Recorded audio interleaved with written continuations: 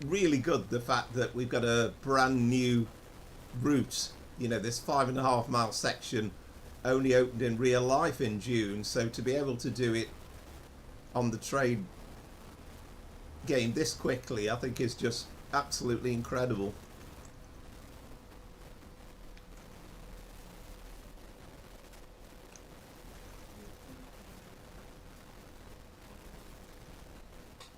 This is our only... Sorry, I'll try not to interrupt the announcements.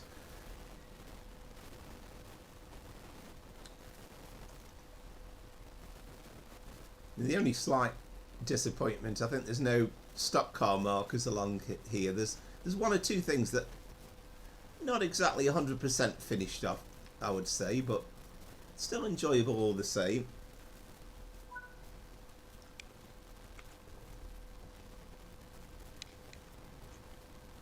Yeah, it's just, I think it's just a bit of fun, isn't it, really, being able to do things like conductor mode, and that's fantastic. Hello, Zachary. Well, I hope you've enjoyed your dinner, and tell you what, you've eaten it quickly, haven't you? I think you were only saying just before 5 you're about to start it, so it takes me a long time to eat my food these days. Hope you've enjoyed your dinner though, by the way. And again, welcome once again to the stream, and it's lovely to see returning viewers.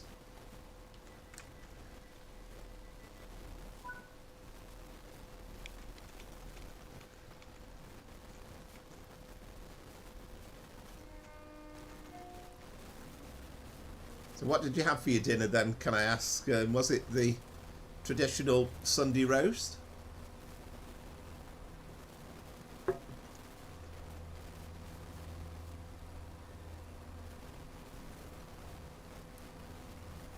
I do love these autumnal colours.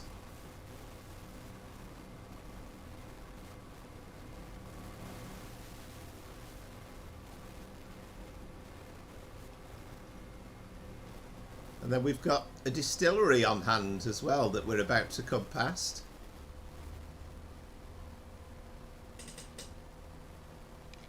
Oh, excellent. You can't beat a nice Sunday roast.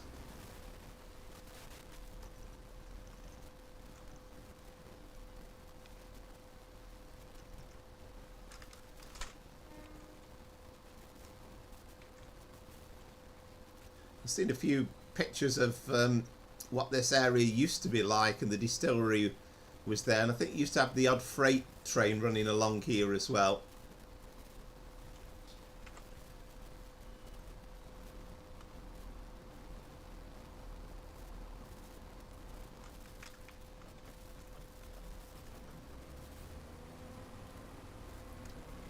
There was plenty of videos onto YouTube in the summer of people like Jeff Marshall, and I'm not sure, G Loves Trains, one or two of the regular YouTubers that go about on the trains, and they were showing off the brand new section of line. I think it's lovely to see these old lines reinvented. It's perhaps not as long, I believe, as the original route was many years ago.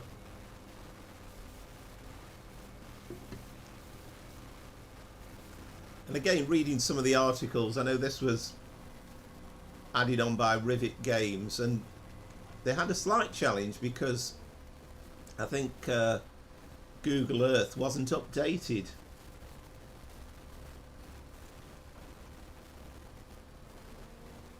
So I think they actually ordered a charter flight and actually made a video, took some photos, and that helped them to build the route.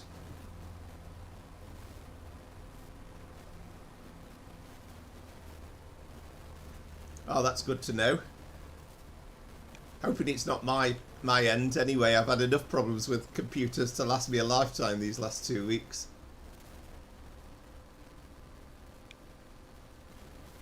And let me know too if the sound's okay. It's always difficult because with a diesel engine I can hear the sound of the engine coming through on the stream, so I've got a tendency to probably shout a little bit more than necessary, really.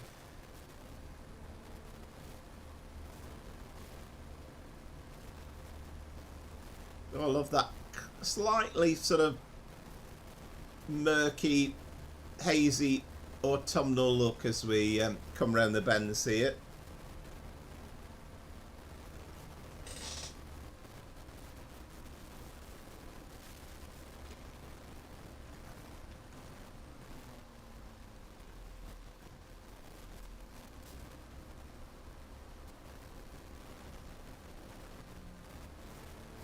And I must admit, I mean, even the bit when we move on to Piccadilly and then onwards through the Fife Circle and Burnt Island, Aberdour, I think it is. There's some lovely coastal locations on the way through, and it's always made me think that I must have a have a ride on this in real life at some point. Right, okay, is the right? Thanks for confirming that, because that's exactly the sort of thing I'd want to know, really.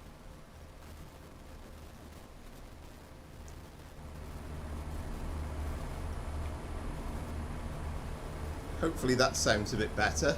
Again, if it's too loud, then let me know.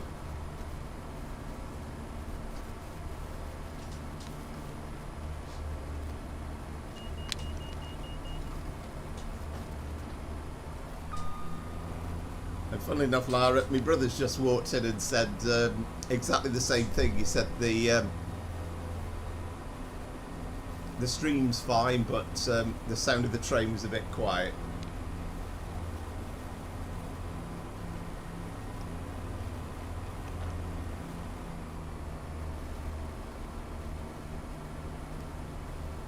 So we go single track. Now you've got a feeling that in real life, I'm sure there's a speed restriction where we ease down. I'm sure you don't go immediately down through to... I'm sure you don't go through that stretch at 45 mile an hour. Yeah, indeed. Yeah, I've told him to look out for it because I've said in previous weeks, I've said, how was the sound of the train? And he said, oh, I forgot to notice. And so he's come through and told me this week. Good that we're all on the same page. Right, excellent, Zachary. Are you playing on Train Sim World 5 at the moment?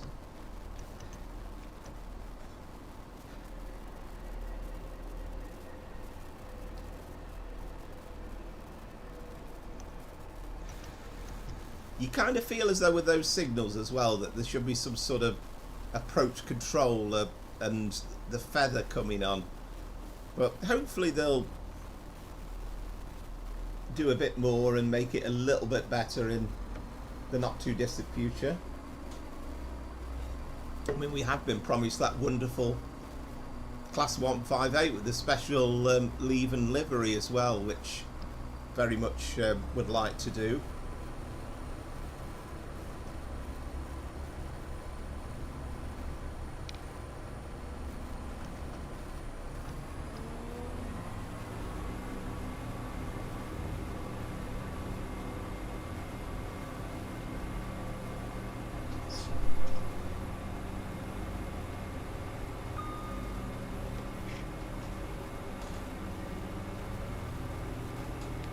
Right, okay, well, my brother's reported that the sound of the train could actually be slightly louder.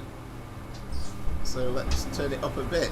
It is quite a quiet train, I have to say, and my excuse is it's partly down to what Rivet Games did with this Class 170, really. I think on all the other trains, virtually on Train Sim World 5, it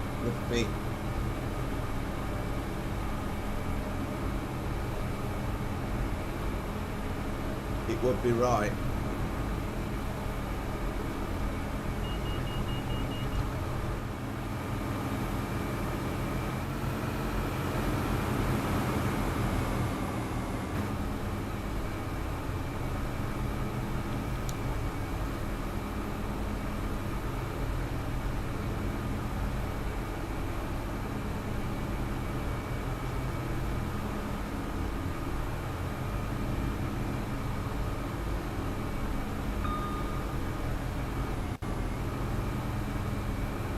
Right, excellent, Laurie. You've got about 5 routes.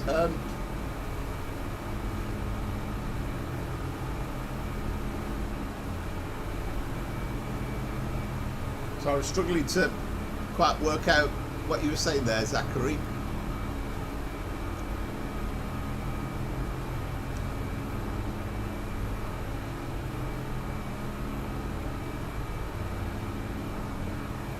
I mean, I have to say the 5 circle route as a whole is better with the enhancement pack of the Forks timetable, but it's not quite been upgraded yet to take into account the new Leven upgrade, so I thought I'd just do it by default.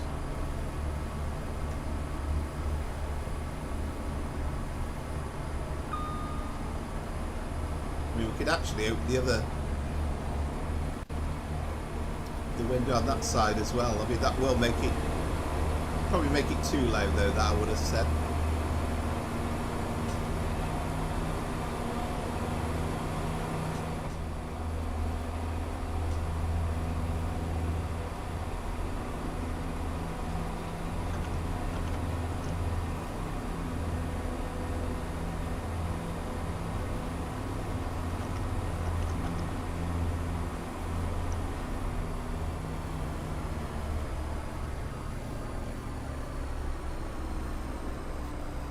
Yeah, I think the sounds of the 170 are not far off. They're pretty decent, but there's 1 or 2 things that aren't quite right, it has to be said.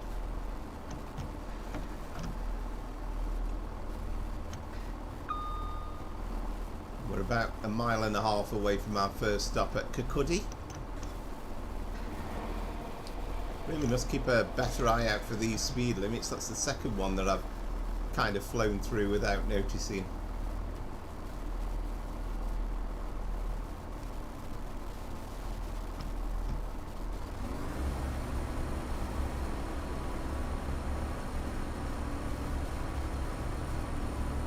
I think they have upgraded the scenery somewhat, so it's a little bit better than it was.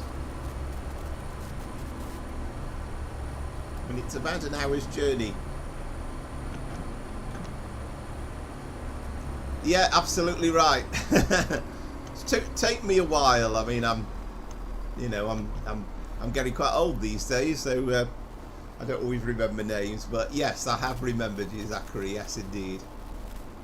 And I think it's great to see people coming back to watch, and I think it's fantastic that you are enjoying the streams.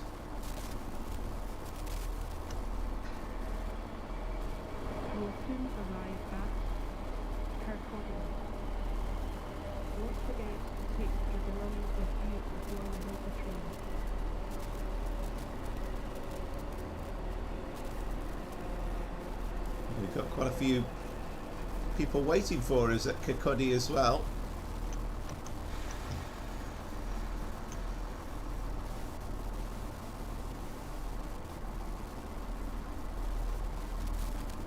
We've even got a couple of people with suitcases. How about that?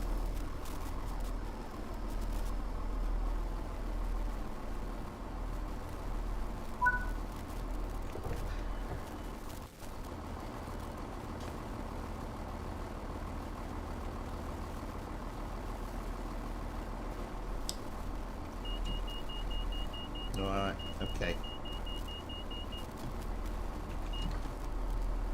Yeah, of course, if you're going to have a wander, you need to go into, set that into neutral. Yeah, we've got 1 first class passenger, and we've got not too many people in. But I was going to go through the roof then. I can't remember what button you have to press to crouch down. We are slightly early. We're due away at 13:36.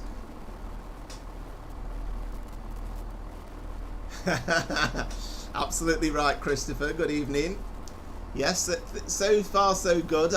I must admit I had a late panic because I've got things working over the last couple of days, finally got everything working fine, and then about 3 o'clock I thought it's not working right, so I've had to do a little bit of tinkering, and finally we are back up and running once again. But yeah, great to see you on board once more. And hopefully we've got a full evening stream tonight.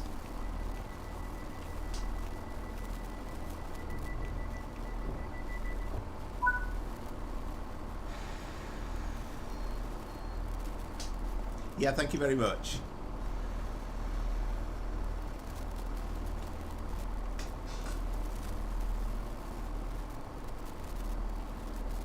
Of course, we're only going to get going if we put ourselves into forward, aren't we?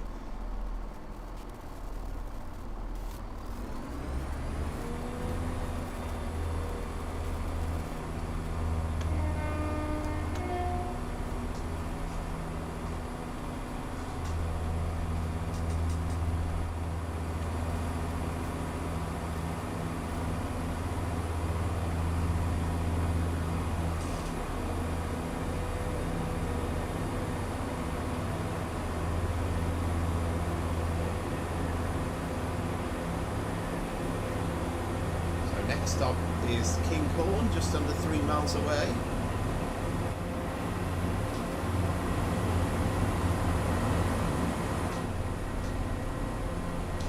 So just check on the stations. Well, we've obviously already called at Cameron Bridge, Piccadilly, Kinghorn, Burnt Island, Aberdour, Dalgety Bay, Inverkeithing, North Queens Ferry, Dalmeny, Edinburgh Gateway, Haymarket and Edinburgh Waverley.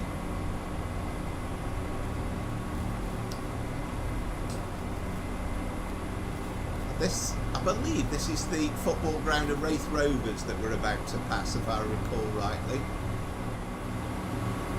No such thing as Piccadilly United. It looks like essentially it's pretty much a custom build of the football stadium, which I think is excellent to see.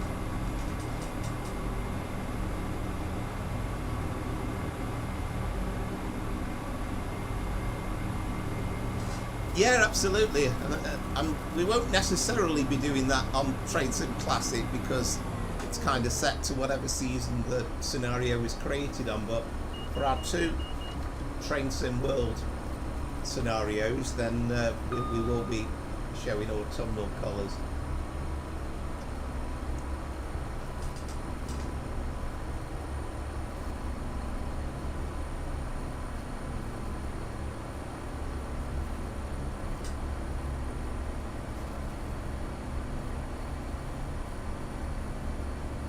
Yeah, excellent. I think it's always good to see the football grounds put in. I mean, actually, when we do Peterborough to Leeds a bit later on, I think in real life you could see Allen Road as you come into Leeds station, but I don't think that is represented on the game.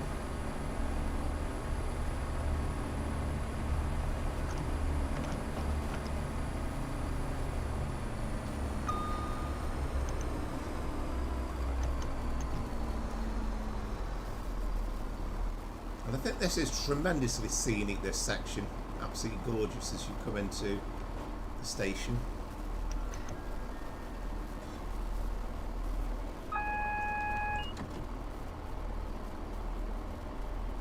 We'll soon arrive at Kinghorn. Don't forget to take your belongings with you before you leave the train.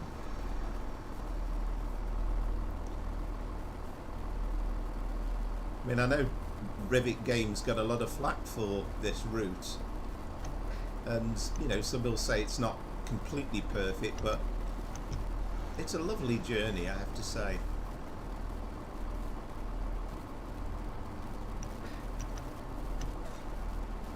So coming into these platforms a little bit on the fast side.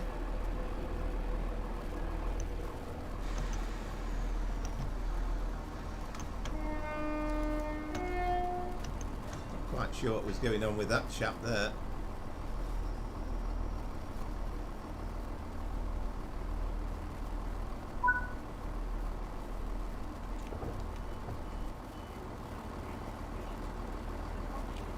Ah, excellent, Laura.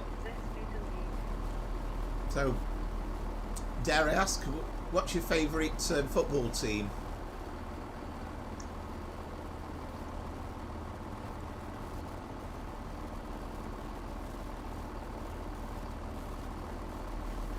Yes, you can indeed, Christopher. I mean, I'm not doing a journey into Crewe tonight, but yes, Gresty Road's very much there with correct colours as well for the stadium.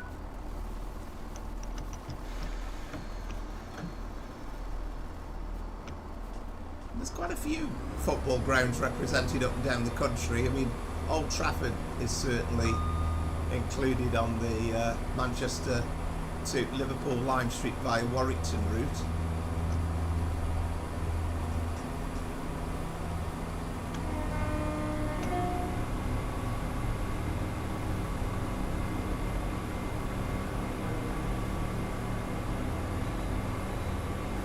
I think on the Derby on the Midland Main Line we have Pride Park. There's quite a few football grounds all told. Around Sheffield we've got Bramall Lane represented.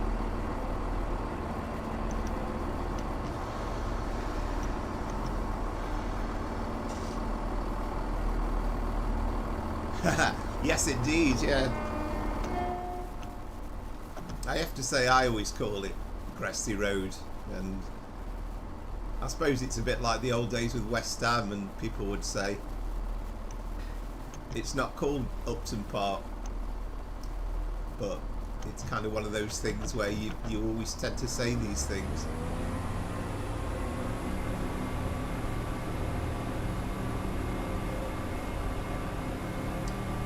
Good question, Lara. I mean, we don't know is the honest answer. It was on the October stream, has been between 0 and 3 months now.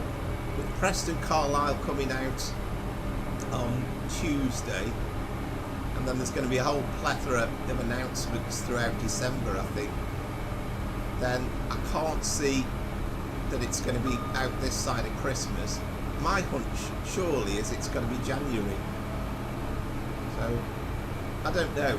I mean, who knows on the price? I can't see it being less than £25. Hopefully it won't be any more than that.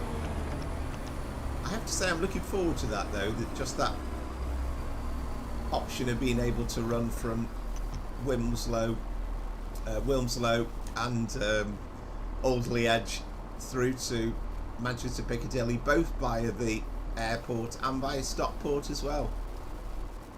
So I think it's going to be a cracking route actually. And there's a lot of speculation as well at the moment that we've got the North London line coming to Trainson World 5 as well, and that's because they announced recently that there's a new developer, and there's a very similar name to somebody else who's been posting screenshots of his building bits around Stratford and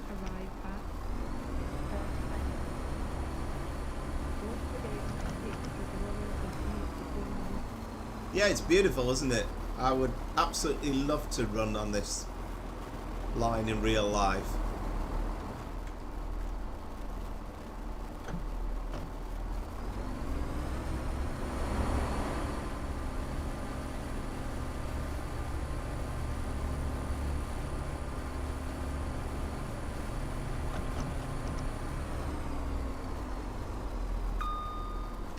Oh, wait a minute. I might be struggling to stop here in time, you know. I think we might have to put emergency in. Ooh dear. Getting carried away with all the scenery. Not one of me better stops. Well, some of the trains in the station, that'll do. Yes, I believe the Manchester commuter route will have Alderley Edge, then it'll go through to Wilmslow, and then at that point you've kind of got the two branches. You've got the main line which carries on through to Cheadle-Hulme, Stockport, and then on to Manchester Piccadilly, and then there's the Style line which goes more directly towards Manchester, but there's quite a few stations along there, and we've also got the airport branch as well.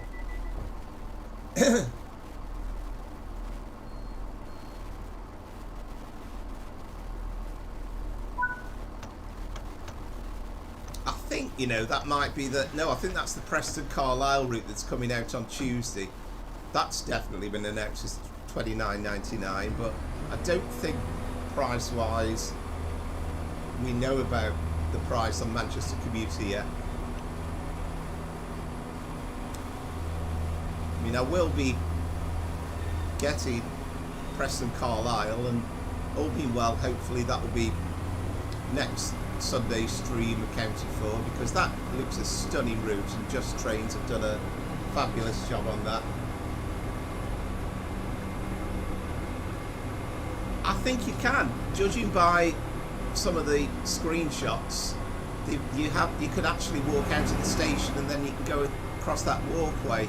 So I think it's very much a feature that you'll be able to see the planes on it.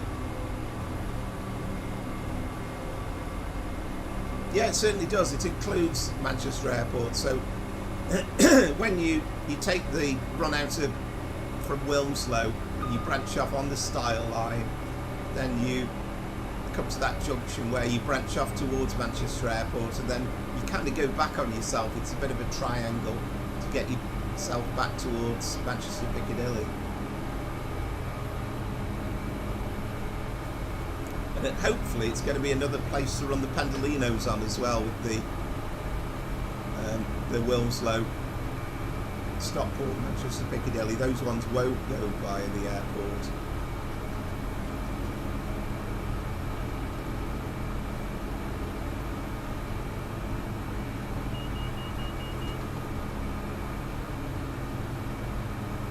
Very much looking forward to that, and as I say, if we get, the speculation seems to be we're going to get the North London line as well with a 378, and I shall enjoy that as well. There'll be another London overground style route.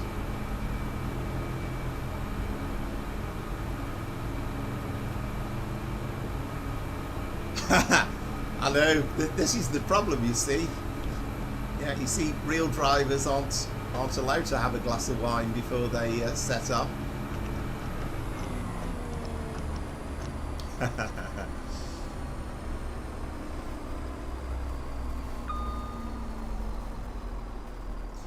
Well, you can actually do both, because if you take the Style line, they will go from Wilmslow, well, Alderley Edge initially,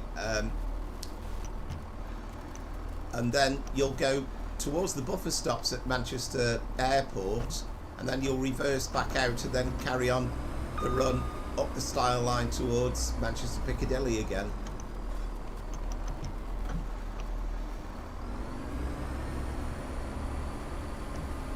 So it'll be an interesting route, and I know there's a lot of criticism about the fact that it wasn't Crewe to Manchester Piccadilly, and I think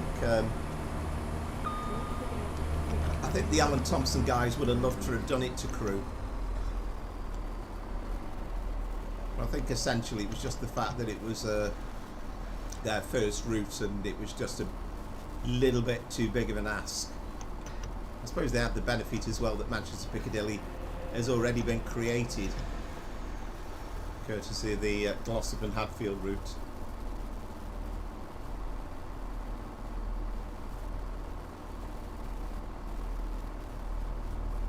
Beautiful stations as well. Alright, let's make sure we finish well inside the station this time.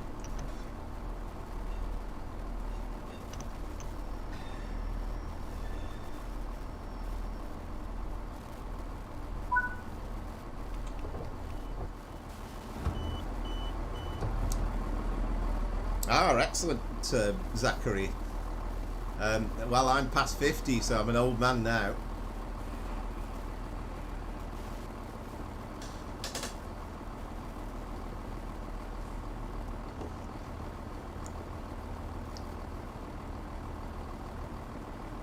And I mean, I'm not totally sure, but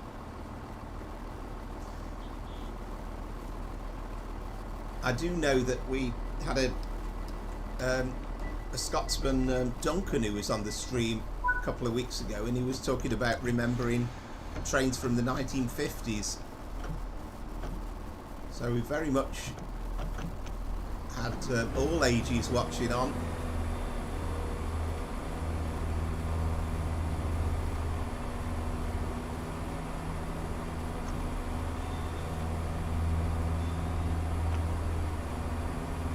Dalgety Bay is next.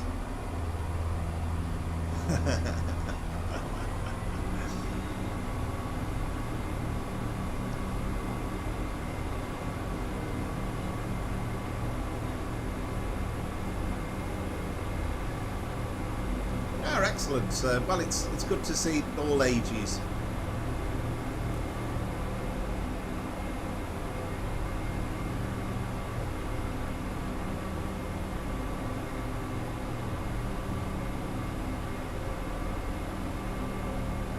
Yeah, certainly do.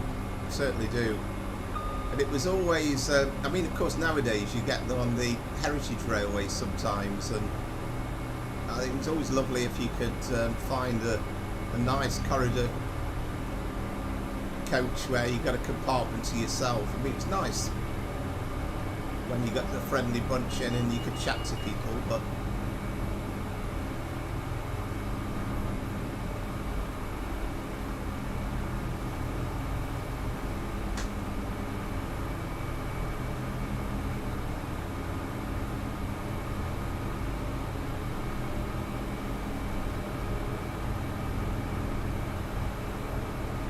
there was also, you got some kind of EMU type compartments as well sometimes where there was no corridor as well, and you went straight into the compartment from the train, things like the old 304s and some of the older, the first generation EMUs.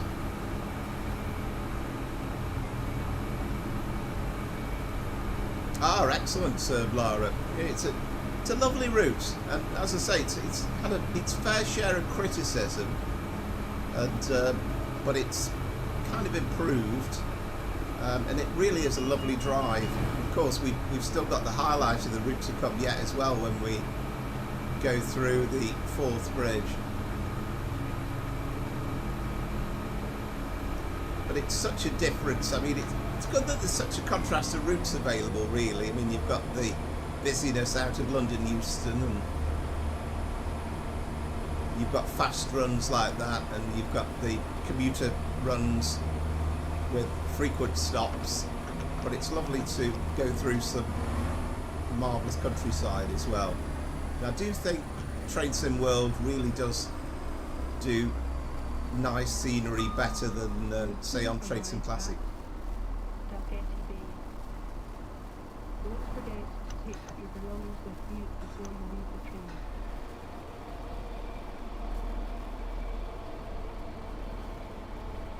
Hope I've slowed down in time. I think we're all right, actually. He says.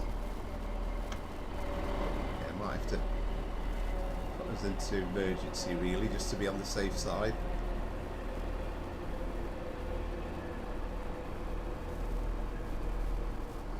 Oh, we're going to overshoot slightly. Oh dear.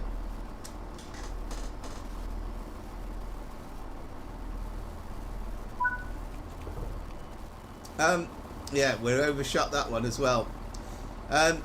There is one actually, Christopher, that we have the West Somerset Railway, and it's kind of good, and the scenery is absolutely lovely, but the downside is you are literally going at 25 mile an hour all the way. That's the only disappointing part of it.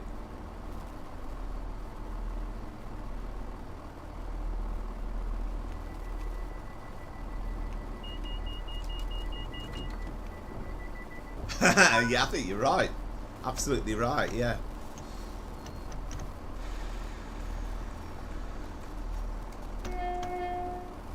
Beware the drunken driver.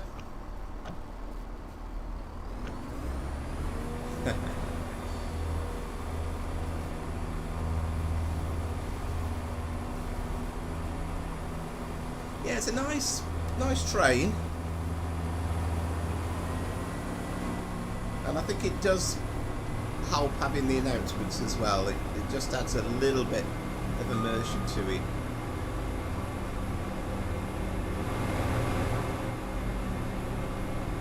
Yeah, we'll try not get too carried away now with the next stop.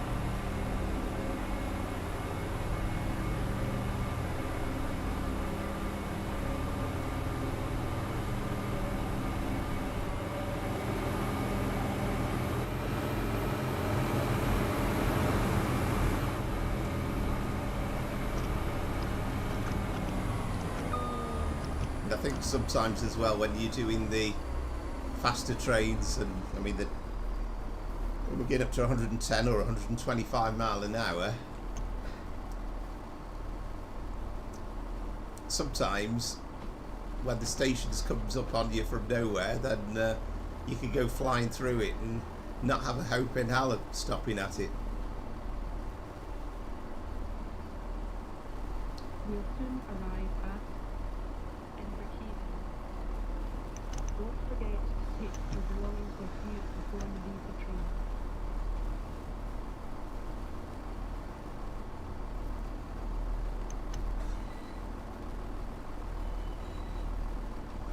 Oh, like the sound of that.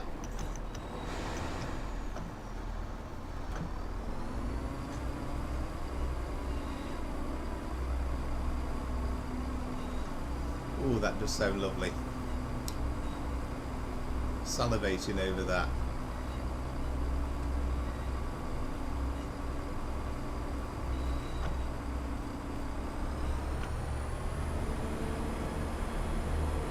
Enjoy that.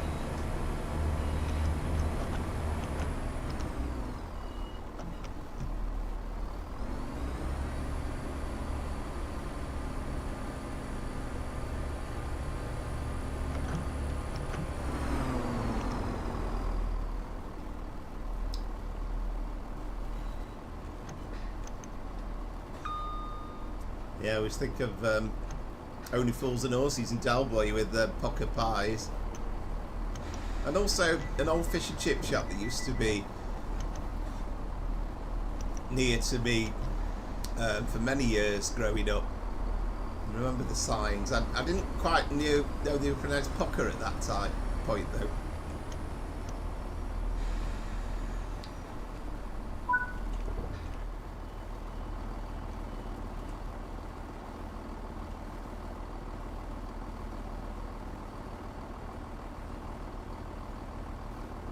You certainly can't complain about the layout of the stations, the custom models, and you know, it looks lovely.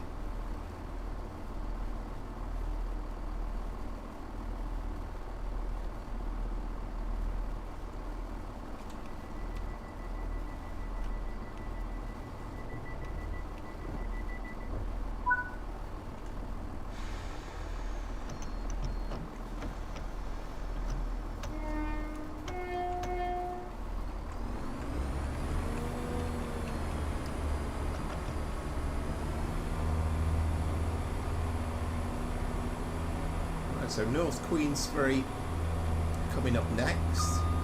We're not that far off from a rather interesting bridge that we'll be going through in a minute.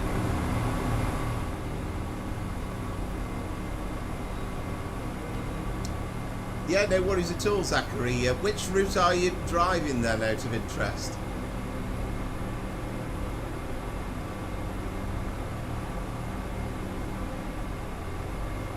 Ooh, lovely.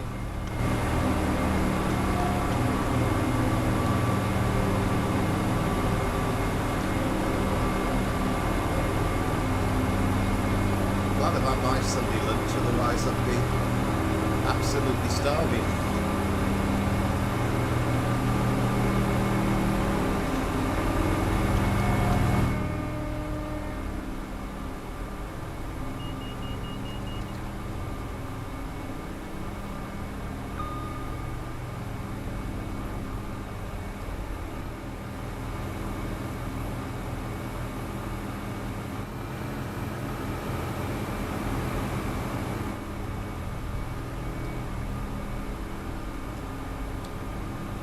lovely golden sunshine.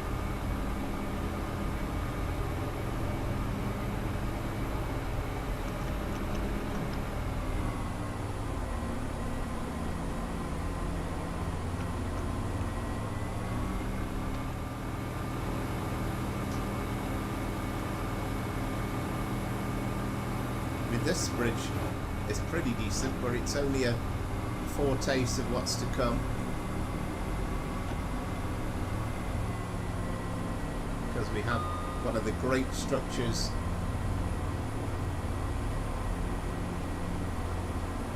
of the world coming up.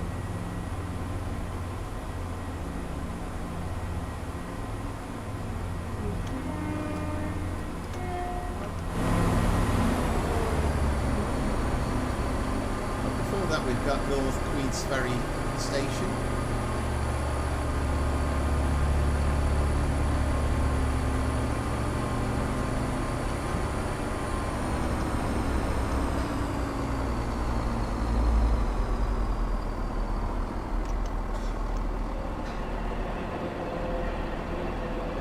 The idea really is you should be coming into the platform about 30 mile an hour. That was absolutely perfect.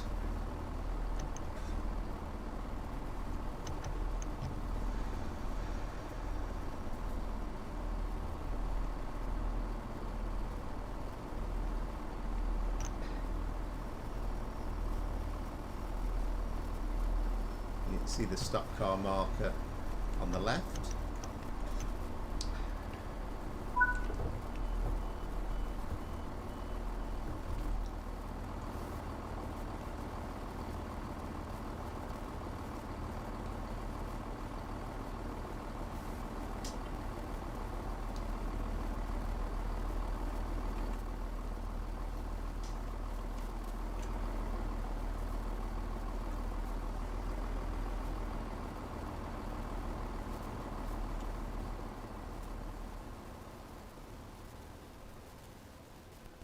There we go, it's a bit quieter away from the train.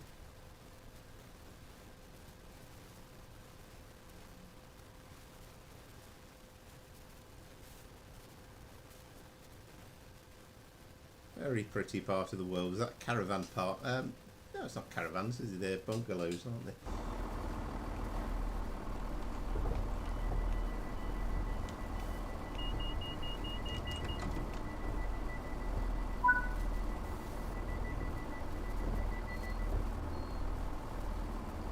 Oh, excellent. Well, enjoy that, Christopher.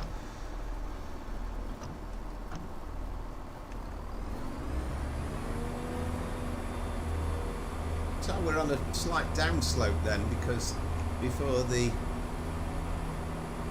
acceleration kicked in, we were slightly rolling back for a couple of yards.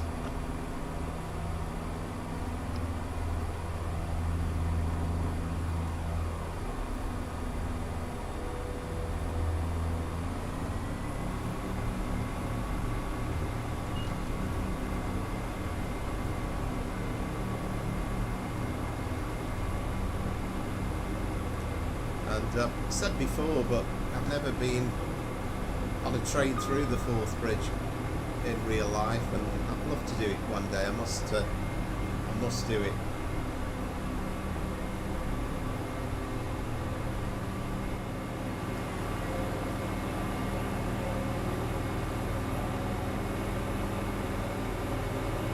There it is, in all its splendour, the Forth Bridge.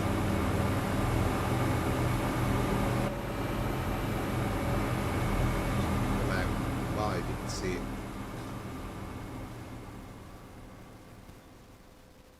That's it. It is absolutely beautiful.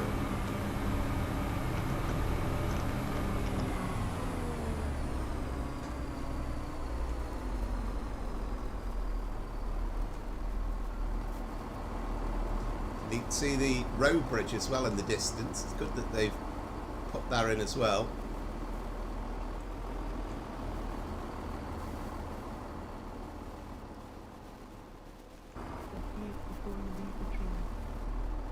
We also have to be aware that Dalmany's not too far off the other side.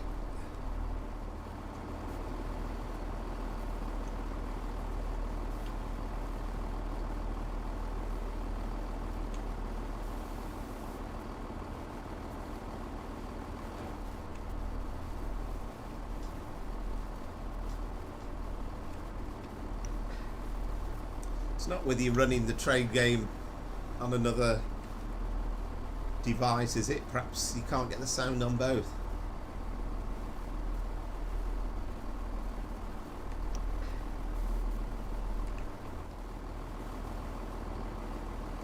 But yeah, it's incredible, the Forth Bridge.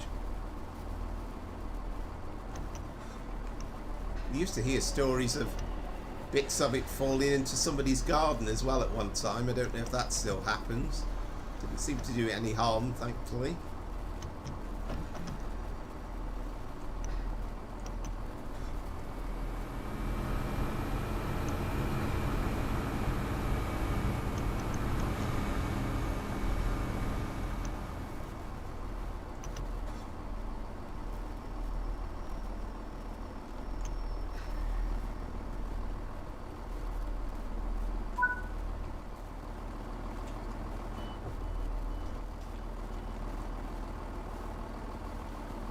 There's the train. Oh yeah, there it is.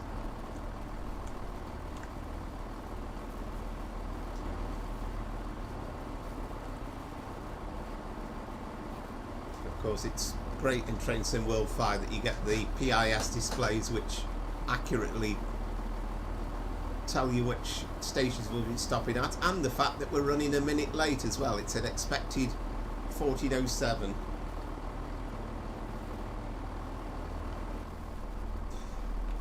Well, I've heard it said, and of course it was the old statement, wasn't it? It's one of those things that people talked about as being like a never-ending job. It's like painting the Forth Bridge, but so I believe it's a myth, and it always has been a myth. And I think also nowadays, I think they use a sort of a paint where this idea of it being a never-ending cycle just is not necessary.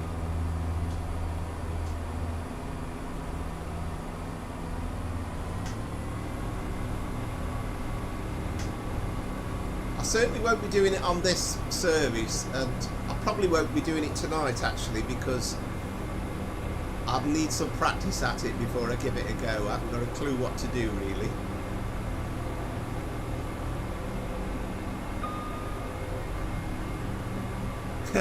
Yes, indeed.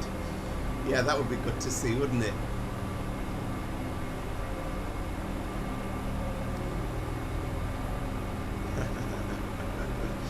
I like it.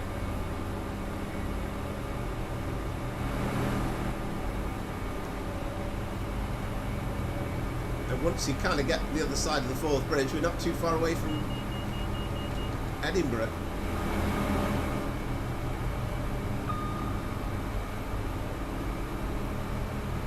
Good evening, 156 Andrew Shortbread Express, and welcome again.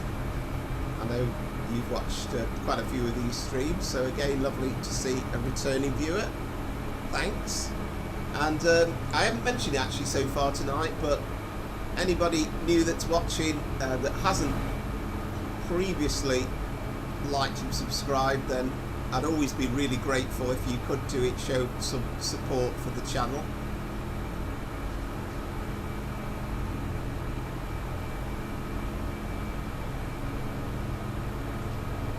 And one thing I can tell you, 156 Andrew Shortbread, we will be doing a run on the Hope Valley line a bit later on. We're going to, next up by the way, I'll try and mention a bit about the itinerary for those that haven't been watching from the very start. We'll be taking this to Edinburgh Waverley, and then an Lner will continue our run on the Class 91, Sir Bobby Robson, from Peterborough through to Leeds, and then we'll be on Transpennine and a 185 from Sheffield to Manchester Piccadilly, and then finally Harrow Wealdstone to Elephant Castle on the Bakerloo Line. And we'll kind of see the latest version of the timetable mod on West Coast Main Line, and you'll see a lot more Bakerloo Line and Lioness trains, that's for sure, than you did before, because I think we got the full complement of them now. Welcome to Scotland indeed. and it's a beautiful part of the UK. It's a beautiful route, and I think Train World, certainly in terms of the scenery, represent it absolutely perfectly. And we have to make sure we get these brakes in fairly early for this stop, down from 90 mile an hour.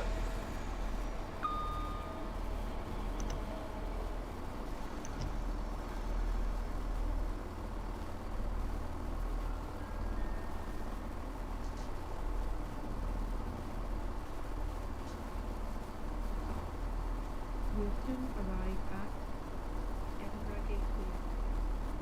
Don't forget to take your belongings with you before you leave the train.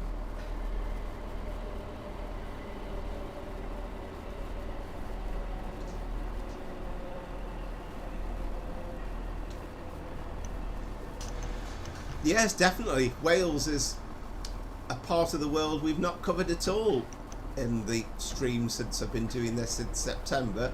So we must do that. Do a Holyhead working, or at least a Llandudno anyway. I did see on the backdated route, whatever it's called, the bit around sort of Manchester to Chester, but it'd be perfectly possible to do a full run in a Class 40 from Leeds to Llandudno. I fancy doing that at some point. And I think it'll be next year now, but we've also got that Welsh Valleys route coming out as well.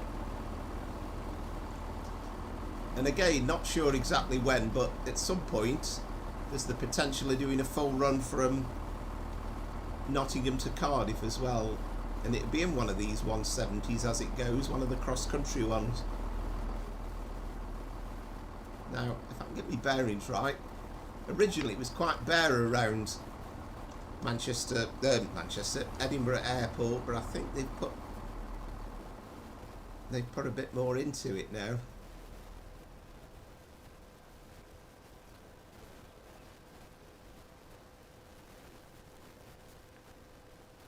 Yeah, absolutely. I've one of the first videos I did, because it's approaching a year actually since I've been YouTubing, and one of the recording videos I did part 1, Euston to Holyhead, and then part 1 went up to Crewe, and then the second part was Crewe to Holyhead, and we had a nice screenshot done for the thumbnail of the train passing through under the arch at Conway Castle.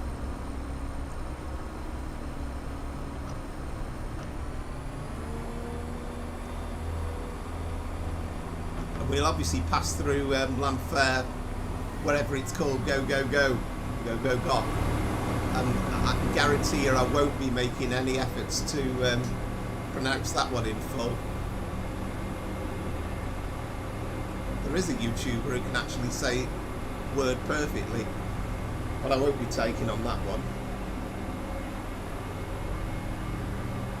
Yeah, perfectly possible. Yeah, I mean, this isn't Forks' timetable, but we do have 385s layered in, so yeah, that's eminently possible once we join the main line fairly soon.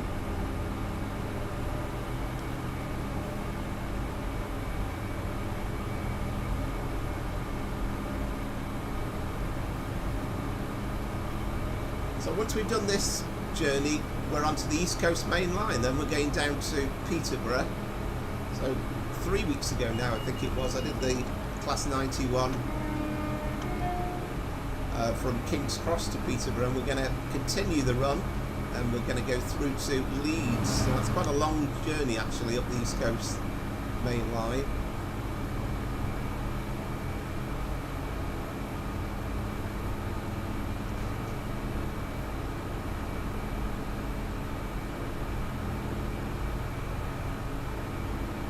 So I'll tinker around with the sound a little bit on the train as well on the next part, because Train Sim Classic is quite a bit quieter than Train Sim World, but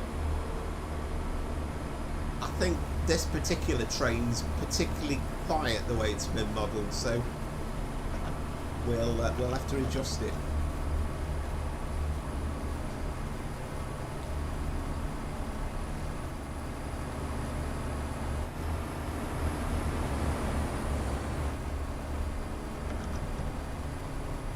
And here we are, we're joining the main line. I mean, it's possible we might even see an Edinburgh tram, but there isn't a full contingent of services, you just get the odd one.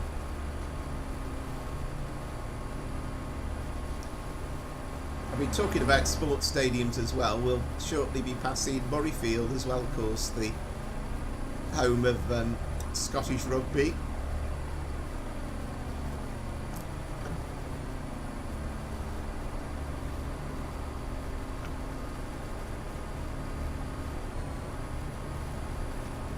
I think it's the tram lines that you can see on the left there. Of course, that diverts away just before Edinburgh itself, and whereas we'll be going into Waverley, the tram lines carry on up to Princes Street.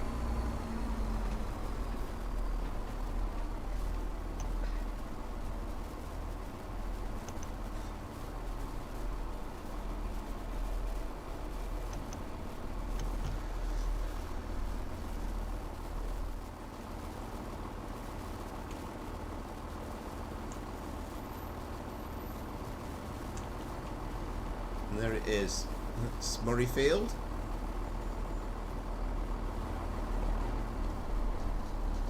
And we've got a couple of trains in the depot as well. We've got the carriage washer there. And then we've got the 35 mile an hour speed restriction just before Haymarket Station. Yeah, there's only a couple of trains in the depot, I think. We'll soon arrive at Haymarket. Don't forget to take your belongings with you before you leave the train.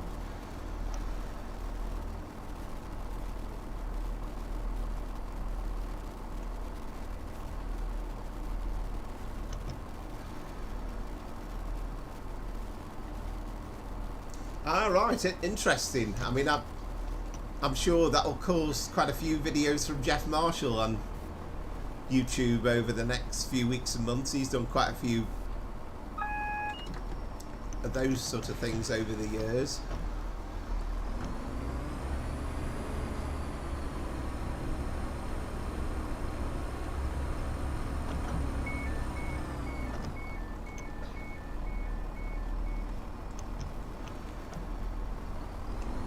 Ah, excellent. Is that on the Crewe to Shrewsbury route then?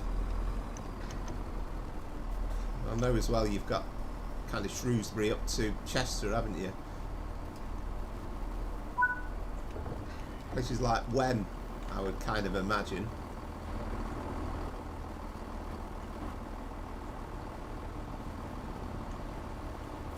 There we are, we're 2 minutes late now.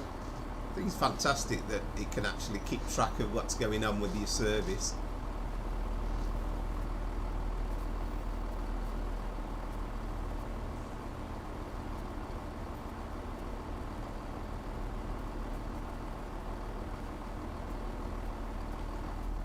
Yeah, absolutely.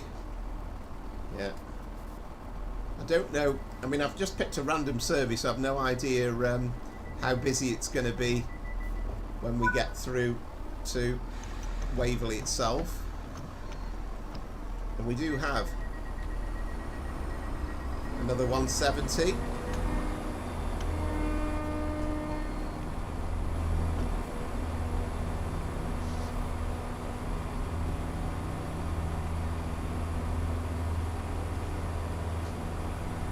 Yeah, it's funny, these really quiet stations.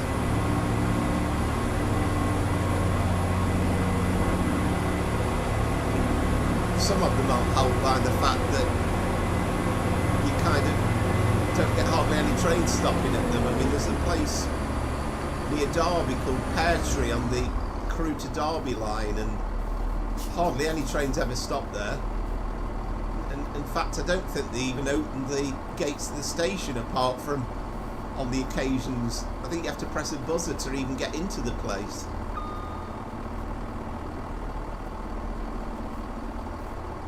Yeah, Cowdenbeath train. I think what's good about this route is the fact that we do have a bit of variety. So you could do a Cowdenbeath service, you can now do a Leven service, you could do a Markidge service, or at least, you know, one that's going to Dundee and beyond. Of course, with Trainsim Class, you can then carry on from Markidge and take it through to Dundee, although it's a very old route now.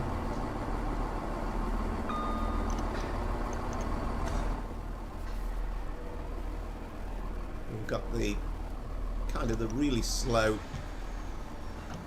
approach to Waverley itself, with Prince's Gardens over on that side, and we should hopefully get a glimpse of the castle as well.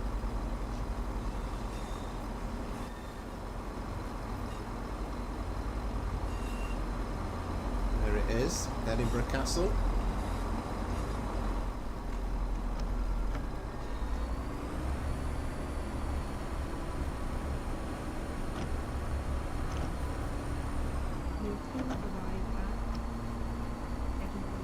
Oh, hello, May says, I didn't see you joined. Yeah, welcome aboard, glad to see you here. And we're going to be very shortly terminating this service into Edinburgh Waverley. I think we're going into one of the terminus platforms, always quite exciting when you do that.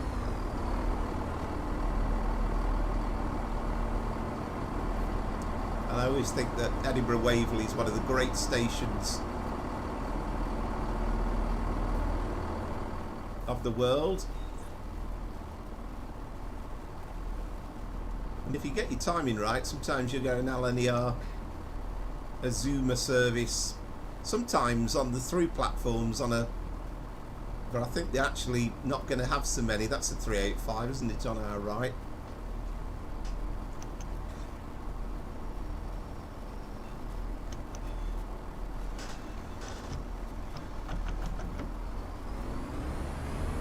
Too busy trying to read the chat there, thinking I want to read what's going on in the chat, but also I don't want to plough into the buffer stops.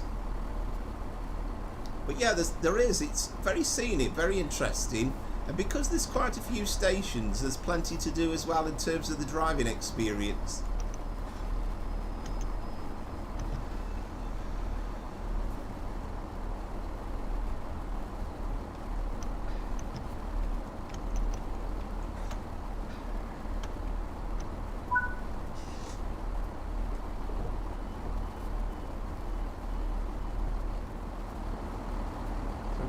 Busy scene going on. We've got 3 170s there, and I love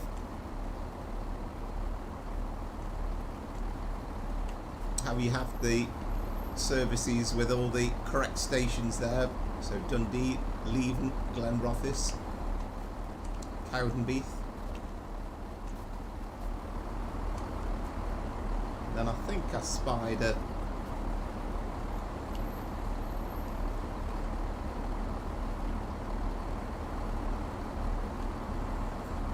385 over here, probably again on a Glasgow Central service, Glasgow Queen Street service.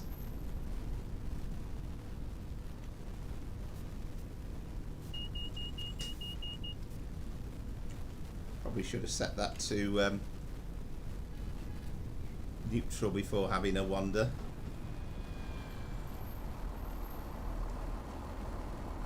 Yeah, it's not actually telling us where that's gone to. I don't know whether that's just a bug or whether it's perhaps just a bit too early for the train to be active.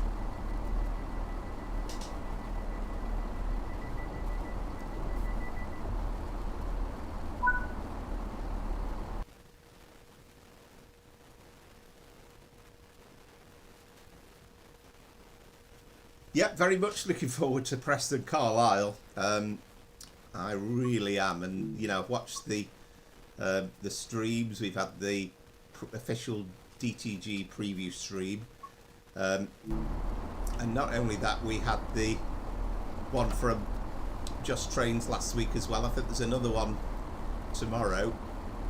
It looks absolutely stunning.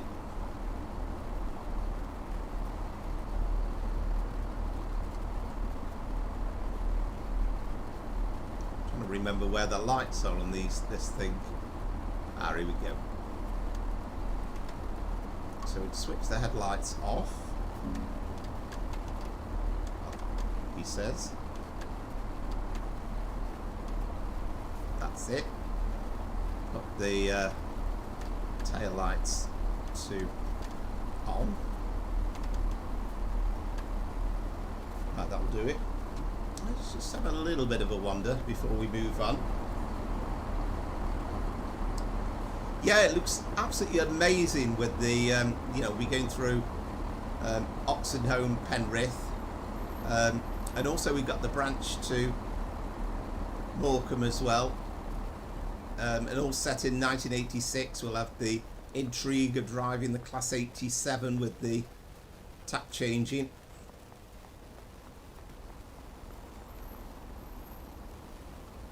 Little gimmick, of course, on this Edinburgh Waverley thing is the fact you can go up on the escalator.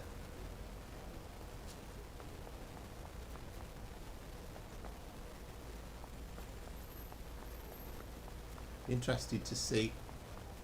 I'm just wondering if, yes, we've got an Azuma over there as well on a King's Cross service. Okay, so that's that. And we'll move on to Train Sim Classic then now.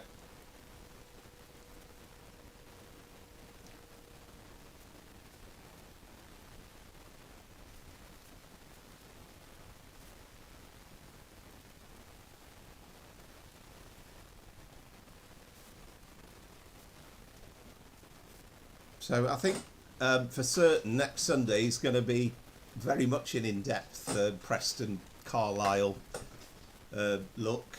I don't think anything else is going to get much chance of a look in. We can do a full run Preston to Carlisle with an 87. We can do a 101 on a Preston Carlisle, perhaps a Calmforth to Preston one as well, maybe a freight as well. So next up, it's the East Coast Main Line, and we're going to do service 1 Delta 19, and we'll be going from Peterborough to Leeds in the Class 91.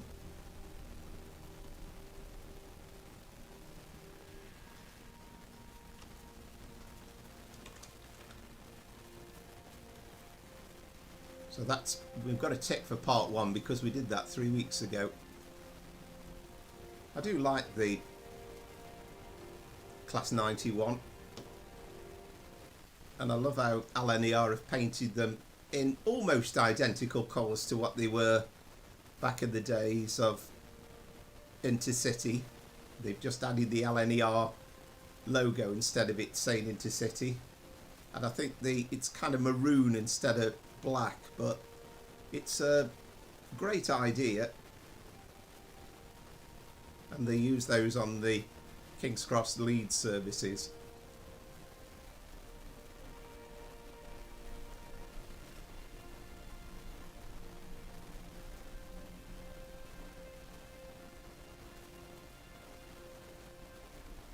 I mean, I'm almost tempted to do a very quick run on the West Coast Main Line in the week, but probably time won't allow for it, but we'll see anyway. But I'll certainly do a full run next weekend. I mean, fingers crossed, I should be having a few days off from work, so there'll be no rush next Sunday, that's for sure.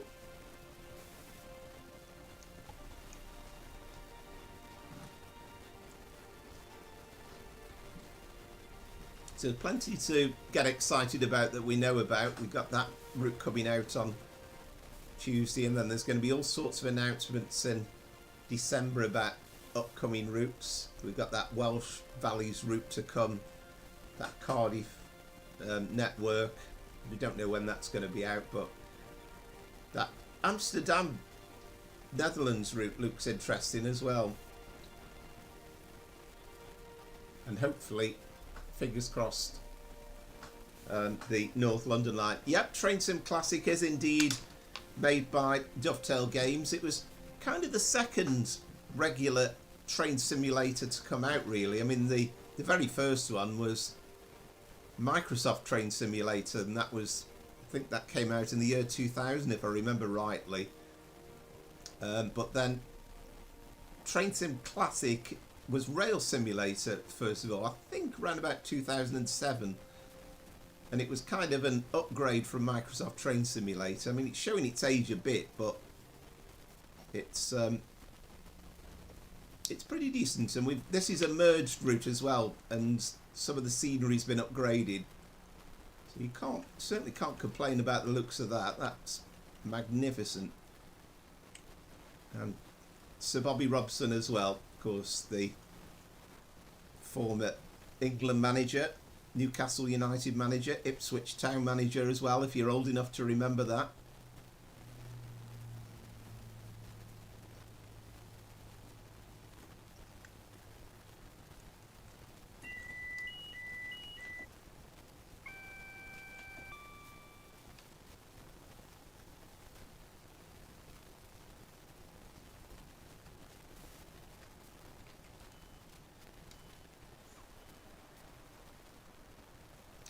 So it's showing its age a little bit in many ways, Train Sim Classic, but it's good that we can actually do these full runs, I always say. Let's remember to get the lights away from tail lights too. I think that's right. Yeah, that looks about okay.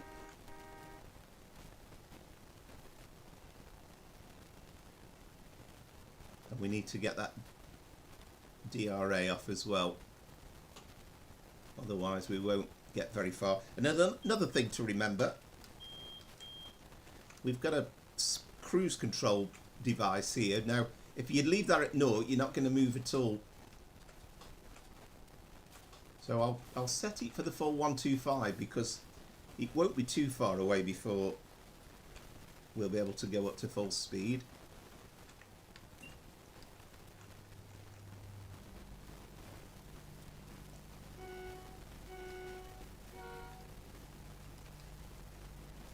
I can remember these trains being brand new in the late 80s, early 90s.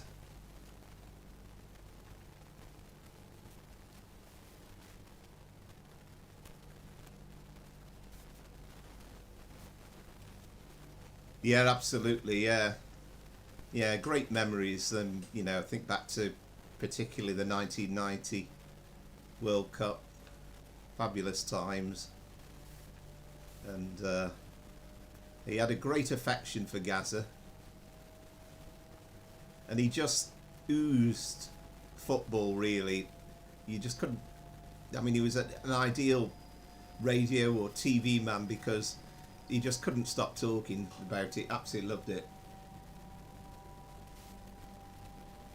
Yeah, it is, Lara, it is. It's made by Dovetail Games, yeah. I did kind of say it, but I suppose I gave you a little bit of a rather long waffling answer. But yes, it's made by Dovetail Games. It's available on Steam, and there is a whole manner of content available for it.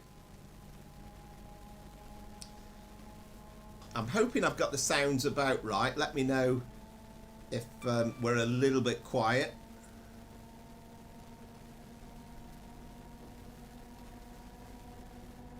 And I think we're fairly fast on this run as well.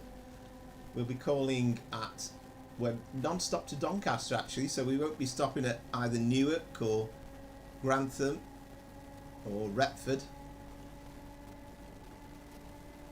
We're going Doncaster, Wakefield and Leeds. Oh, we've got a 66 there on a Freightliner as well. Fabulous.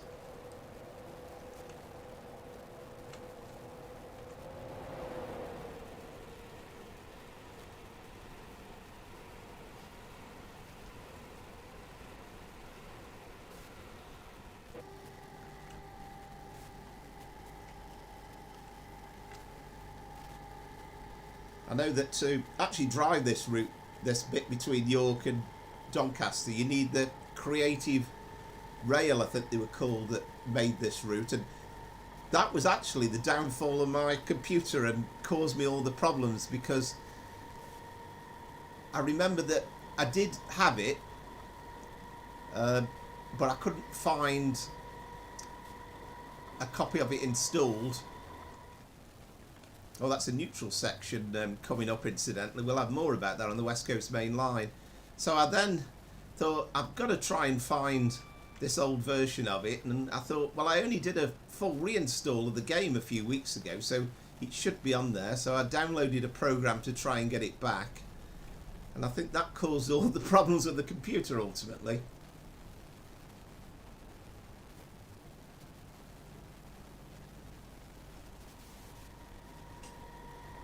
Yeah, absolutely right, Amazing. Completely agree. I mean, I've certainly not given up on it. I'm very tempted by the Armstrong Powerhouse MTU HSD pack, because it sounds magnificent. It was just kind of like, do I buy Preston Carlisle or do I buy that? And sort of Preston Carlisle's one for now, but I wouldn't rule out having it by Christmas.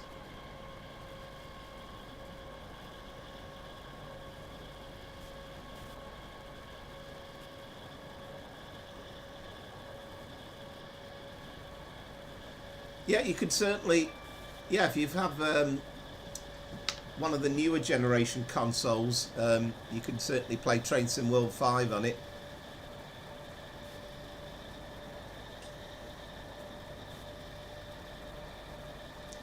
Just make sure, let's make sure we've got this. Yeah, we're only on 100 there, aren't we? So, sorry, 125, yeah, we're right there, aren't we? Yeah. So that will keep us nicely at speed.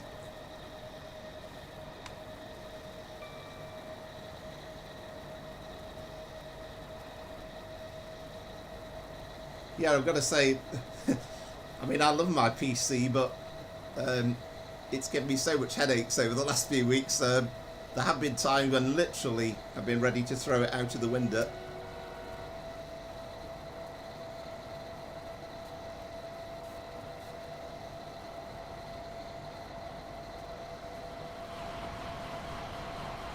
I'm just so delighted that it's working again, to tell you the truth. But the one thing about PCs, when they go wrong, they certainly are time wasters. I know my brother's a massive Apple Mac supporter, and I know he's used Apple Macs for many, many years.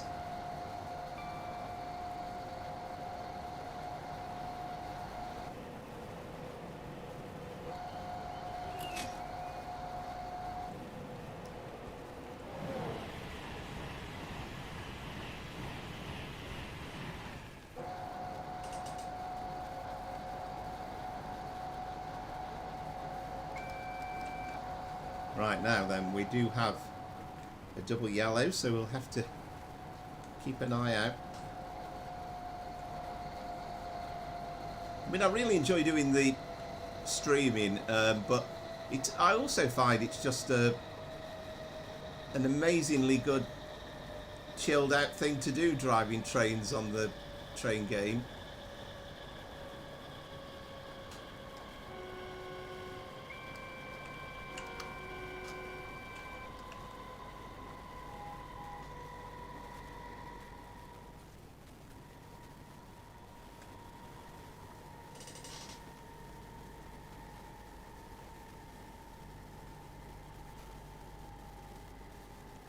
Yeah, absolutely. I mean, I'll be quite honest with you. I was very literally at the stage on Friday of I very nearly.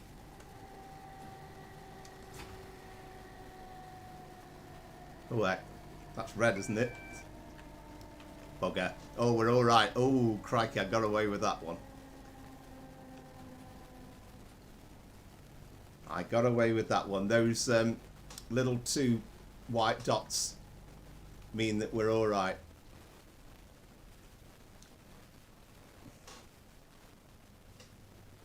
Yeah, on Friday, I very nearly got to the stage because I've had a couple of days off work, Friday and tomorrow, and I thought Friday morning, if I can't get this PC working and everything going ready for the stream today, then I very nearly thought I'm going to have to get a new computer, but thankfully I've been able to defer that for a little while.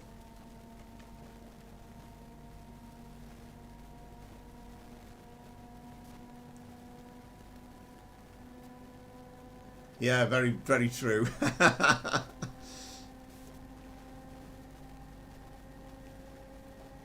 I was lucky then, I have to say. I mean, I've watched YouTubers streaming over the years with the train games, and you know, it's kind of like, how on earth didn't you notice the signals, and why didn't you slow down in time? But it's you know, I know it's the old thing about men and multitasking, but it's quite difficult actually driving it and reading the chat at the same time. That's my excuse anyway. Those flashing greens, incidentally, those were put in because in theory, of course, this is Intercity 225 and it could go up to 140 miles an hour.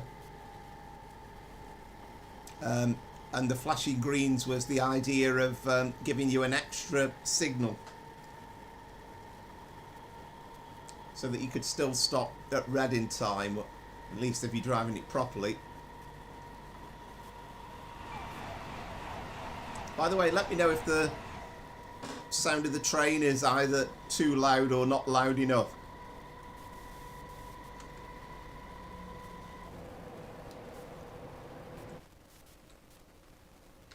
Yeah, sometimes we look as though we're on a section where we're only getting it from the front, but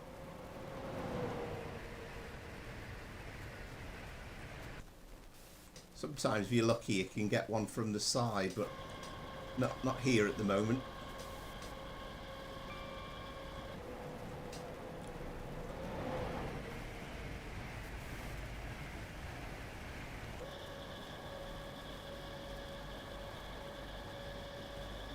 Yeah, absolutely right, May says. Yeah, that's my excuse. I'm going to stick to it. And of course we have got a famous landmark coming up. I can never remember whether it's, I think it's this side of Grantham, isn't it, Stoke Bank. Of course we've got that famous point at which Mallard came hurtling down the Stoke Bank at 126 miles an hour in, was it 1938 from memory, but it certainly set the world steam record, which should probably never be beaten.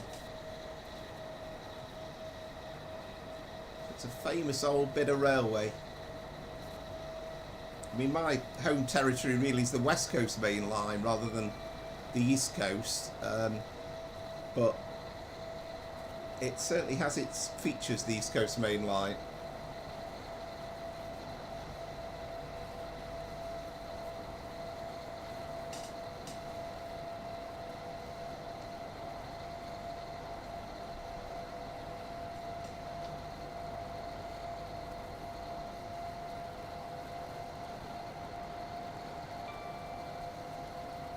Yeah, we've still got those flashing greens. Never actually used because they never actually went ahead with operating these 140 mile an hour services.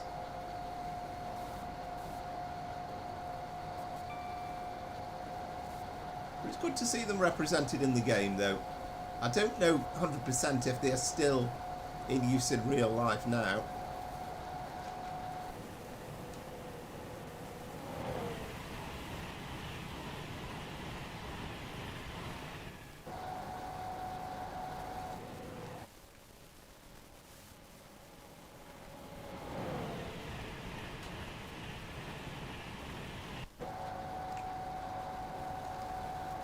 And I know I said when we did the King's Cross to Peterborough with this train a few weeks ago, but they massively improved this train with the Armstrong Powerhouse sound pack.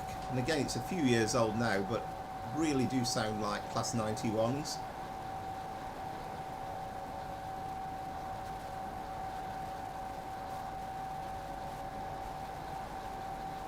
The good thing about the cruise control, it's actually, I mean, it says we're speeding, but it won't go above 125. That's kind of a bug of the game, really.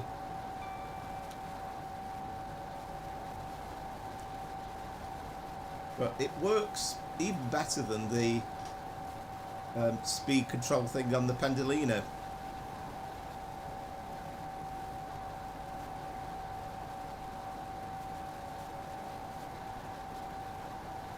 Ooh, well, that's a good question, and I'd be interested in other people's thoughts on that as well. I mean, this one I'm driving at the moment is not far off. I mean, I'm loving the Pendolino, and I mean, it's not quite every train that you could drive that's out there, you know, on the game, but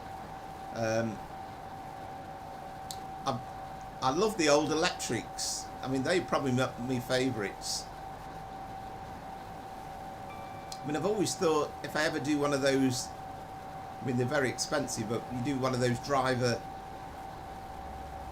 training courses where you get to drive as a kind of a birthday present for the day at one of the heritage railways. I'd much prefer to drive a diesel train than a steam train, because you just get that better view of the line. I mean, I'd love to drive an old DMU because of the gears and all that palaver as well. I'm sure I'd make a rat hash of it, but I'd certainly enjoy doing it.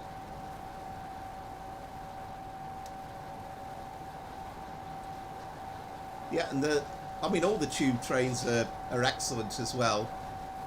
You know, it's just that old crank, and you always feel with the Bakerloo Line trains that they kind of go, they don't really want to do the journey, but they'll do it if they have to, and you feel as though you get that sense of, well, it's a bit like myself really, you know, being kind of over 50, but, you know, things don't work quite as well as they used to do.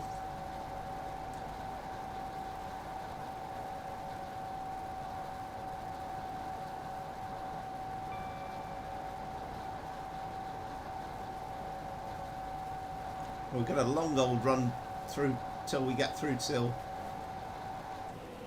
Doncaster.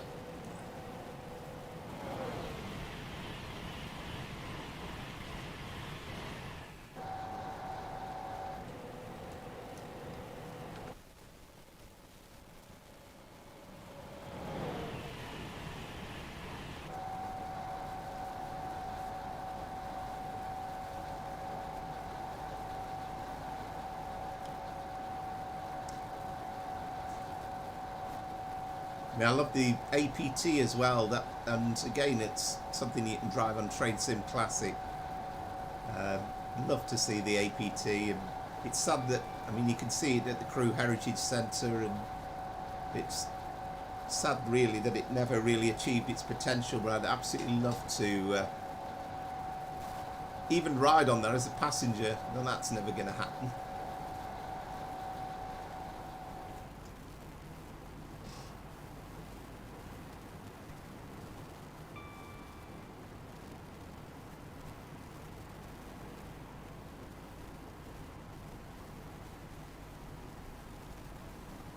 Suddenly become double track.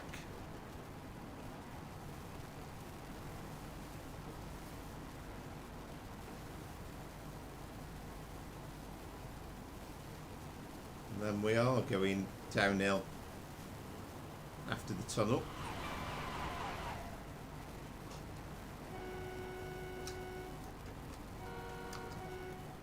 I meant to actually double check and look it up about Stoke Bank. I've got a feeling this is it coming up, isn't it? After this tunnel, I think we are downhill through to Grantham.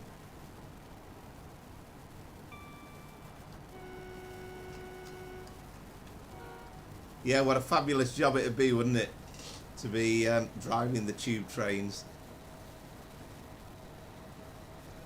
And I'm sure, you know, the reality must be there must be some people who see it as very much as a job and you know, are a bit miserable about it. But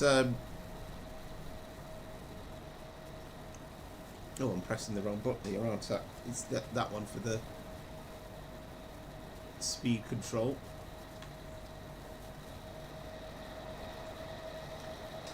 But it must be just such great fun.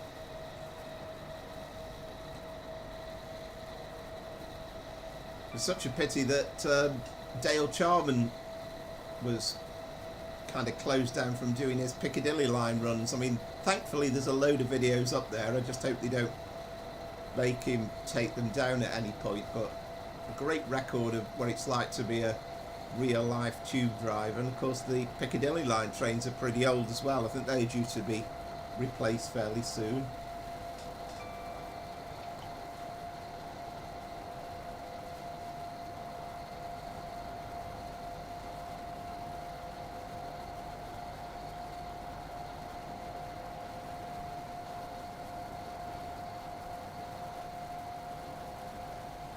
Yeah, it's interesting, yeah. And of course we've got a YouTuber who is a freight driver.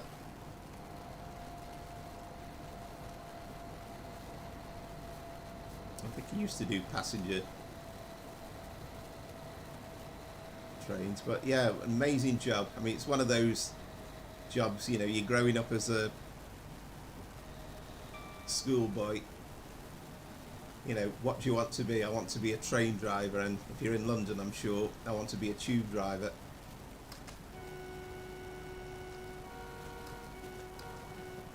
I'm about to come through Grantham. I just think famously the home of Margaret Thatcher, of course.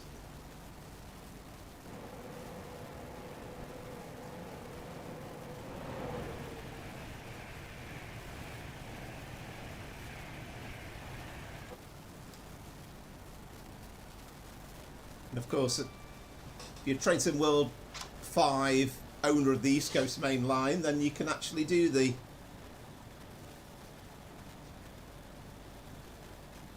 you can do the line between Peterborough and Doncaster. I believe, I mean, he obviously got permission to do them in the first place, but I think they've decided they don't want him to do it anymore, and I think they waited until he was on holiday and decided to message and tell him whilst he was abroad somewhere, which was very nice of TfL.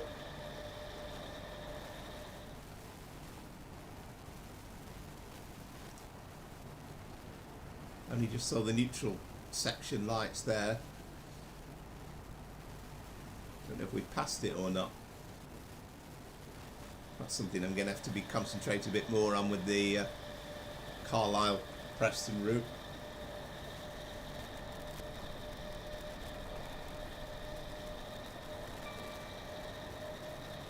But he was very knowledgeable as well, very funny to listen to. Ah, here we are. This is where it is.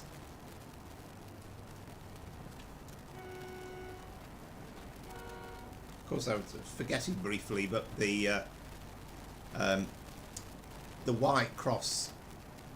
You get the grey cross. The grey background and the black cross. That's the reminder, and then the actual reverse of that's the one that shows you the neutral sections coming up.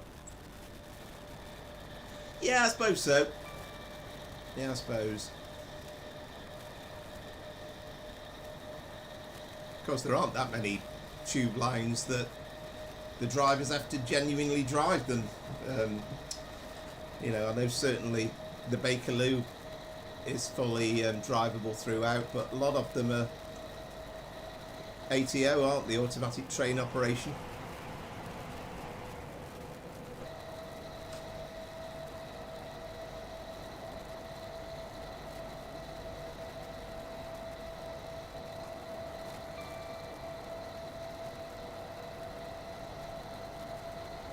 I mean, it's kind of, you know, pretty, it's scenic, but it's not the most interesting part of the world, this part of East England. Fairly flat.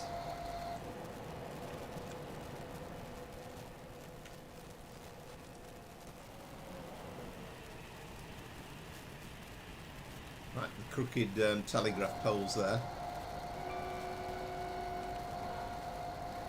Whole plethora of level crossings, and I think that one was more of a kind of a farmer's path crossing.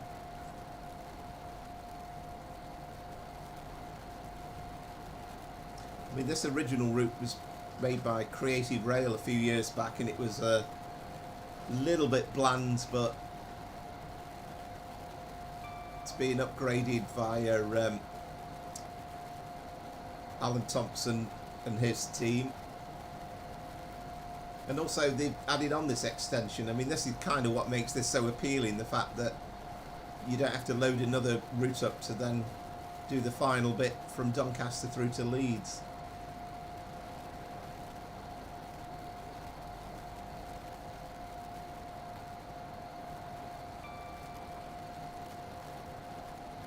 It's just a bit of an imperfect system because it takes such a while to create a route on Train Sim Classic, so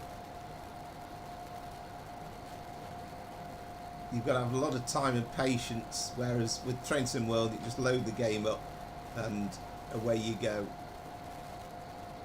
But thankfully there are some great people out there that have done some brilliant scenarios, and this one felt right, with it being Sir Bobby Robson, with it being the new Lner colours, and again, these won't be around forever, the Mark IV carriages, so it's a nice little run.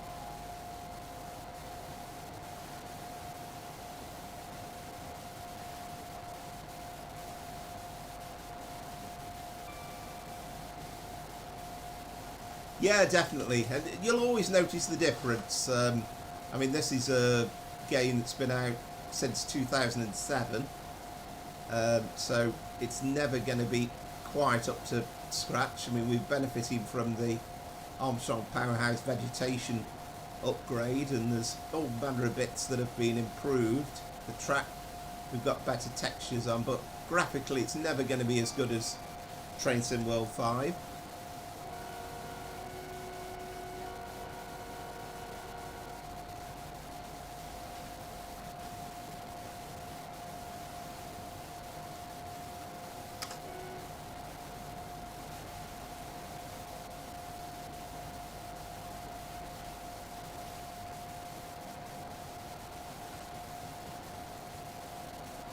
Not sure about this signal D271 that we've got to stop off. I'm guessing that's the approach to Doncaster. We never actually, one thing we didn't do actually was read the briefing. What does it say? Welcome. This afternoon you'll be taking on service 1 Delta 19, which is the 1503 Lner Intercity 225 service to Leeds. Your attraction for this journey is 91 109 Sir Bobby Robson. We'll be calling in at Peterborough, Doncaster, Wakefield Westgate and Leeds. As we approach Leeds during the beginning of the evening rush hour, it is essential to ensure timely arrival at each destination and minimise any potential delays. Whilst the weather appears generally pleasant as we head north, we are due to pass under a cold front which is expected to bring in a large patch of rainfall over the Midlands and a rainy spell in Yorkshire. However, rest assured that the conditions should improve by the time we reach our final destination. Good luck. See you at Leeds to around 5:15. So, as things stand, we're about an hour away. And one thing I can preview is actually, we're never going to get there if we don't go up to 125. Just realised I'm maintaining 115.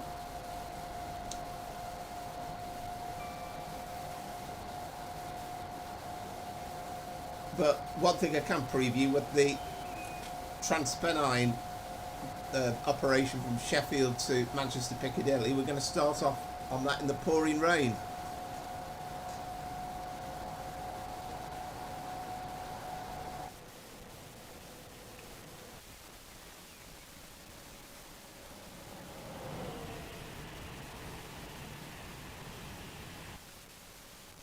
Here we go, that's better.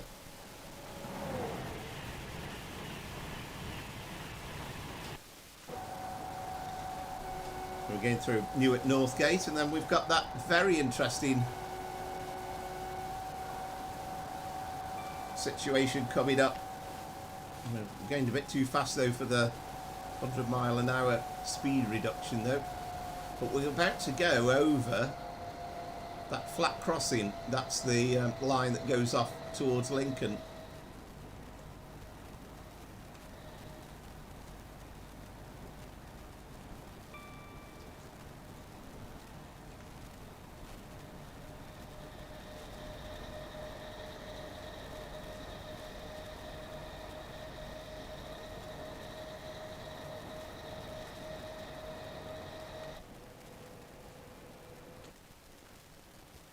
You always think it's a pity you can't pick which camera option when you press the 4 button there. It'd be lovely, because that flyby one that we saw just a little while back is looks fantastic.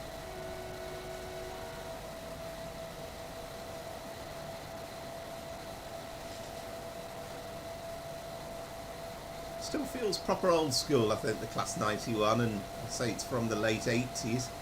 See, that's the first reminder of the neutral section. So we'll drop the power. I mean, when we're driving the Class 87, it's a bit more old school because you have to like run down, and then when you get to the next signal, then you can put it in the off position.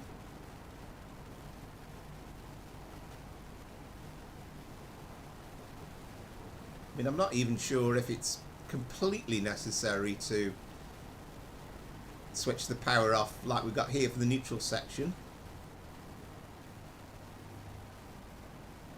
And again, you could hear that motor's kick or cut out briefly and then kick back in, which is quite impressive.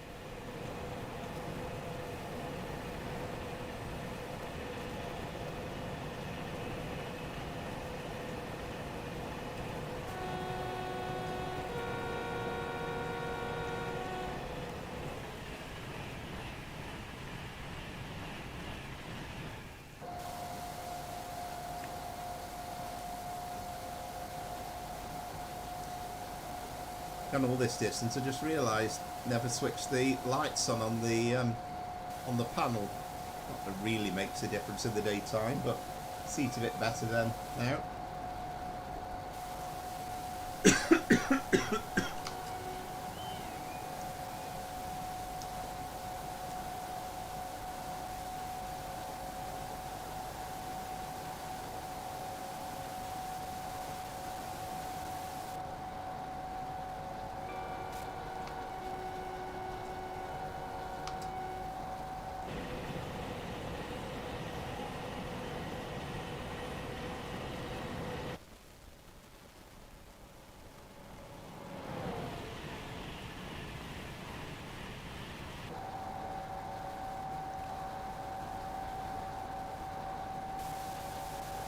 I don't know whether I'm imagining it, but I'm sure somewhere in the settings for the streaming software there's a option where you just can't see the cursor on the stream, and if I can never find out where it is, then I'll put that in, because it just saves.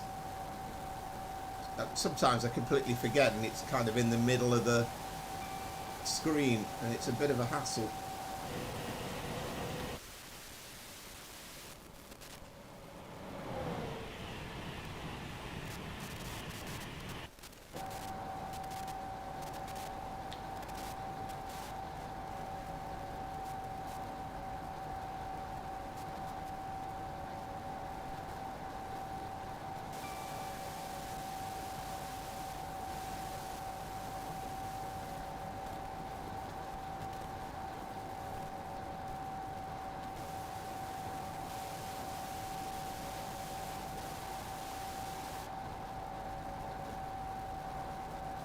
Oh, excellent, yeah.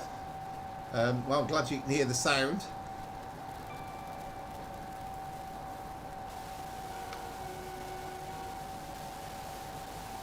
And I do love the sounds on the Class 91 as well.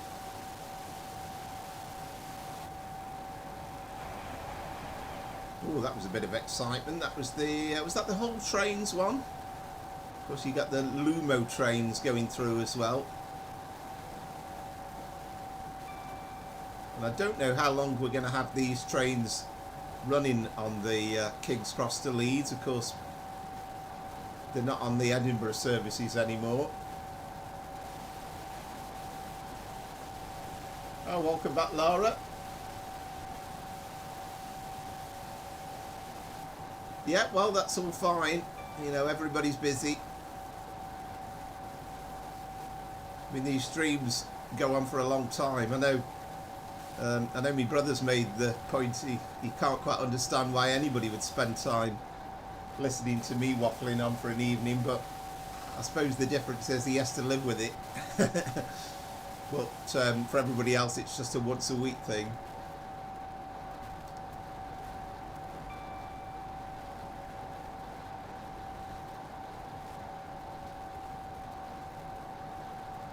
Right, I can see the speed limit going down to 115, so we'll get that one in time this time.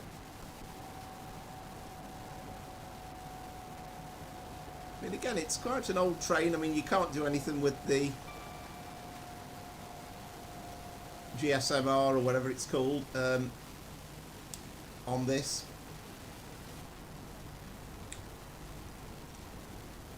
You could in real life, obviously.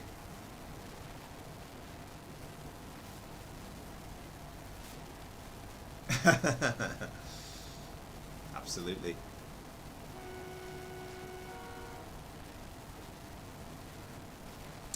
All right, excellent. What was on the pizza, Zachary?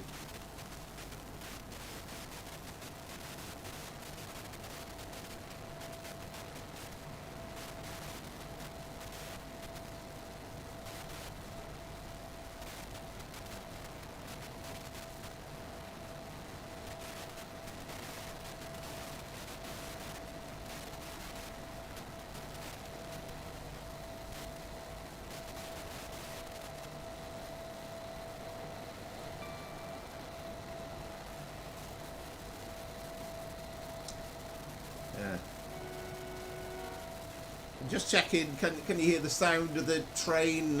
Is it coming through well? Just they're fairly noisy old beasts. Oh, I like this shot.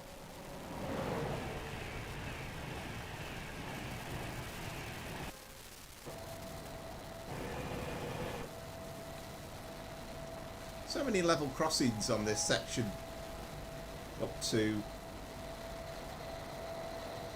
Doncaster.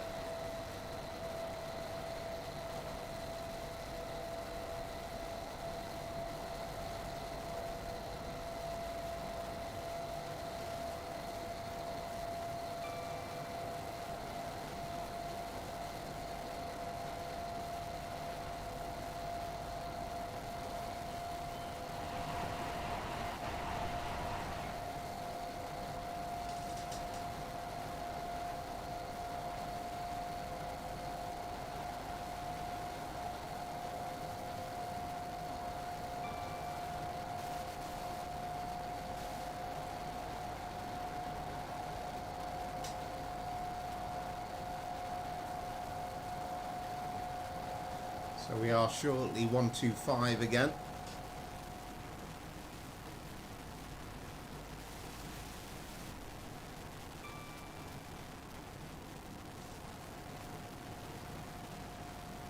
Yeah, did you mean the sound?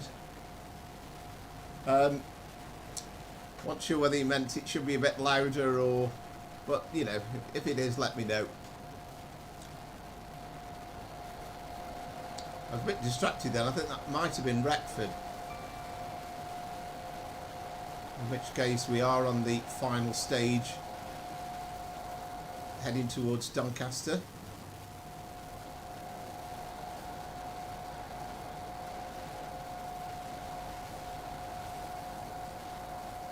In another week we'll perhaps do the section up to York as well, and that's a nice journey.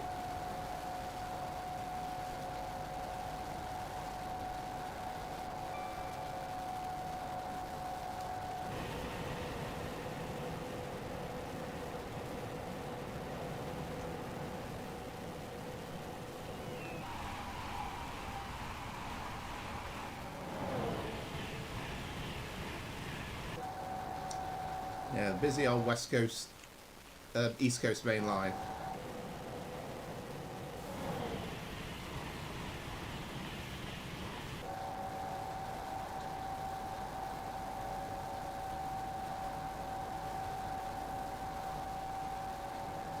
Right, do you mean it should be a bit louder? I can try that. Find me cursor. Try that. Is that a bit better? It should be fairly noisy, to be honest with you. And I would like to try and convey, because it's a fabulous train to drive, actually.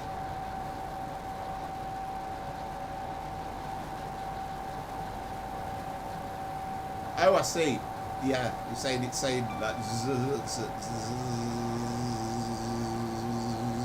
Yeah, I see what you're saying. Yeah, okay. Well, I don't know whether I've done it too loud then now. Oh, that was a different livery one as well. What were they? Grand Central, weren't they? I know there was a plan at one time to run those on the Blackpool trains down to Euston, and they even were going to do it with a 91, I think, as well, or at least the Mark IV carriages. Might have been a 90 in the Mark IV carriages, and that would have been quite something, but it never materialised because COVID came into being.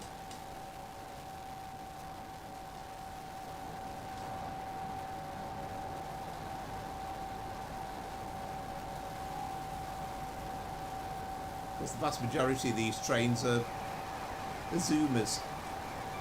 A couple of years ago I did actually book a train from Leeds to King's Cross, and it was supposed to be a 91, but it ended up being a Zoomer. I've been on the 91s a few times.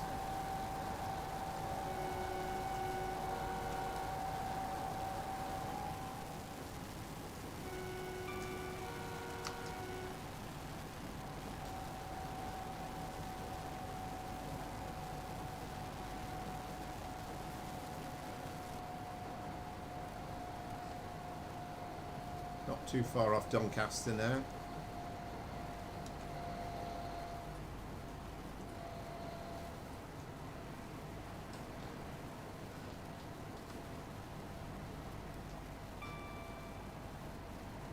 And of course no tilting on this train at all.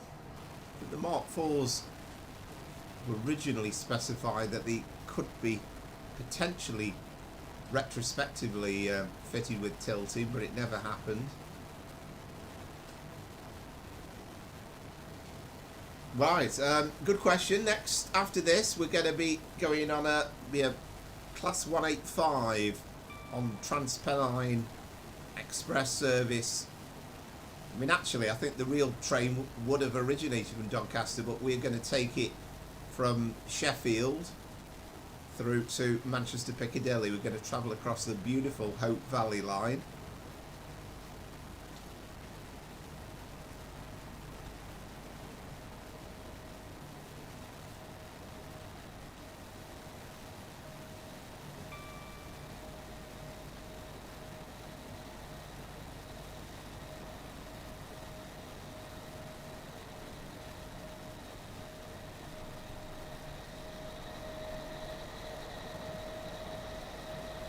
Now we're getting up to 125 miles an hour again.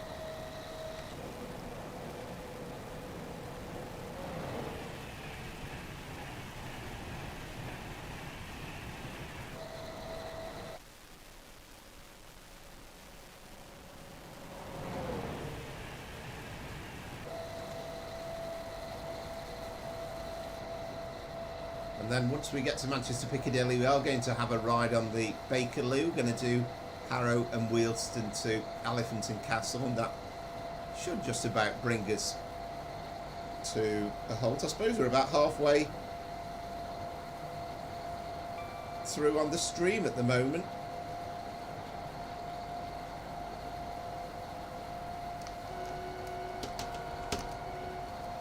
And the plan will be to go through till about 9 o'clock.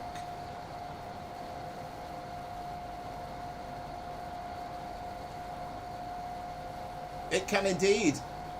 Yeah. Yeah, yes, they built, it was called Intercity 225 because, top speed. Of course, it was a little bit of a play on words because Intercity 125 was 125 mile an hour, but 225 was 140 kilometers per hour.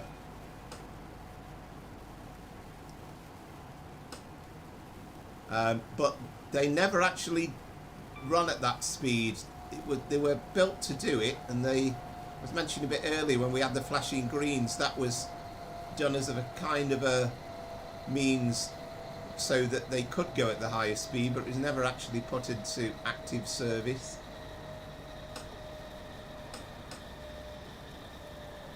And I have to say, when I do the Bakerloo, and we'll go from Harrow Wealdstone, we really will see the full experience. Not providing the game doesn't jump on us, but we'll see the full experience of all the 710 Adventure services and all the Bakerloo Line trains as well. So we'll try and pick a rush hour-ish type service, probably do early morning-ish in the early morning rush hour.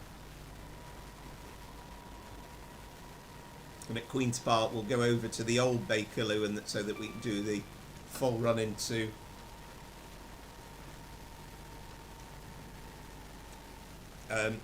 full run to Elephant and Castle. It's mainly 125, but having said that, on the HS1 out of St Pancras, they can go up to I think it's about 195 actually on the Eurostar trains.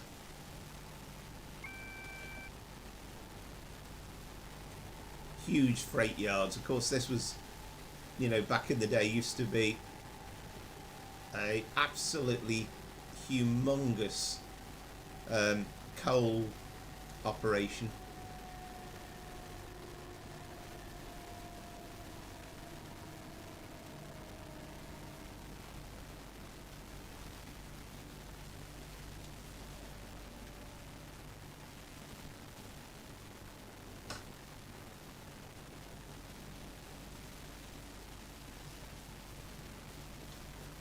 Yeah, the Eurostar, and of course I forget what the top speed of the Javelins are, the 395s on the Kent commuters, but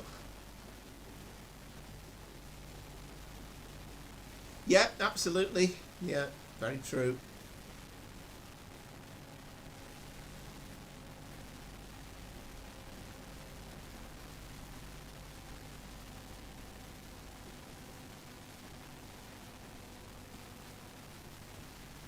Kind of easing this in because we're not too far away from Doncaster anyway.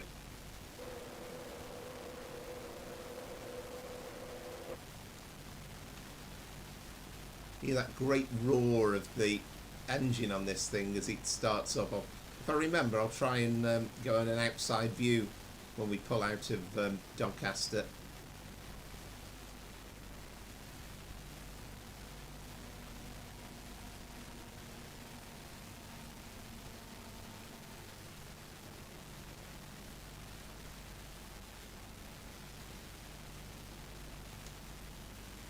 I mean, this is where your knowledge of the tracks comes in, because you can see two red signals there, but actually they're not us, they are the two tracks on our left.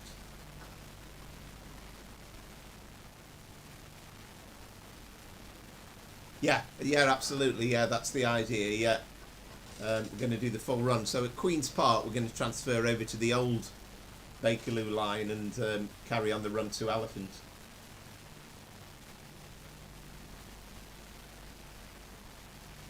Oh yeah, absolutely, yeah. I once went to Japan actually for the 2002 World Cup and travelled on the bullet train then, and you know, an amazing experience.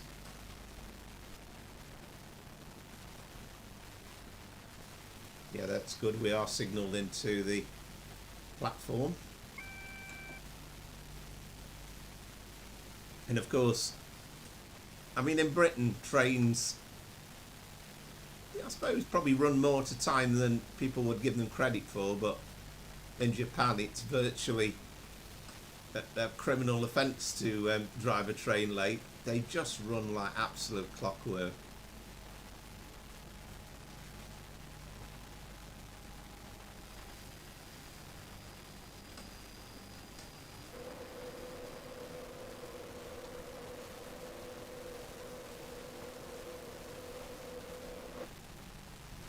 I was interested actually to hear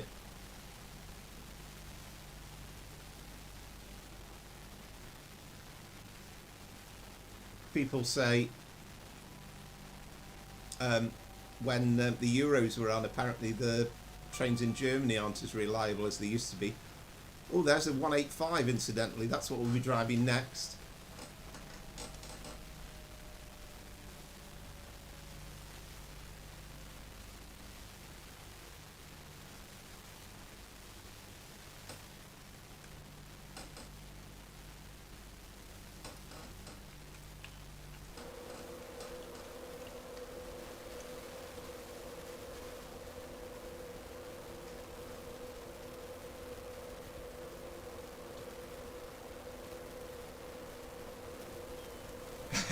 Well, it's not really a criminal offence, but it's not far off.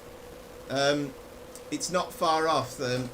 You know, they set such high standards in Japan, and the expectation is that you drive them perfectly and that you drive them to time, and everybody should be absolutely on time. I remember watching a film on YouTube a few years back about a driver. He felt so much under pressure to be on time. It was a commuter train that was stopping at all stops, that he ended up actually derailing it, and that was the reason, because he felt under pressure. And it's a very different country, but the point being that most of the trains do operate on time, and it's generally it's an absolutely fabulous system there.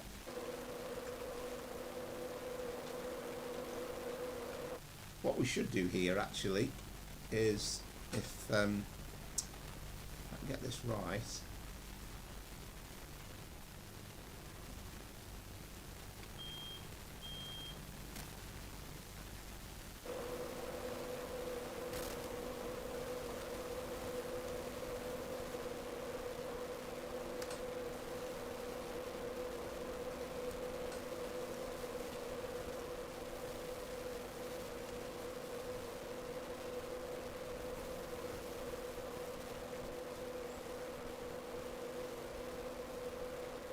no, I don't think so. But I think they kind of have to attend training.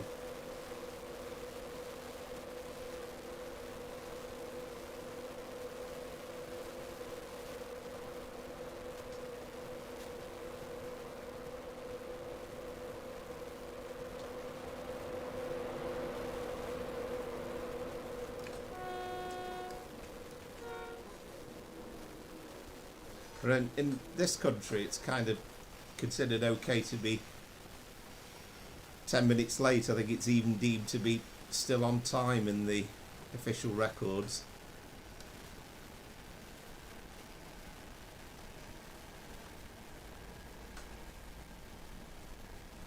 That's the driver van trailer at the back, of course.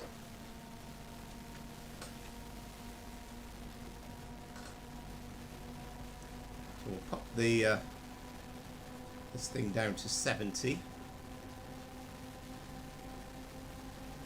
and we are going to branch. If we weren't going straight on, we'd be going towards York, but we are going to be turning left towards Wakefield Westgate and Leeds.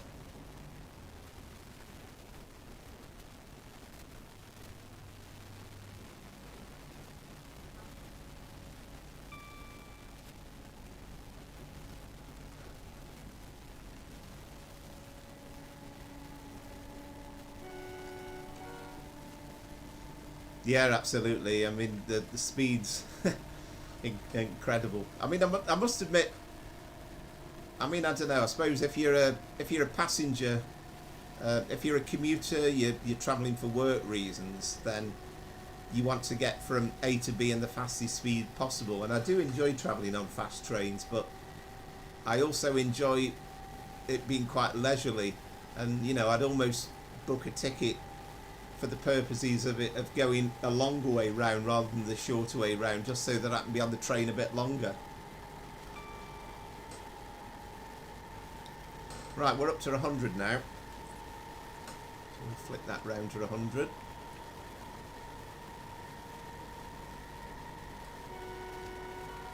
I mean, I suppose there's always a debate in this country about, you know, it's a small country, and about you know, what sort of speeds we do need to get up to. But I mean, you can do London Glasgow in under 5 hours now on the fastest train on the West Coast Main Line.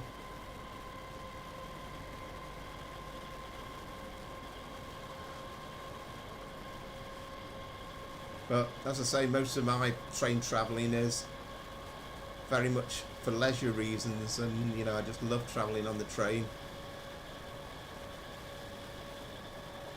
Even the sound of it clattering over the points, you know, I've always kind of enjoyed.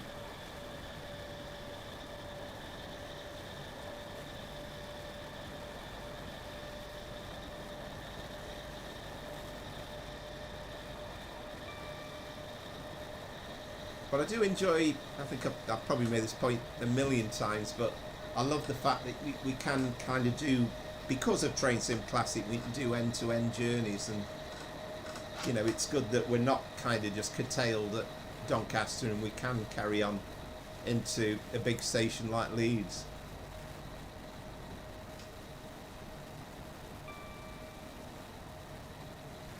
Yeah, I've never been on there in real life, I have to say. I love the Cambrian coastline, and I've done that a number of times, although not for a few years. And that section when you leave Machynlleth, you go towards Aberdyfi and then onto Bournemouth, is absolutely beautiful.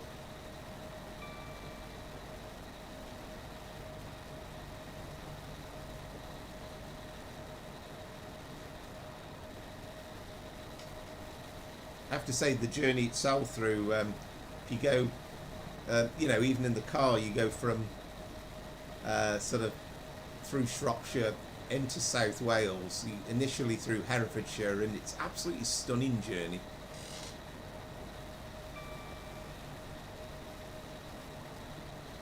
You know, my eyesight was nearly giving me out there, and I thought you were saying, are we back on the TGV for the... Yeah, it will be the Bakerloo Line on Train Sim World 5, and as I say, we'll do it via 2 routes, because we'll be able to do the full run then to Elephant and Castle. We're not just going to do Harrow Wealdstone to Queen's Park. We're going to carry on through the tunnels and take it into Elephant.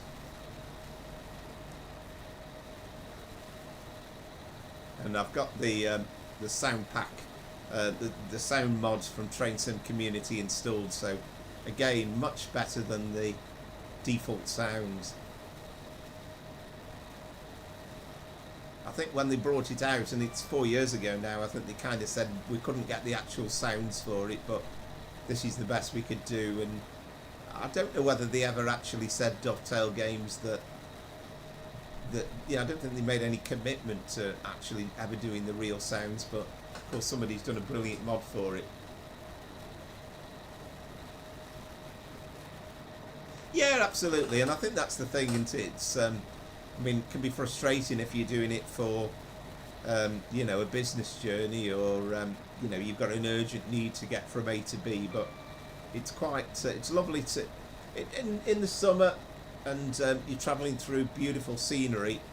You don't massively mind it being slow.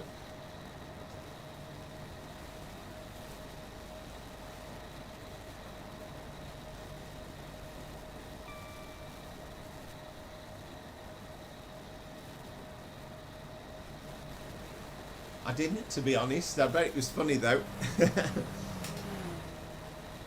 I'm quite sure it was funny. I bet it's available knocking around somewhere. I'll have to give it a listen to.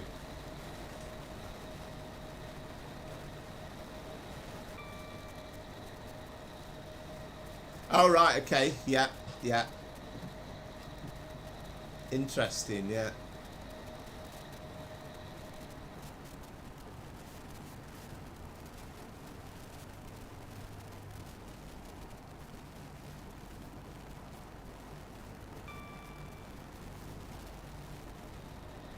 Incidentally,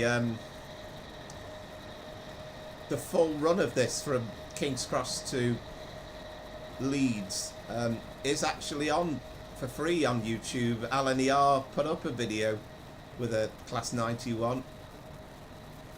And the one thing I didn't realise, and I think as a driver you couldn't possibly fail to stop at the stations that you were stopping at, because it lets out a big alarm and actually tells you a couple of miles before, which must do wonders for the concentration. We are indeed, yeah, we're going to Leeds, so Wakefield Westgate coming up, and then we're not too far off really before our final destination of Leeds. And if you're desperate to see the first part of this journey from King's Cross to Peterborough, well, I did that 3 weeks ago, and that's when the stream died on me actually. That's when I had the start of me major problems. I couldn't get it going again after that.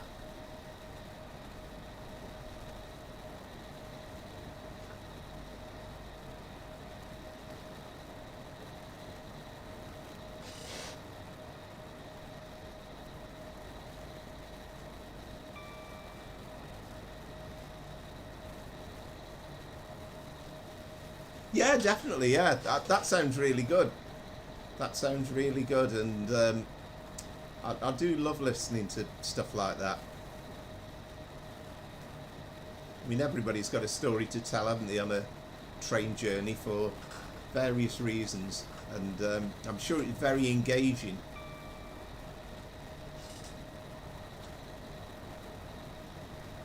Yeah, it's interesting though, the thing about driving a freight train, Lara, and I mean the one of the first weeks, or probably the second week of me live streams, I drove the Class 66 on the West Coast Main Line, and my word, at one point I was stuck with it, because you can't just stick the power on and away you go. The sheer weight of the train, it's much more challenging, and the braking and everything else, so it takes a bit of doing. Yeah, you might not be stopping at stations, but you're going to get looped as well. And I mean, next week when I do the Preston Carlisle run, and I drive a container train through up Shap, and you know, it's not flat by any means, then you'll see how I get on. I'll probably blow the motors or something.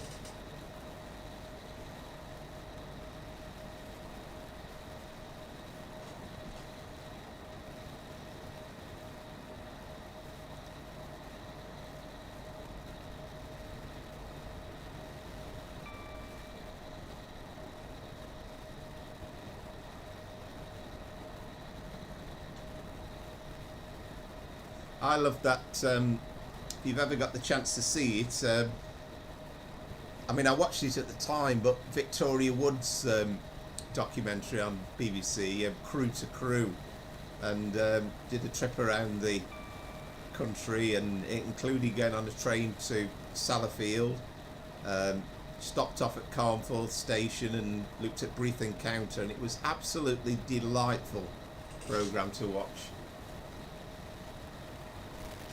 Yeah, well, that's true. Yeah, and you know, once you go in, but then you've always keep it because you're never the biggest priority as a freight train driver. You're always going to be stuck behind the passenger train, so you'll get looped into the sidings. So it's it still takes a bit of doing. I mean, I don't tend to drive freight massively on the stream.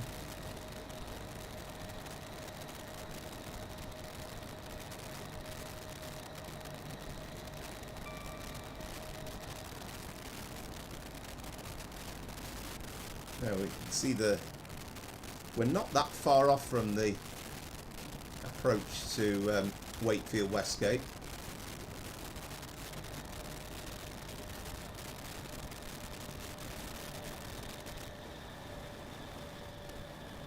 This is where that cruise ship singer's from, isn't it? I can't think of a name.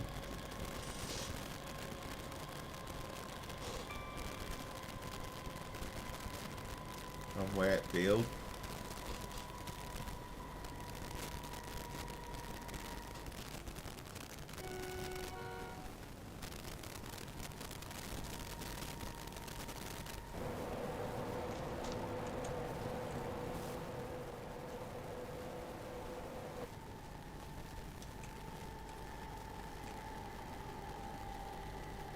Yeah, we should get down to 50 in time for the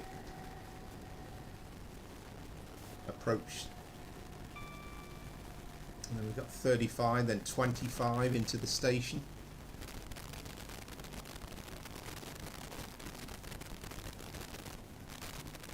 Oh, excellent! Yeah, definitely. Yeah, that sounds interesting. I'd love to give that a listen. I do like Alexis Sale. Correct, Jane McDonald. Yeah. There's always somebody that knows.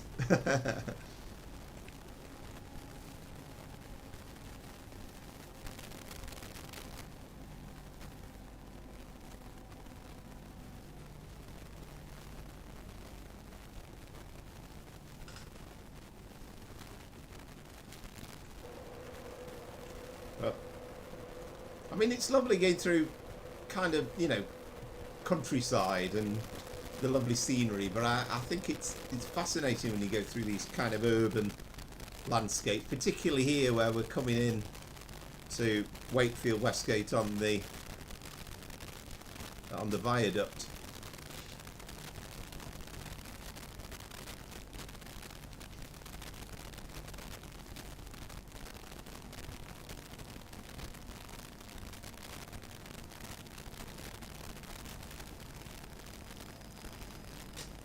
Yeah, I've seen them, I have to say.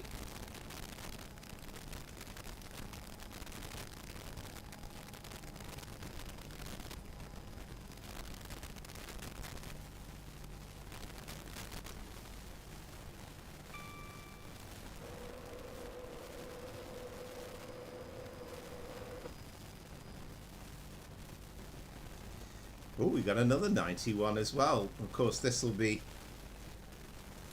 headed by the DVT. I mean, it's kind of the major reason why I've kind of done King's Cross to Leeds rather than want to do Leeds to King's Cross, because I prefer the idea of driving with the loco proper at the front.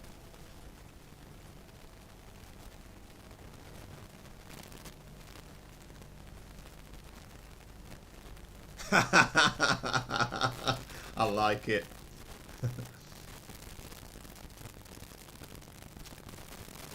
Yeah, I'm not gonna.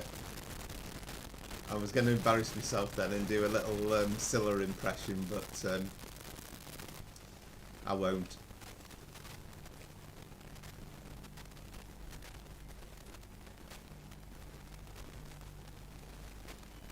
I've got a client at work who sounds absolutely like Scylla Black.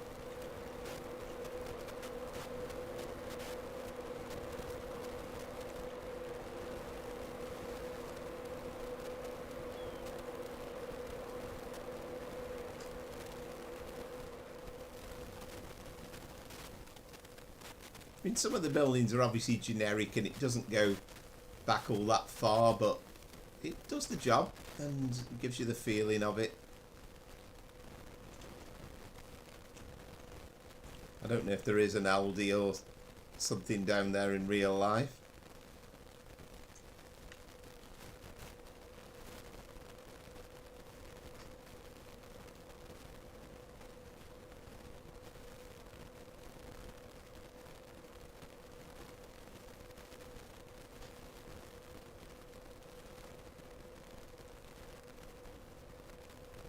Yeah, that is a shame.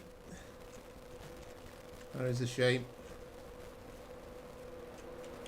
I mean, I was thinking over the last couple of weeks with all the problems I've had with the PC, I was thinking this is punishment for kind of advocating how good the PC can be. That you know, touch wood, most of the time it does its job.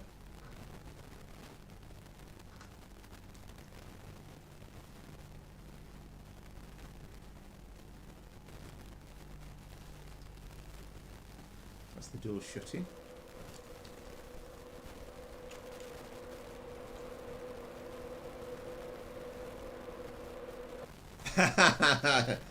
Yes, indeed.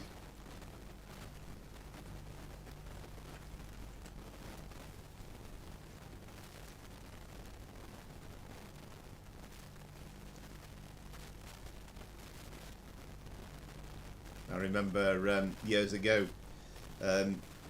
Can't remember. It was an England match at Wembley, and going with a mate and his father, and England hadn't played very well. We just lost and switched the tally on, and Cilla Black came on, and I don't think he was quite ready for cheerfulness on that Saturday night. It was like, oh, go away, Cilla.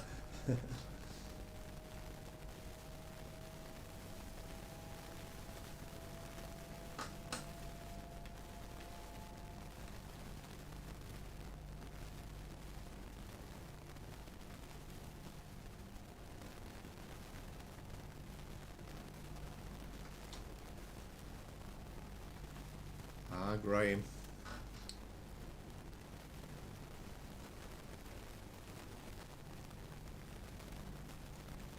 I can't say that I can remember him. Duncan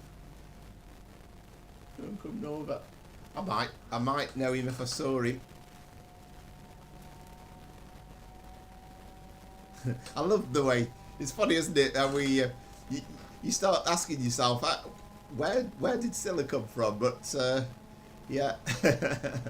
Oh, of course, it was all. We started off with Jay McDonald, didn't we? That was where it was.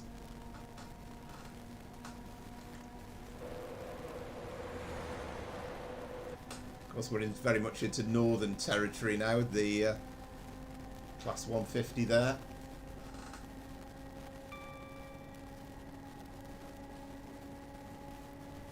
So we're less than 10 miles away from Leeds, and this has been quite an epic journey, really.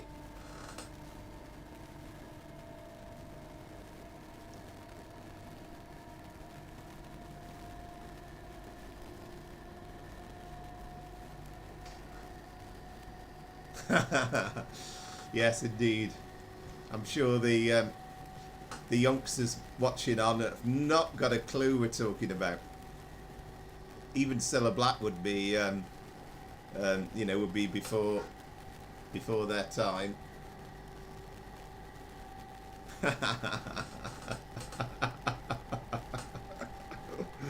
Oh, excellent.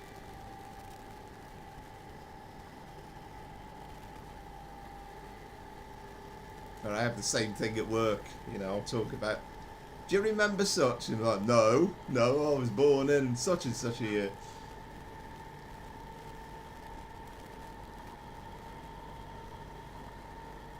I can't say that I do, to be quite honest with you.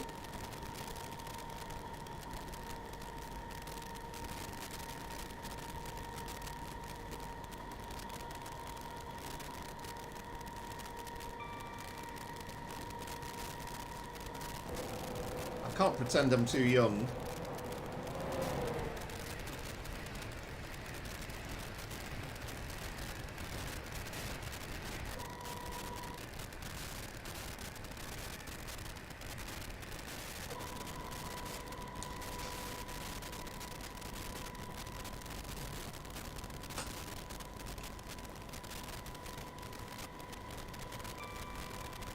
20 and 2. We're less than 10 miles away from Leeds, but we're still very much in the heart of the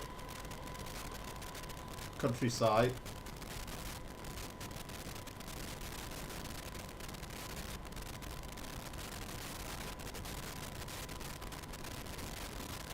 Yeah, well, I mean, that might be a shout for 1 week, because, of course, with Train Sim Classic, you can do exactly that. And we could start off on Train Sim World and do London Euston to Milton Keynes, and then actually make our way up to Glasgow Central. It's perfectly possible.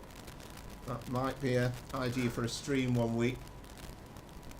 And yeah, I agree, Mace Taze. It's, I mean, I suppose the Preston Carlisle run shows that it's possible, because, you know, that's 100 miles, I think, all told.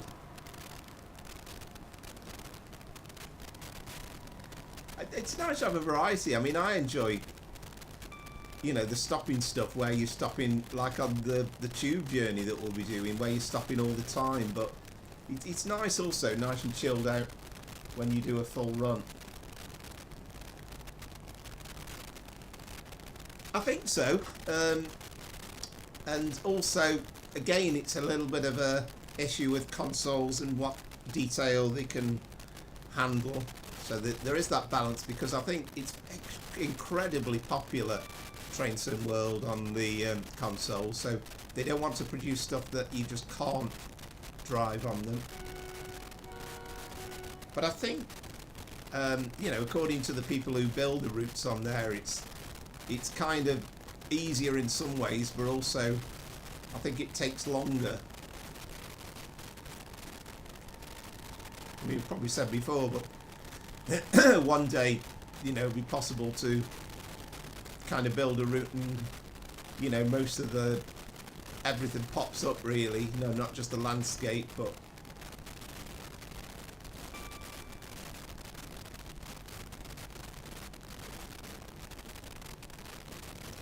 yeah, well, that's right. And, you know, it's, I mean, I think the Just Trains, I think model is pretty much, they're going to do one route a year, aren't they? And Dovetail Games are obviously happy with that, but they obviously can't release just one route a year. The thing would die a death, wouldn't it? So there's all that to go in as well. I mean, I've got a feeling they know exactly, Just Trains, what route they're going to do next, but of course they won't be able to tell anybody until about a month before it's released. And I think they said, Just Trains, and Tom was saying that they set themselves a target of something like about 2 or 3 miles a week. They said it was a challenge, but they, you know, they just about managed to do it. And of course, most of Preston to Carlisle is fairly countryside as well.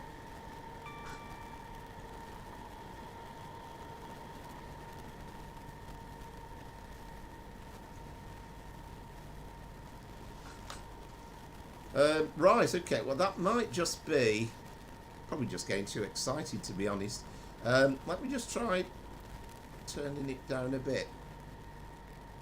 Is that any better? Way up.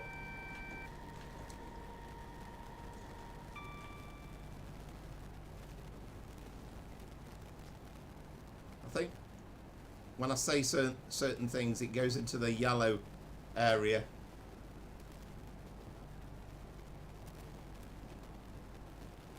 Either that or we're getting a bit of a glitch on the stream, I don't know.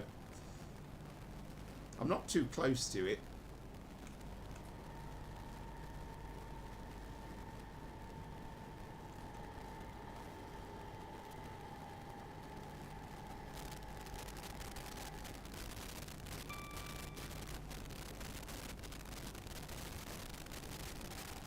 I spent part of the day. Yeah, it could be. Could be. Yeah, we'll see in a minute, because we'll get a completely different sound when we take on board the 185.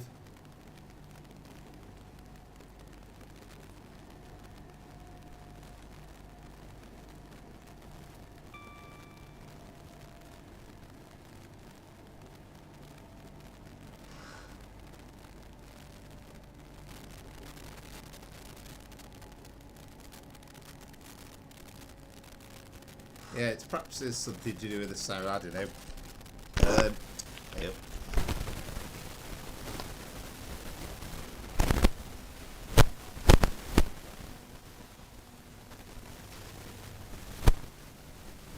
So easy just to knock it. I mean, I think sometimes, and I think I'm about a minute behind, I think, in real time from the live stream. So you probably think when I ask a question, why does it take so long to reply? But of course, it's just the way the thing works.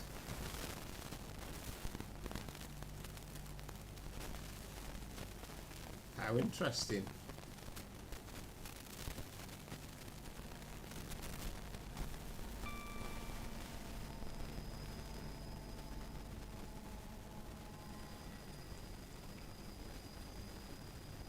Oh, this is an interesting bit as we come into Leeds itself.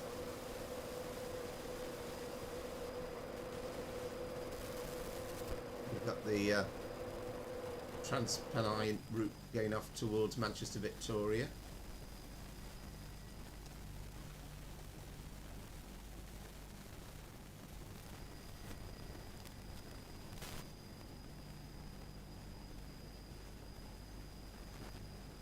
Yeah, very much so. I think, and I think that's the thing, isn't it? Trains are, you know, a delight for all ages, really. I mean, I've never lost it, right from being, you know, probably 2 years of age in the pushchair, looking down, and I can vividly remember looking down at the tracks, and I've been in my pushchair. But I've kind of been hooked ever since, really.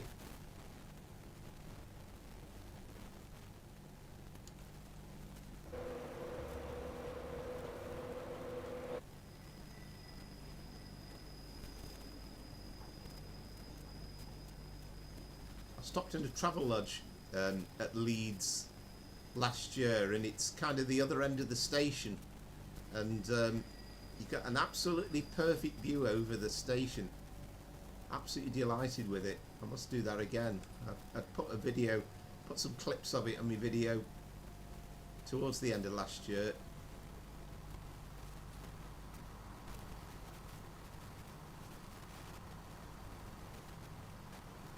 Watching out because I don't know whether this is a through platform or a terminus platform, but again, it's been very nicely modelled, this station. Yeah, it's a through platform, but we have got a red signal as our end marker.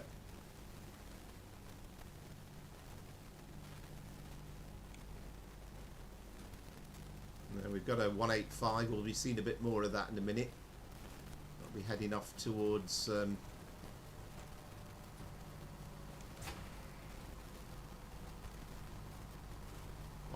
York.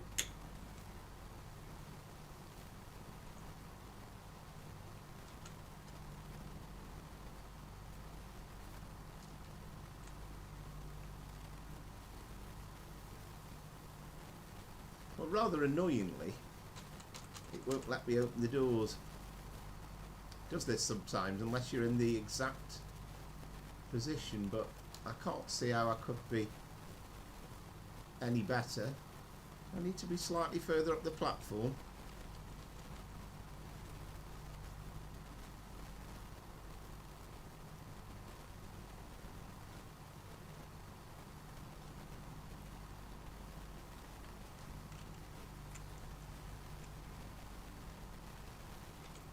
Yep, we're alright with that. The wonders of Train Sim Classic.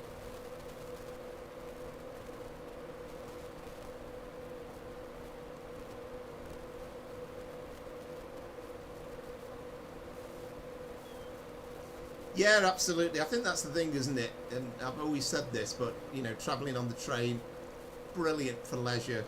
You know, when you've got a seat, and particularly if you enjoy it in first class. But not so good when you I think that's where the travel lodge is. I mean, it's not obviously built as a travel lodge there, but it's the great thing was you could actually open the windows and you could actually see out, and you had this fantastic view, looking out over the station.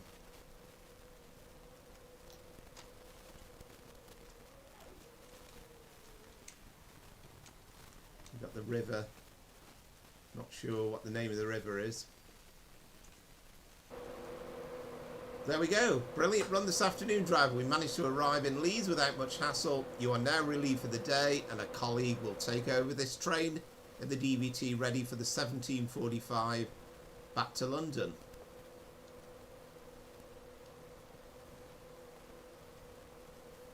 Funny thing goes, with it swirling round, I'm actually wondering then if something's derailed, because that's usually a sign. But anyway, we've made it. That's all I'm bothered about.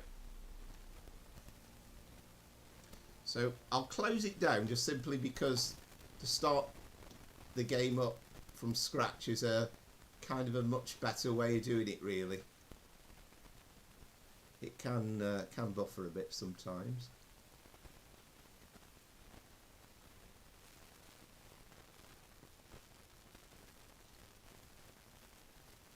Yeah, I've never had to commute to work on the train, and much as though I love trains, I'm not sure I would be tremendously enamoured by that idea every day.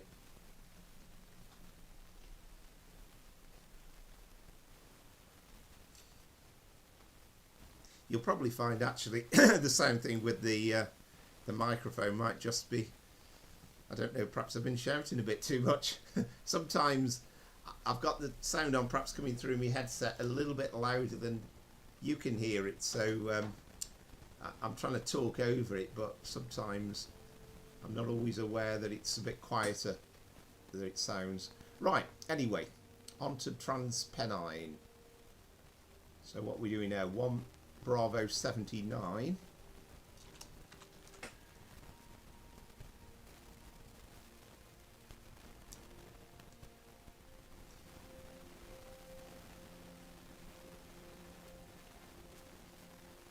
Yeah, I'm not sure what that is about the microphone.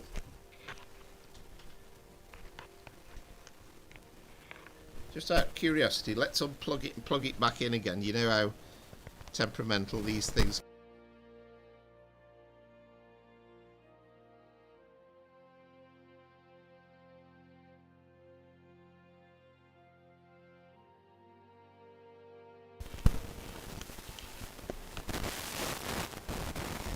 The funny thing is, I have to be careful. I've got me kind of my earpiece, which could brush by the side of it. I mean, that's possible.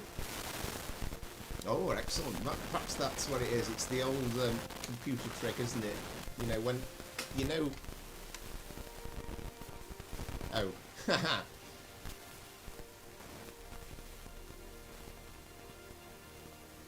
Yeah, definitely right, yeah. Yeah, I can fully understand that.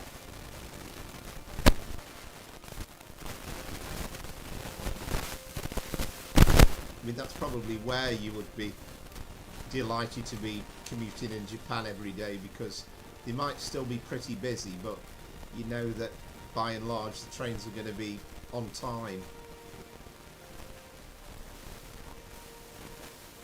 Oh, lots of fuzz. Right, okay. Oh dear. I don't know.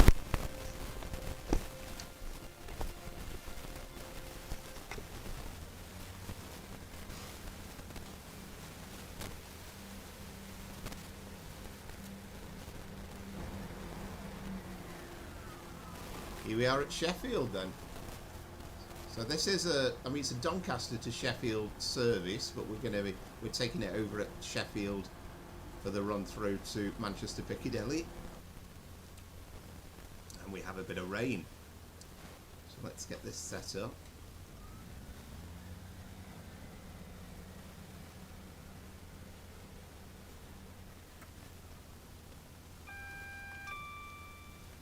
The old AWS. And then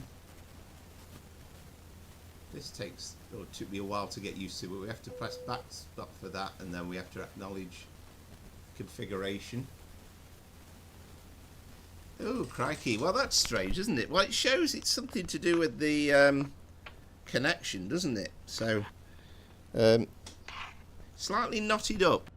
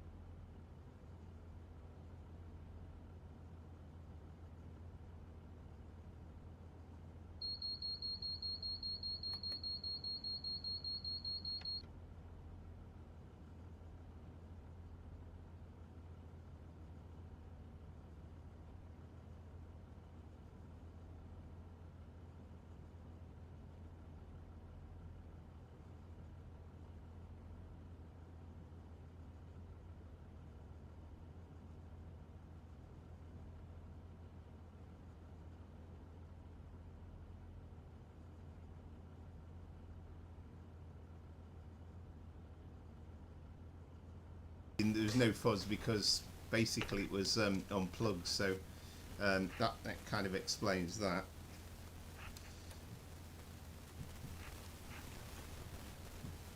Oh, well, we open the doors.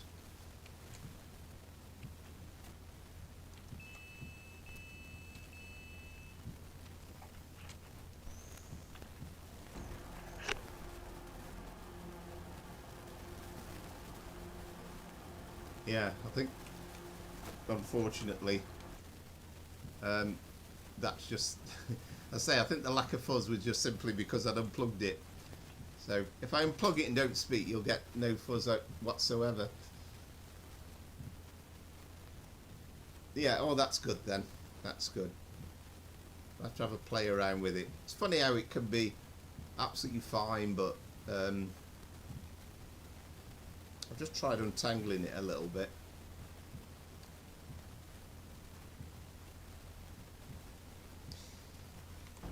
This is the 185 then. This is a Alan Thompson simulation model.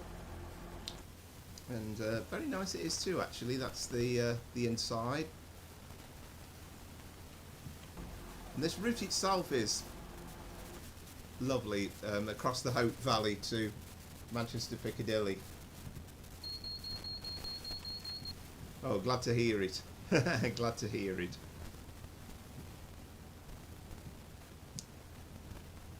Actually, I've just thought we've not set up the GSMR, have we? So 1B79109, if I can remember how to do it.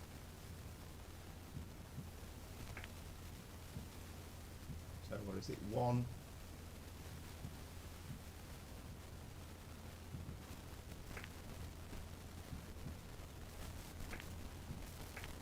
Oh no. 1B 79 109.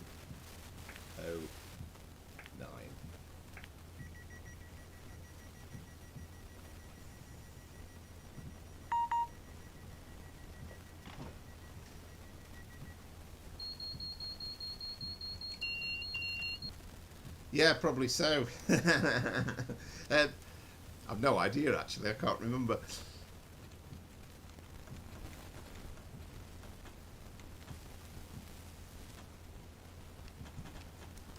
Now, the only thing is, I'm wondering whether I actually...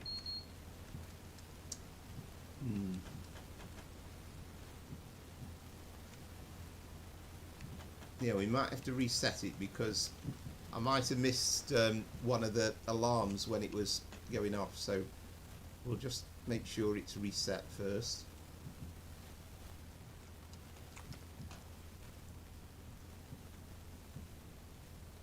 Yeah, so you should notice there, that's the brake.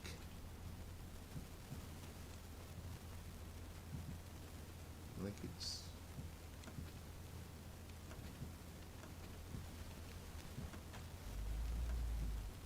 Yeah, we should be okay now, I think.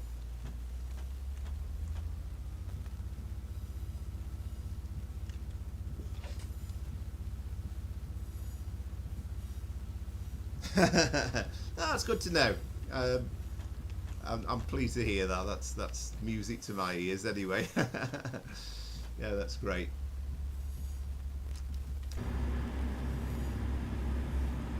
But yeah, it's a lovely line. This is actually the Hope Valley line. I was completely delighted when this came out.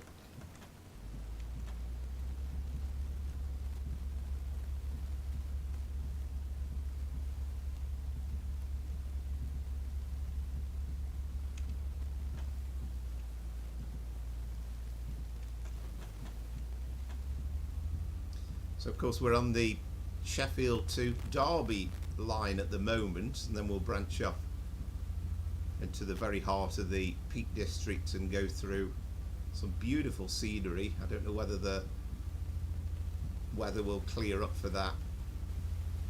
And of course, again, another great YouTuber, Don Coffey's done this run, and many Transpennine runs over the years. And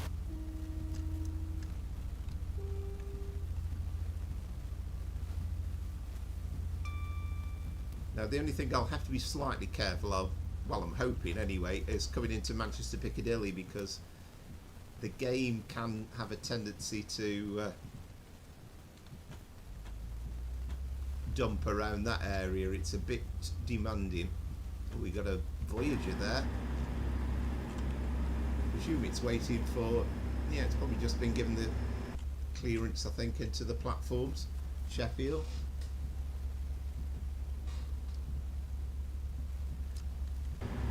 This is a rare example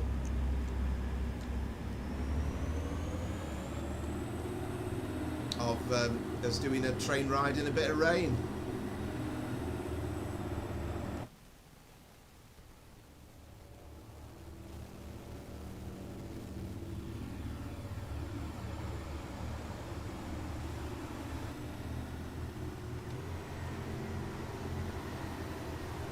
We've got 2 units. They're powerful old beasts, these things.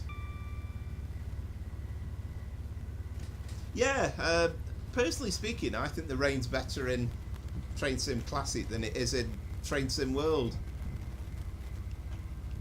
I mean, when Train Sim Classic came out years ago, it could rain till the cows came home, and it didn't actually coat the windscreen. So once we started having rain that you had to clear with the windscreen wipers, then it was good. Now the good thing about this unit is, I mean, some of the trains, you got an absolutely god awful squeak on the windscreen wipers. So thankfully this thing's all right. And of course, now we've switched the engines off, you can actually hear the, oh yes, the famous Tesco.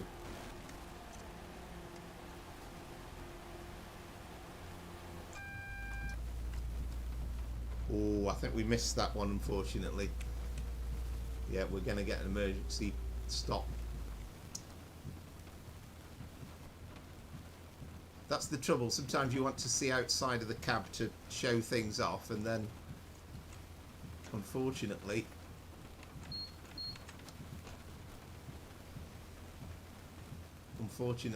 you get the emergency brakes coming on.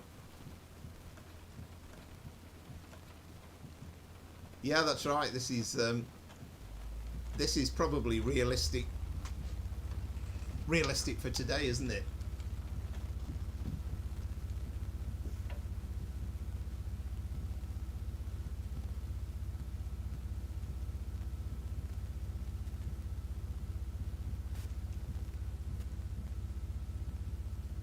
And I'm not sure whether, I don't think we passed it yet, have we, the station, but we branch off at Door and Topley.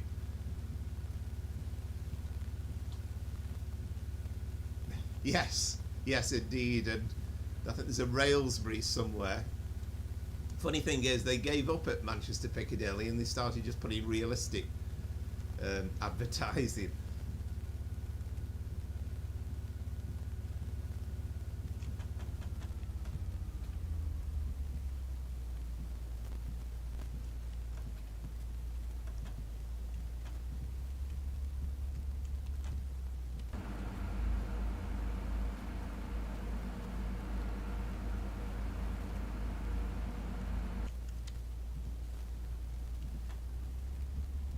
I feel as though it's a unit I've not driven a massive amount on.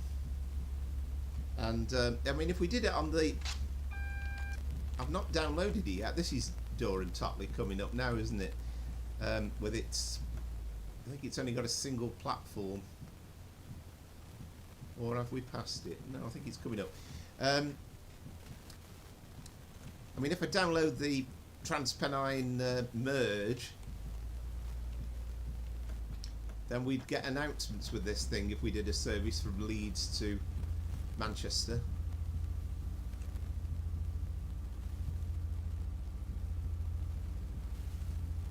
Well, thanks for watching, Lara.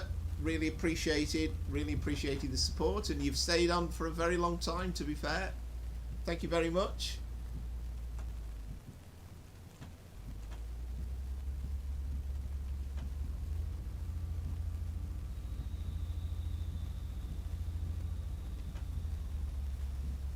There's Door and Totley. And again, just a reminder, and sorry to bang on about it, but if you are enjoying the stream, hope you are, and you're new to things, then if you can like and subscribe, I'd be enormously grateful. It helps the support, progress of the channel.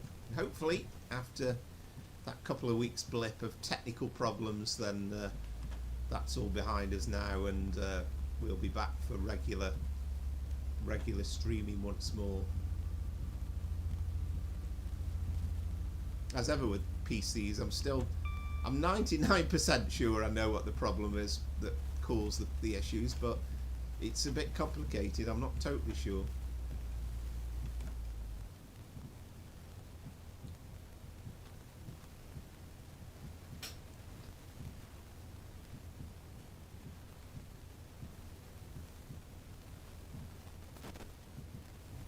I mean, incidentally, it says there 8.24 miles for Stockport, but that's some sort of marker.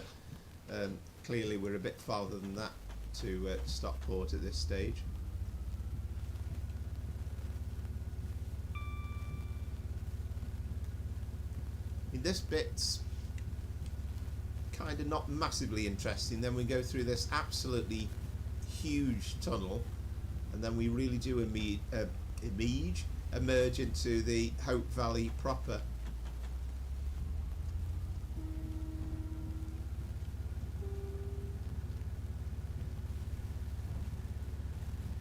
Now I'm probably going to do the cardinal sin as well, because I've got this suspicion that you get these EP speed limits, and I think you can't go at the full top speed with the 185, if I recall rightly. Does he mention that there? No, it doesn't say. We're supposed to know and read the signs, I suppose, or know the signs. But I might just cheat and go at 90 anyway.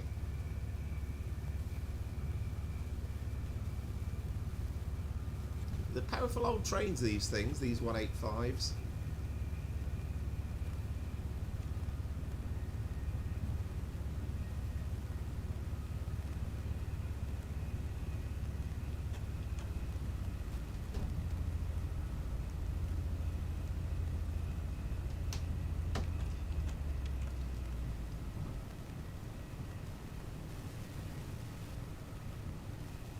We should be just about right in terms of the duration of the stream, so by the time we get to Manchester Piccadilly, then that'll give us about time to do the final part of the journey in towards on the Bakerloo Line.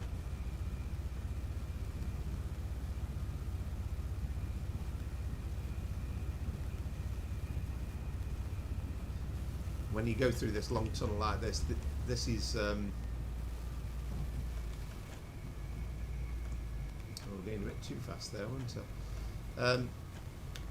This kind of explains why I don't do nighttime streams.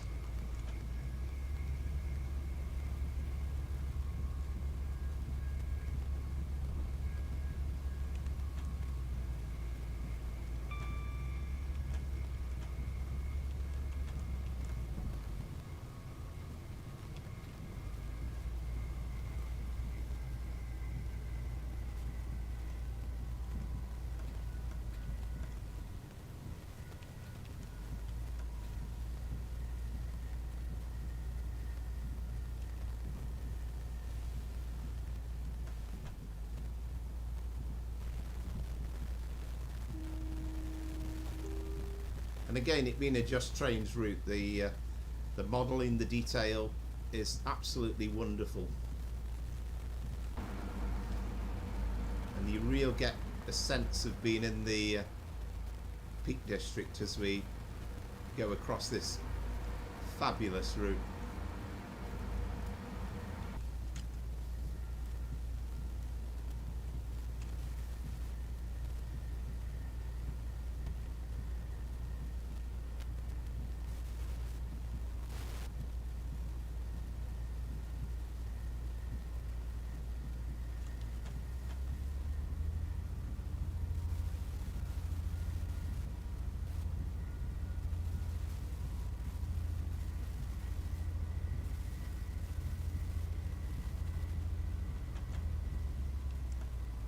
Well, I wonder if the microphone's okay now, whether it might just simply have been me brushing slightly the wire from the headset onto towards where the microphone is.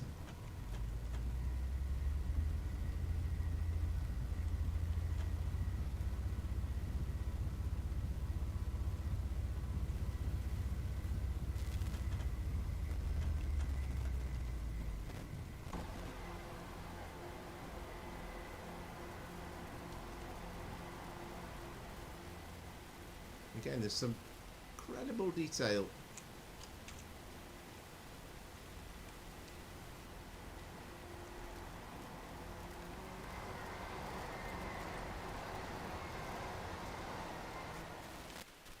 Ooh, that, yeah, sometimes those, when you press the camera forward, you don't always get a view that you can see.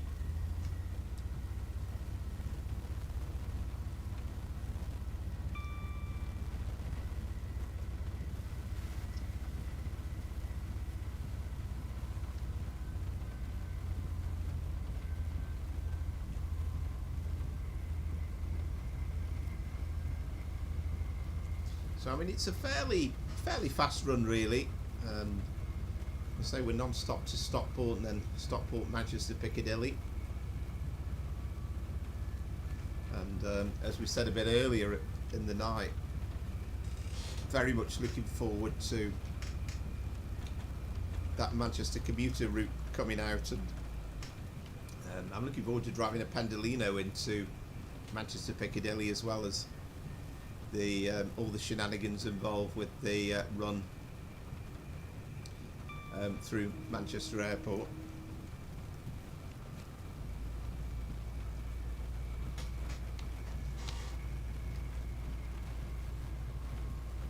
It's probably maximum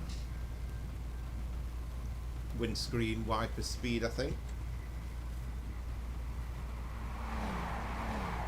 It was a 158 probably on a Norwich service. They usually come from Liverpool Lime Street. And on this route you could take that as far as Nottingham.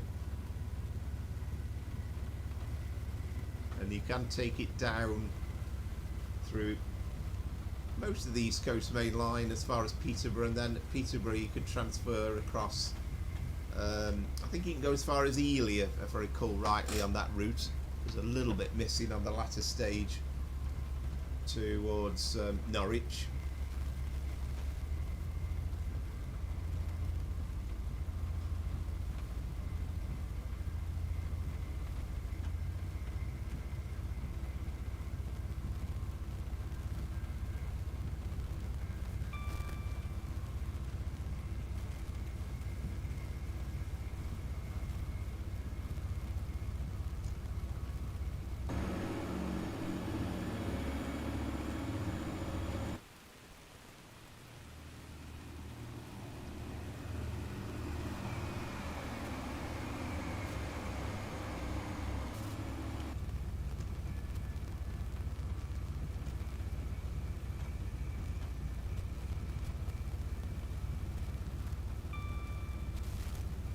I mean, one of the videos I did, I mean, it's a few months ago now, but I was delighted when on the Steam Workshop we had an extension from Bedford through to Leicester, and that meant we could do one of those Project Rio services, so a HST from St Pancras through to Manchester Piccadilly, and they operated round about the time when the West Coast Main Line was being modernised, and thoroughly enjoyed that journey.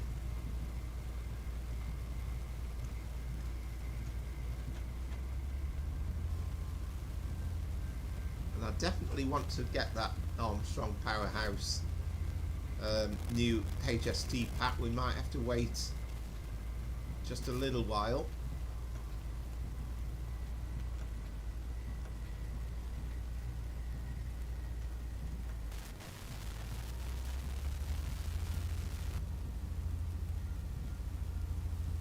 And I've done this journey in real life a number of times between Sheffield and Manchester, and again it's a thoroughly lovely run.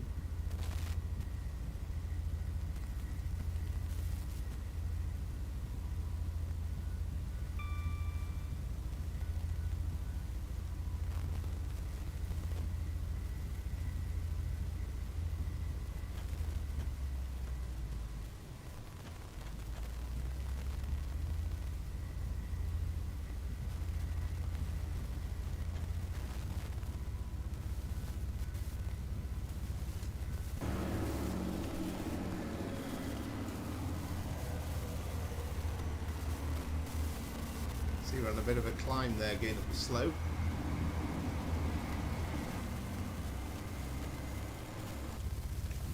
But you really could be in the Peak District.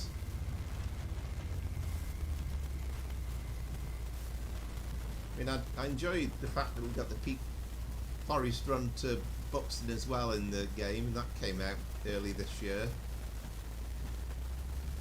I mean, if I get round to it, I've kind of got an idea that probably more of a recorded video than for a stream, but kind of a review of the year type of scenario, and have a look at some of the stuff that's come out, you know, the UK content that's come out in 2024, and there's been quite a bit.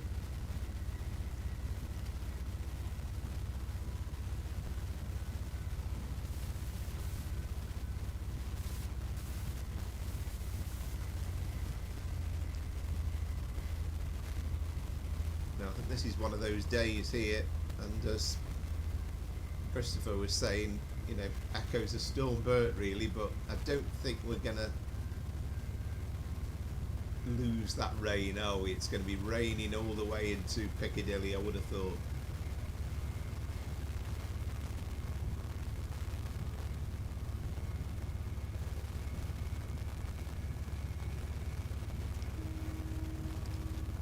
The one section of the West Coast Main Line that I'm really desperate to see at some point is Stockport through to Kidsgrove, because we've already got Kidsgrove, well, we've got Crewe through to Stafford on Train Sim Classic. I mean, okay, it'd be good if we had Manchester to Stafford on Train Sim World, but I'd love to see that section done so that we could do a full Manchester to Stoke and Stafford run and complete the West Coast Main Line, because we can't do full runs from Manchester Piccadilly at the moment.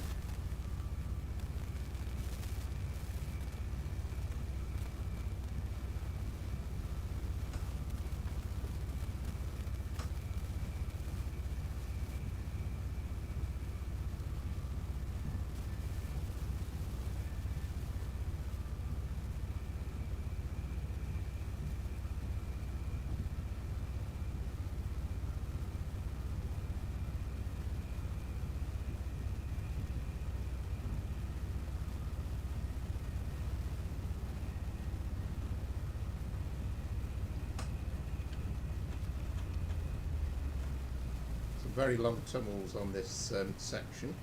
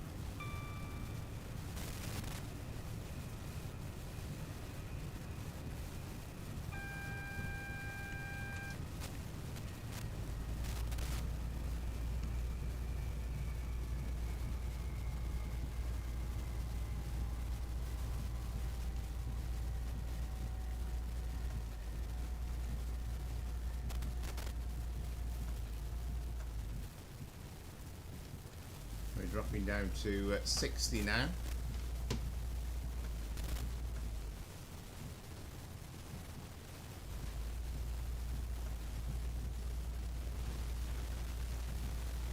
And then we've got a 50 straight after, and then we go back up to 90, then it's up down to 70.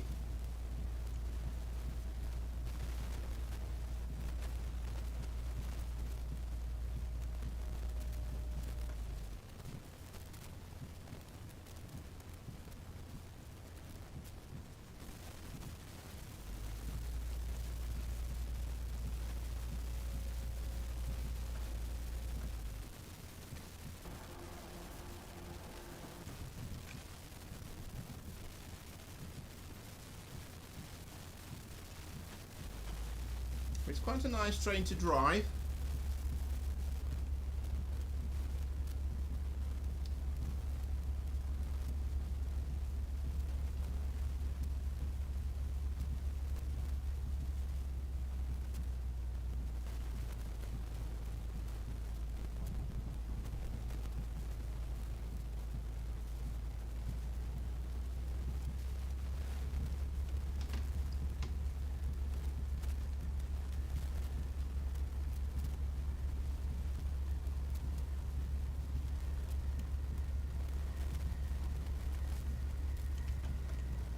And we'll cut that off so that we're doing 70.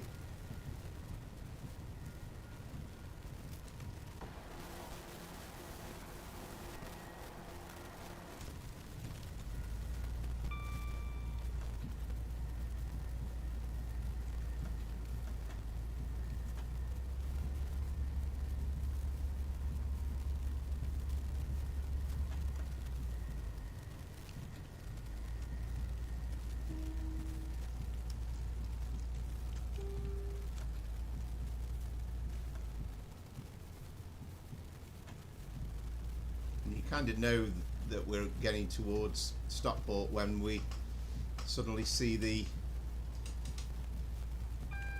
catenary, and we're at Hazel Grove. You know that we're on the later stages. Of course, there is a regular electric commuter service from Hazel Grove into Manchester Piccadilly. Keep this about 75, although we're on a absolutely 1 in 90 falling slope.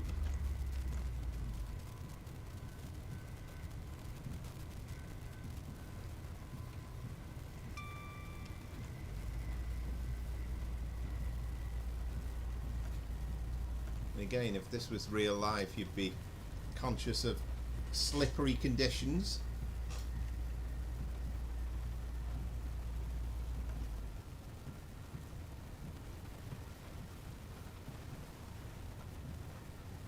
Almost seems pointless having the 90 coming up, because it's immediately followed by an 80 and then a 70.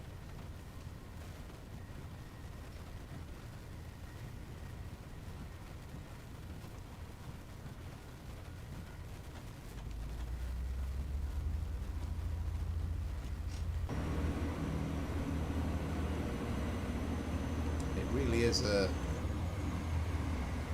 wet day across the Hope Valley today.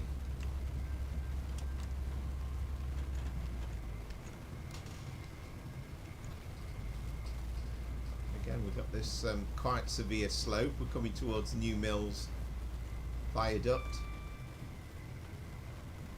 Of course, there is the line that branches off, and I think it's at this neck of the woods where it branches off towards Manchester Piccadilly, but doesn't go via Stockport.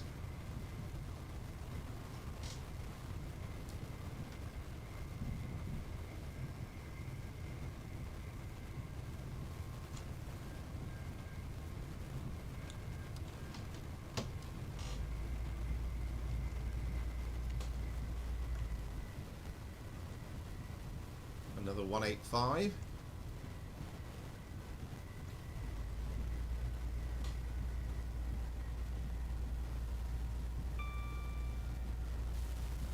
Ooh, heck. Running earlier than expected. As a result, we're 15 minutes early to Stockport. Time for a bit of PNB, personal needs break. We'll see some trains coming through, I suspect. I've got a feeling, I mean, I'd be tempted to async keys it because 15 minutes is quite a long time, but I've got a suspicion I've not got it set up yet for that. We'll see anyway when we get to Stockport.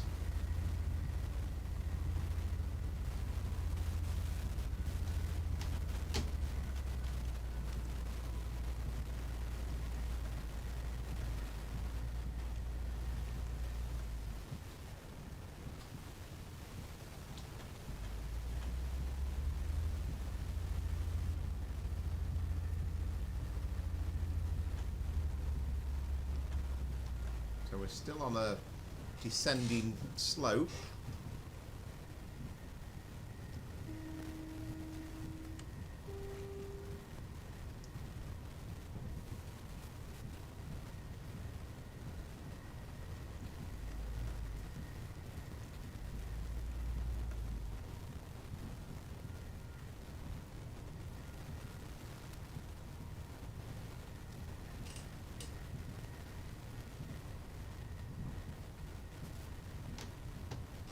And we are counting down now. I mean, we're only 6 miles to Stockport, so you'll very shortly see the catenary coming back in, and then we'll have the branch from Buxton, which will be, I think, on our left.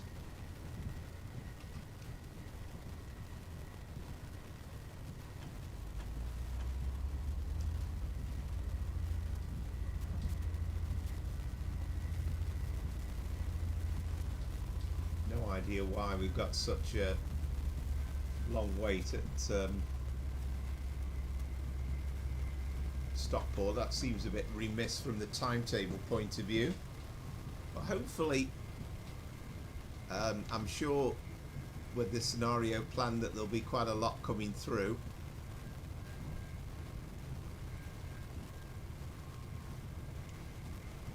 I might even grab myself a quick drink when we get to Stockport.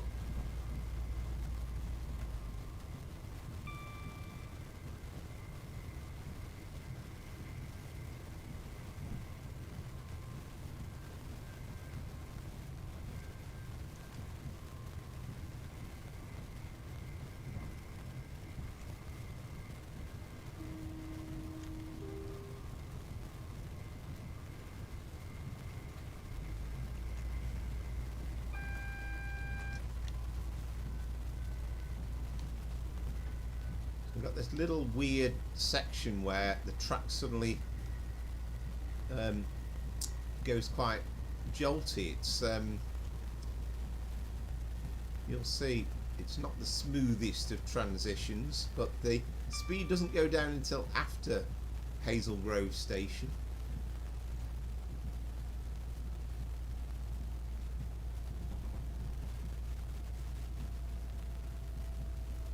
It's a bit smoother here really than if we were coming off the Buxton branch.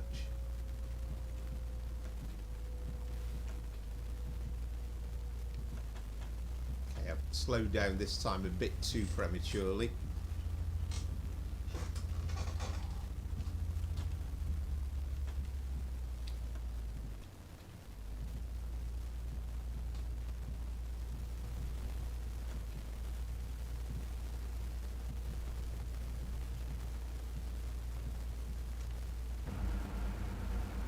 All very well modelled.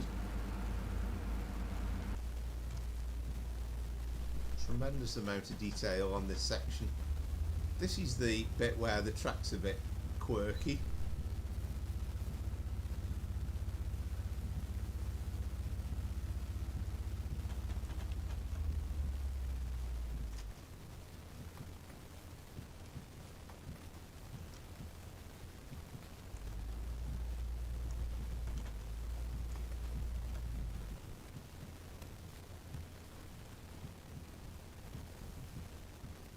Yeah, here's the start of the electrified section. I mean, there is a bay platform at the other side for them to get help, because obviously some of the trains just come through passing services, that even ones that stop at Hazel Grove.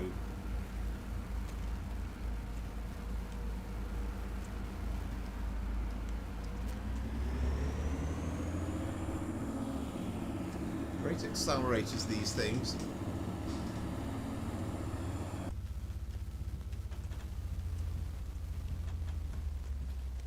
To the extent that we've immediately gone over the 40.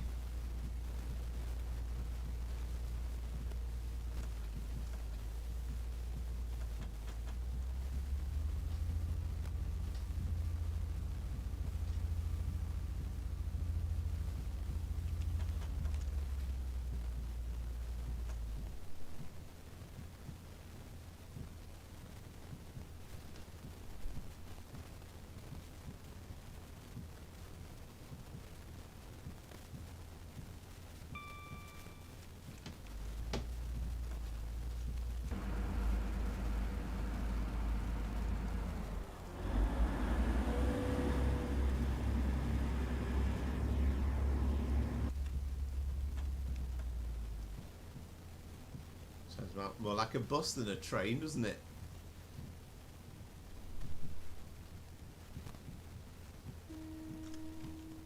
I want to stay in the cab for this section because there's a strong possibility that you could get held for a signal just outside, rejoining the West Coast Main Line at Hazel, I think it's the Hazel Grove Chord junction.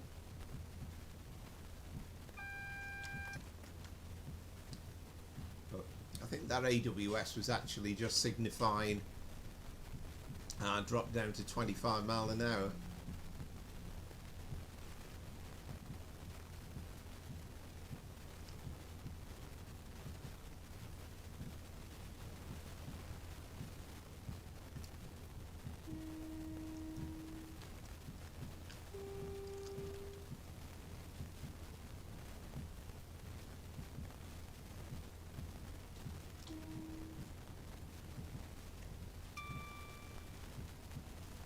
Ping tells us that we do have a clear. Ooh, oh, I didn't mean to press emergency. That might have been. Yeah, I think that will ground us to a hold, unfortunately. It goes very quick, easily into emergency.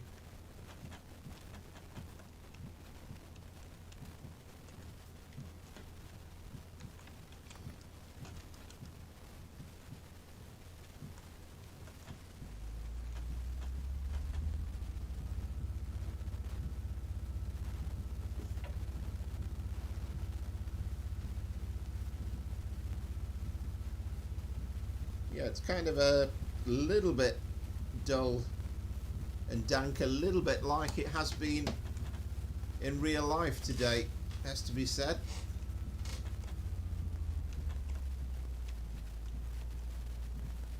Having said that, I mean, I've still got the windscreen wipers going, but I'm not totally convinced it's actually still raining.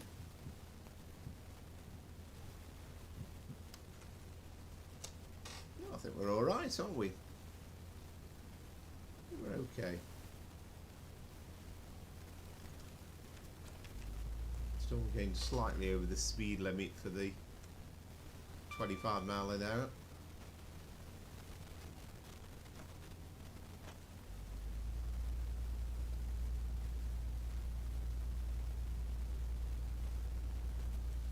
And this is kind of the interesting bit of the line as we rejoin the West Coast Main Line and take us into Manchester Piccadilly.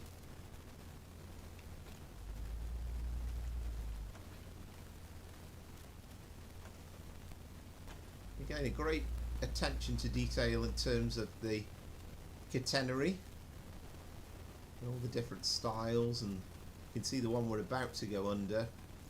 I think I don't know whether it's the real name, but it's kind of known as the ladder style, and you can kind of see why. But I don't know. That they were a more recent addition. I don't know how much traffic we'll see on the bit into Manchester. Oh, I've done it again. Being outside. The trouble is, you're trying to show off. That's the one good thing about Train Sim World, with the where you can hear the sounds.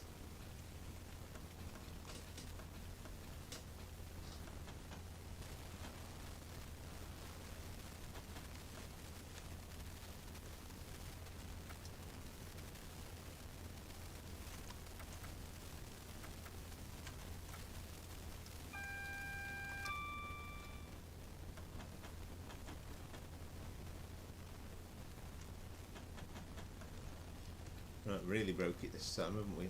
Right, emergency.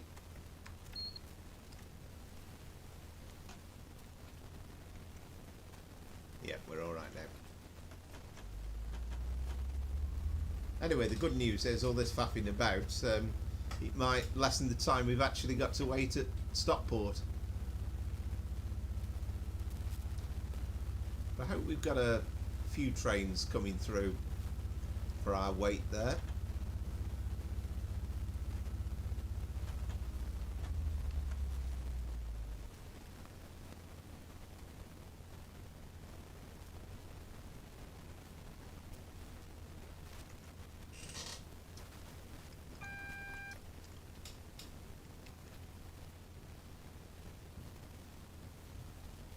Again, love all the detail that's been done around here and represents the area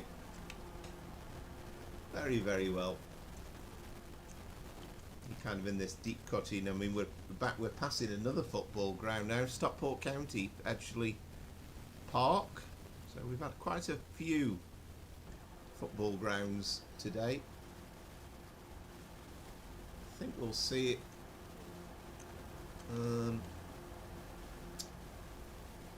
It's on here somewhere.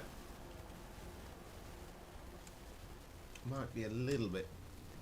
We might have gone past it, have we? Yeah, I think we've gone past it, but it's definitely on the game anyway.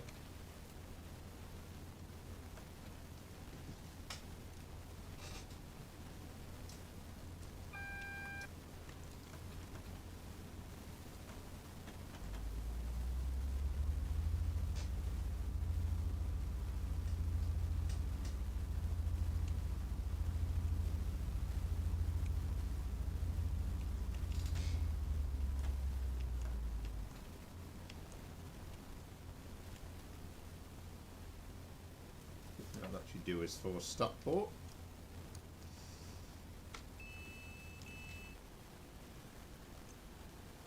Oh, we've got a Transport for Wales service already in, so I presume that's come off a Cardiff or beyond. We should be able to see. Yes, Swansea to Manchester Piccadilly. We are Doncaster to Manchester Piccadilly. So, what time are we due out? 15:05. Oh, crikey.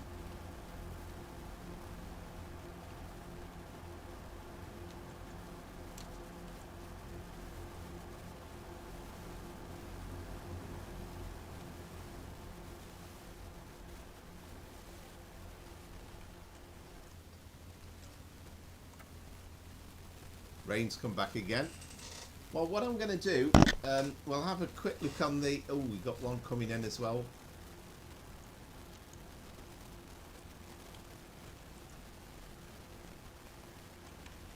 This is Liverpool Lime Street. There'll be another Transpennine.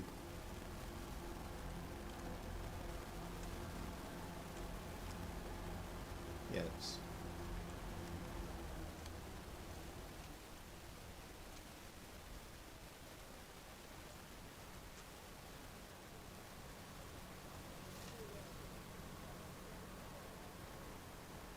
I mean, all this has been, I mean, I've said it a number of times, but Stockport Viaduct and the motorway, all the buildings in and around, down to that, again, a good travel lodge with a view. You've got that that hat museum over there, again, correctly labelled. Holiday Inn, all the buildings, the famous car park around Stockport Station as well. Might not be a thing of beauty, but it's been nicely modelled.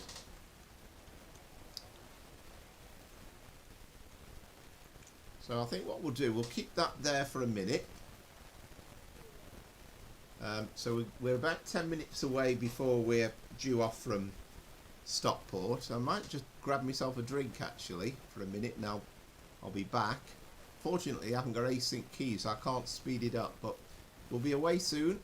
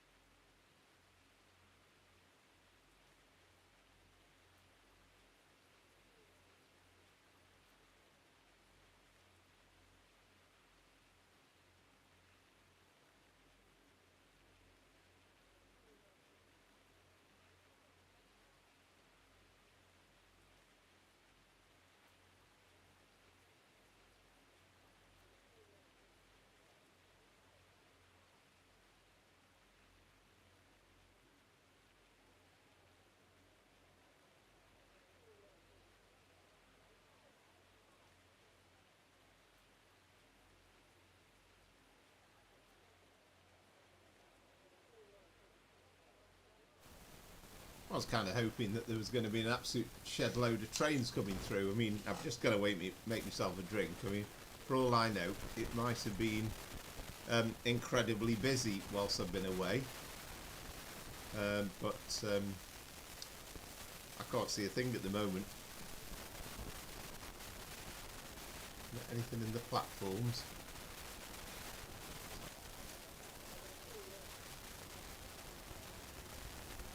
No, I don't know what's happening with that service as well.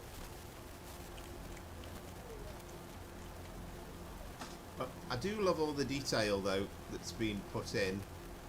I mean, it really does feel like Stockport Station. It's one of those places that I suspect that nobody actually loves, but it's been modelled, loved beautifully. Even down to, we've got the, I mean, you always notice it as you're coming along the platforms of W.H. Smith. Starbucks coffee. W.H. Smith is closed at the moment. And then, you know, even things like the steps. Okay, that doesn't go down there, but very, very detailed. You know, and all this paving area as well. It all takes a lot of building. So what time did we say we're due off?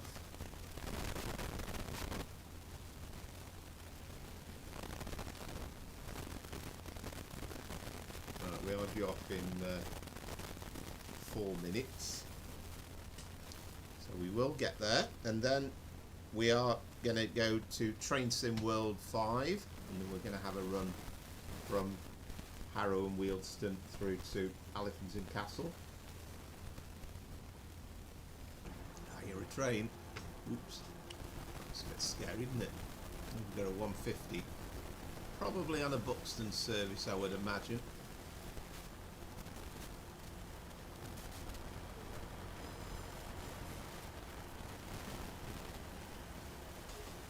Particularly being on this outside platform. Yeah, we should be able to tell actually. Yep, there we go. The 1449 Manchester Piccadilly to Buxton.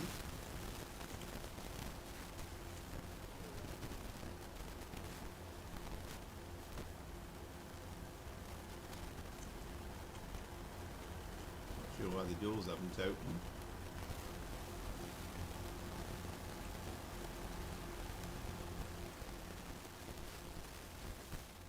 We've got about 3 minutes to go.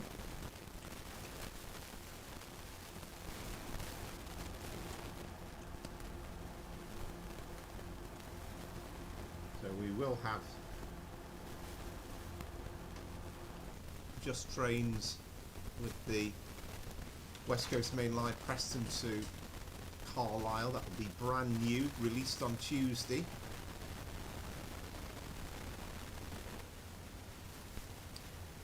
And I'll certainly have a full look at that next week.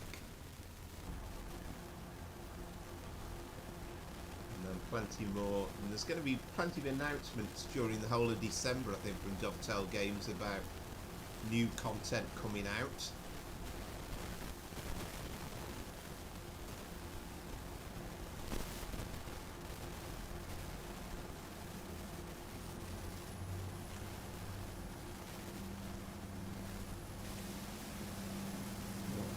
Finally going.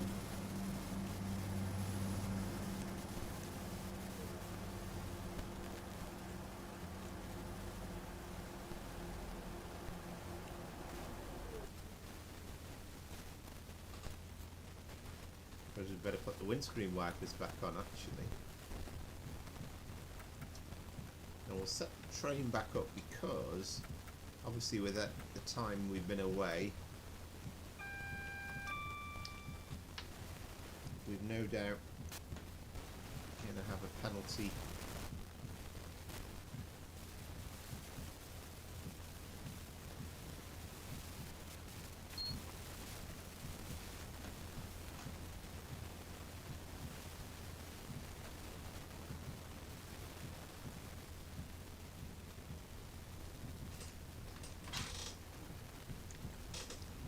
just as I was saying, it had stopped raining as we came towards Stockport. It's started raining again. Of course, it's always raining in Manchester, so people would have you believe.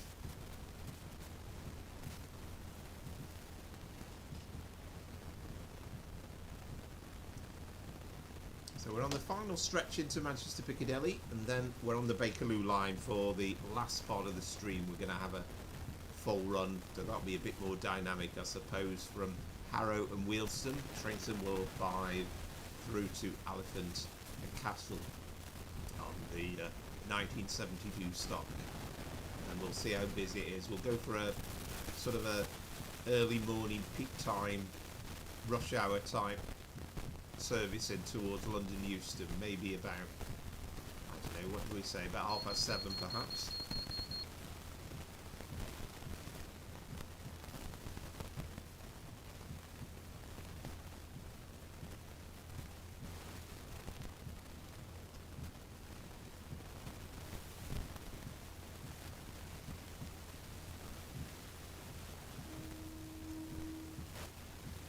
Just waiting for the right of way out of the station. Won't be any time soon.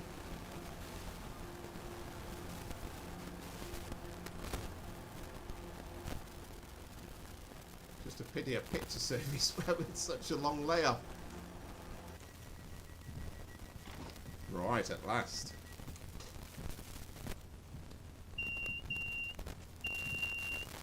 Right, we're back.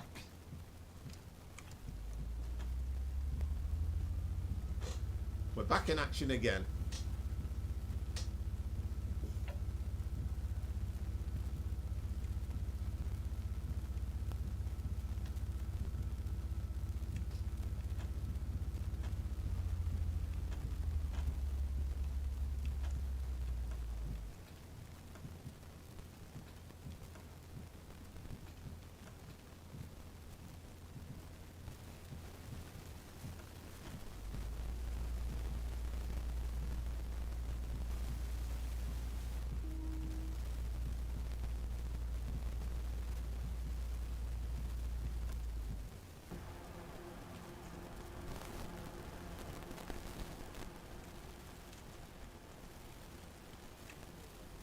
Again, just blown away by the detail that they put in Just Trains on this route. I think it was done by Pennine Pacer, because of course the main part of the Just Trains team have concentrated on Trainton World 5 over the last 2 years. Just a year ago we had Blackpool branches, and then on Tuesday we've got West Coast Main Line Carlisle to Preston 1986.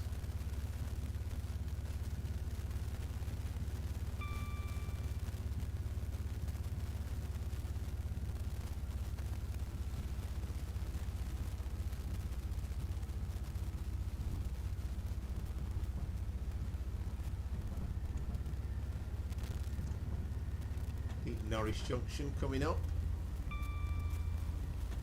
or at least I think we just passed it, haven't we? Not too many trains that go up there.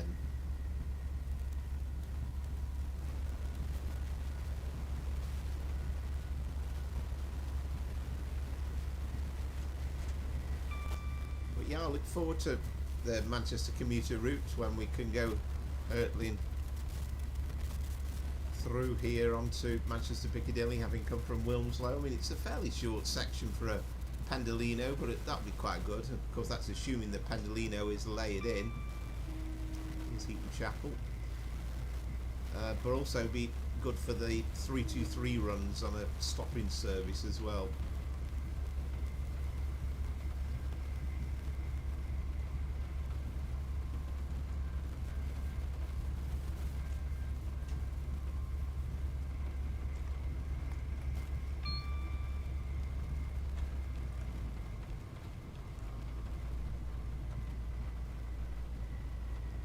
I'm not going to zip outside for the outside view, because particularly when we go past Longside Depot. I mean, it's been modelled in great detail, but it has been known to crash the game on that section. And again, great attention to detail on the catenary yet again.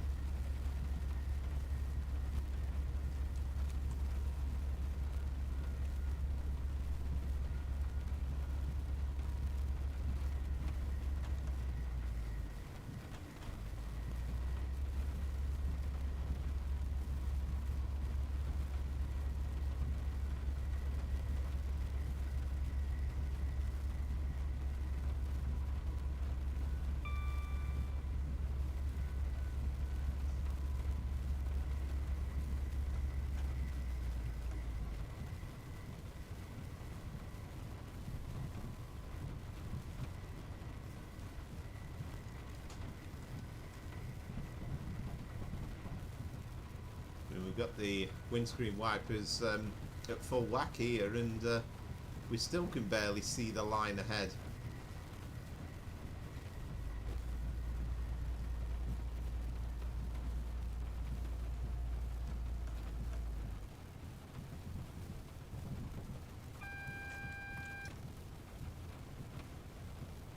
Again, love the little rocking about there, and you know, that's pretty accurate to the suspension.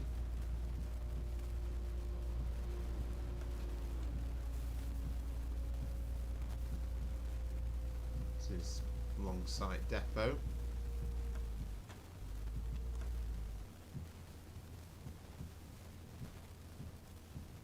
Yeah, we must be just a bit careful about these signals.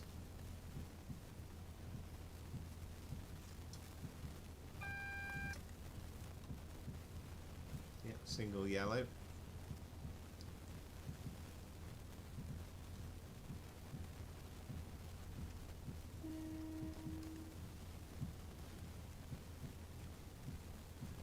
So we've potentially got a red before we come into the platforms.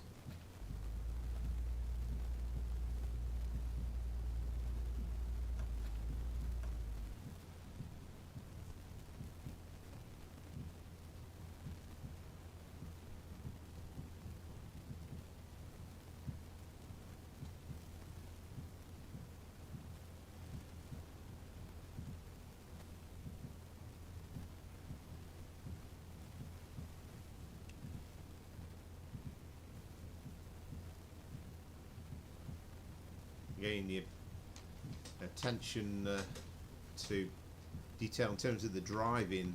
You know, it needs, you know, this route like the back of your hands, and even if the windscreen was a little bit in this sort of situation not as clear as a bell, you know, you could almost smell these signals. You know exactly where you were looking out for.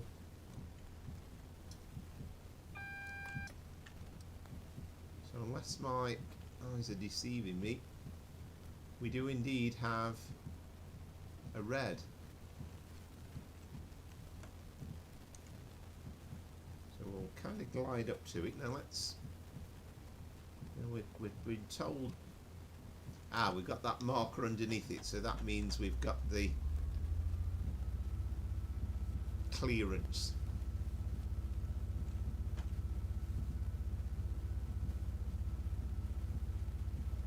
We've got another Transpennine coming in as well.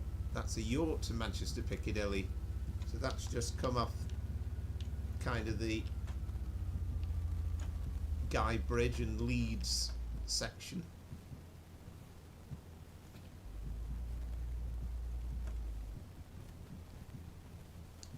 Running slightly late, as I understand it.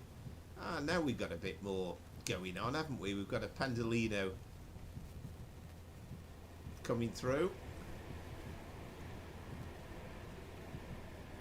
This is what you kind of expect coming into Manchester Piccadilly.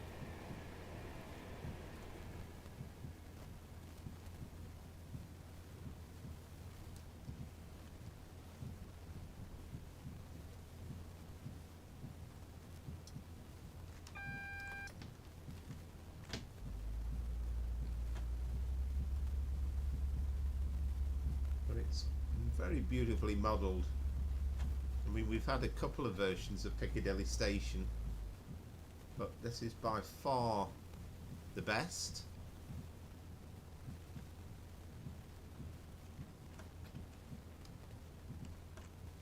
And we don't know yet, but on the Train Sim World version with Manchester Commuter, we're hoping that the concourse is put behind. You kind of expect it'll be the same model that was used on the Glossop and Hadfield route.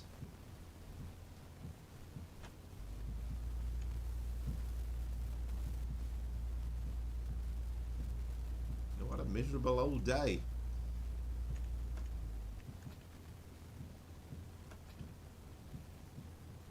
So we've got a Voyager waiting down a cross-country service. You can see that Cardiff, sorry, Swansea, wasn't it? Swansea, Manchester Piccadilly Transport for Wales train. And we'll just drift into platform 7.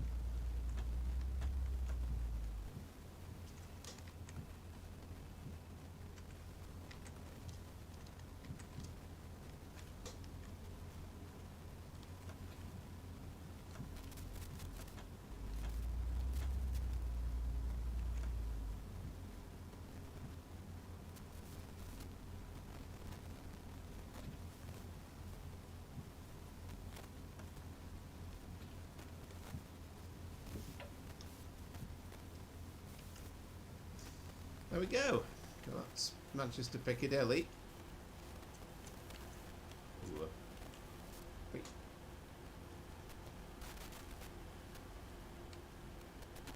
Again, you can see the great amount of details going on with the concourse around. And okay, it's not quite like Train Sim World where it's interactive and it works, but you can see the attention to detail. You've got the ticket office there, and okay, the difference is in reality this will be teeming with people.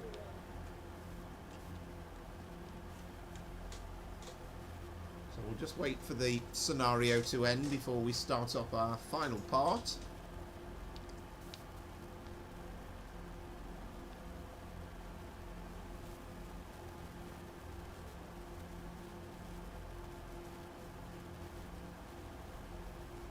We won't worry about the alarms at this stage. Right, nice work, driver. A colleague will take over for the return to Doncaster during this Sunday working. Scenario complete, made by CrankyBot.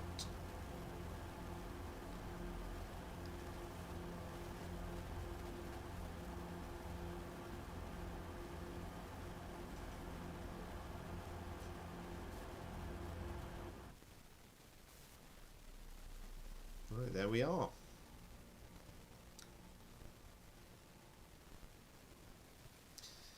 So that's that, and let's swiftly move on to Train Sim World 5 for our final part and the Bakerloo Line.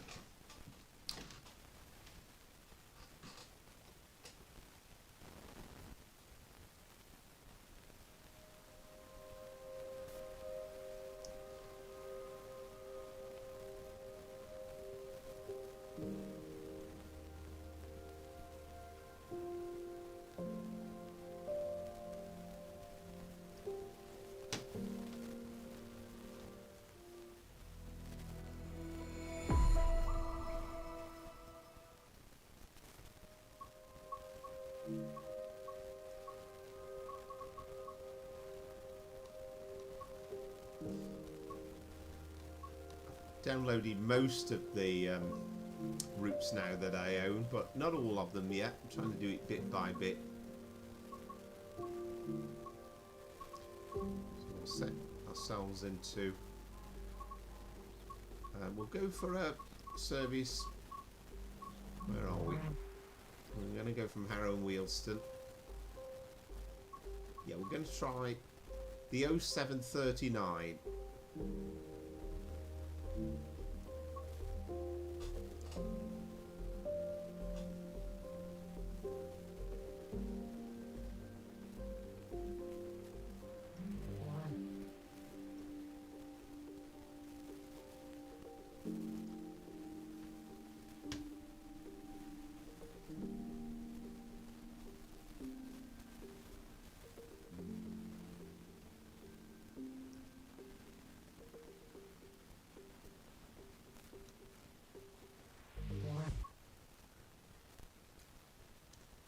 hoping we're going to get, yeah, an orangish kind of sky. I mean, that's quite spectacular as well. So we're in the turn back sidings at the moment.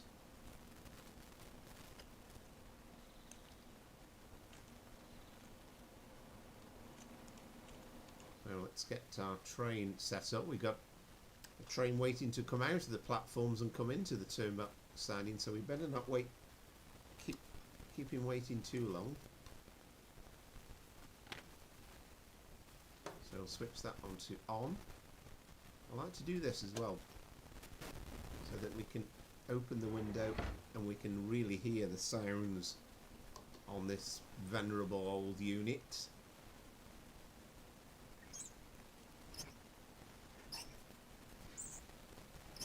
Where are we? Elephant and Castle. So put that into forward. Remember to do that.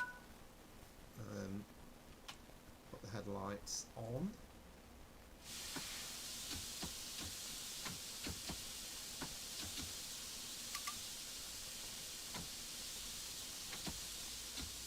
There we go. Yeah, Q at that point. And we must also not forget as well to put our lights on for the passengers. That's it. Right, I think we're good to go.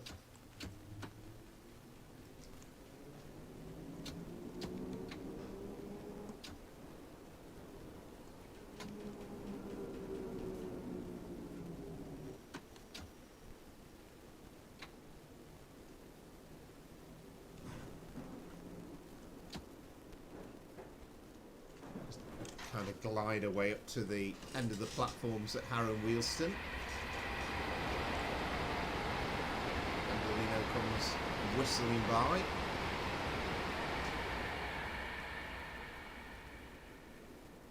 But now that we've got the full mod for the timetable, then that'll make a difference on this run, because we're going to see a load of other trains as well.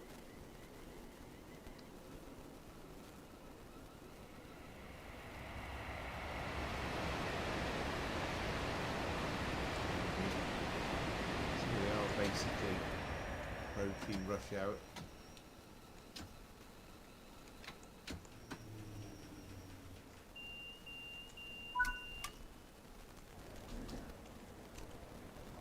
And we got a 350 waiting the platform as well on a southbound service. So it is going to be busy.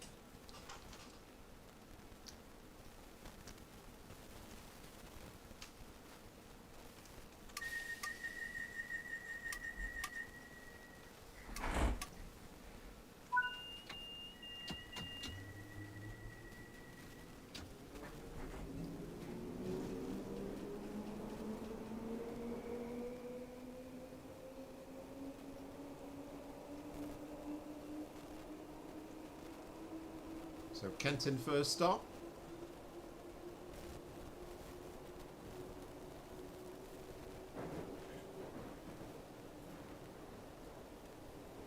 Really does look beautiful this time of the morning.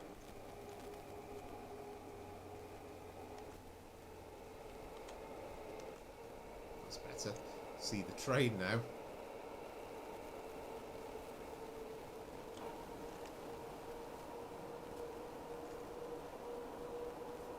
And I think I said earlier on, we were talking about the Bakerloo Line trains, and you know, they're so old now, you almost feel as though there's a bit of a reluctance for them to move along, but they're still fabulous old trains. And as far as I know, I mean, I know they're talking about replacing the trains on the Piccadilly line. I'm not sure about these.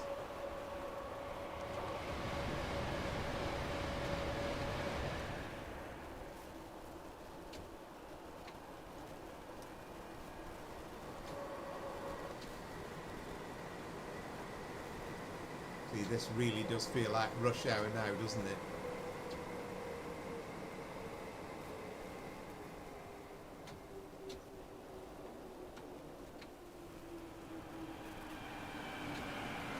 There's just something coming through all the time.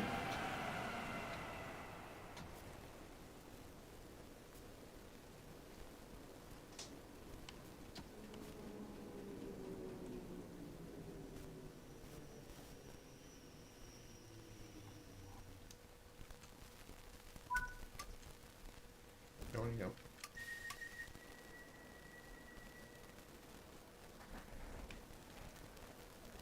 Let's try reopening them again.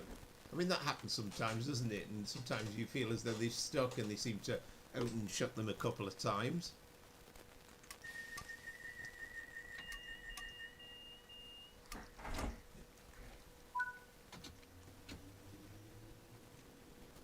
So again, if you're not watching this live and you're watching this retrospectively, then again, thanks for watching and thanks for the support. And if you're enjoying the channel and you've enjoyed some of the videos that I've done today, then you know, if you are able to like and subscribe, then I'd be tremendously grateful, because it helps to support the channel.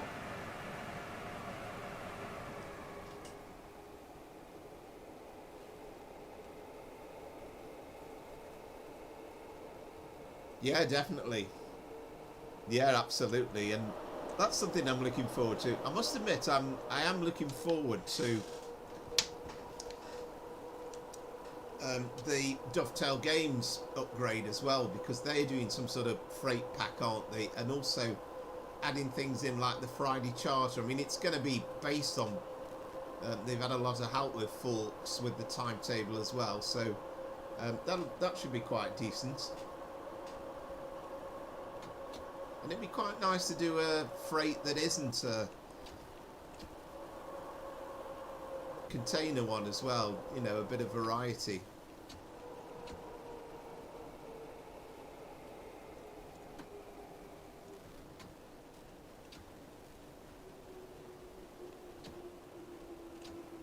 But I have to say, this timetable mod is absolutely amazing, really.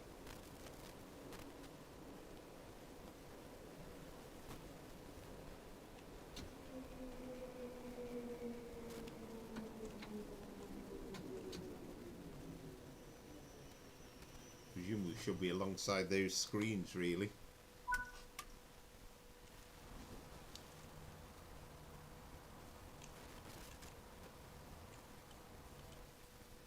Yeah, I'd love to see more tube stuff done for Train Sim World 5. I'm not the only person to have said it, and I've probably said it before on the streams, but you know, I'd love Just Train's next route to be the Metropolitan line on Train Sim World 5, because it's great fun to drive on Train Sim Classic.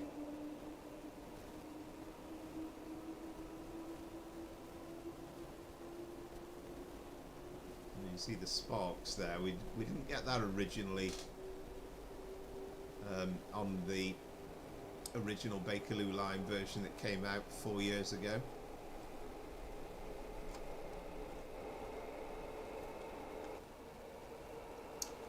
Doing that, don't I? Let's find a tree.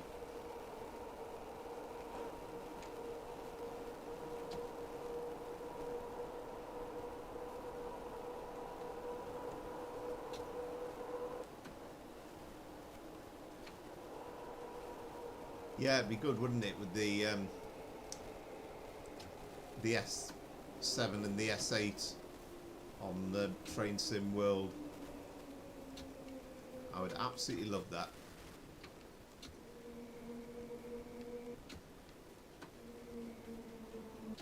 And you know, you kind of feel as though they've already done the research. They've had to make the custom buildings for Train Sim Classic, and that would be one heck of a route. And the fact that, I mean, the Train Sim Classic version, the fact that you've got all the different branches with what have you got? You've got Watford, you've got Amersham, you've got Cheshunt. Do you know, I always get mixed up whether it's, it's Chesham or Cheshunt.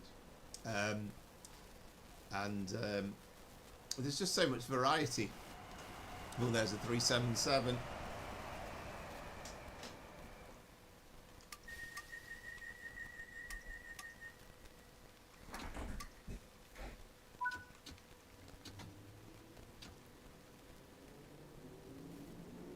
I mean, I'd love somebody to do the Piccadilly line as well.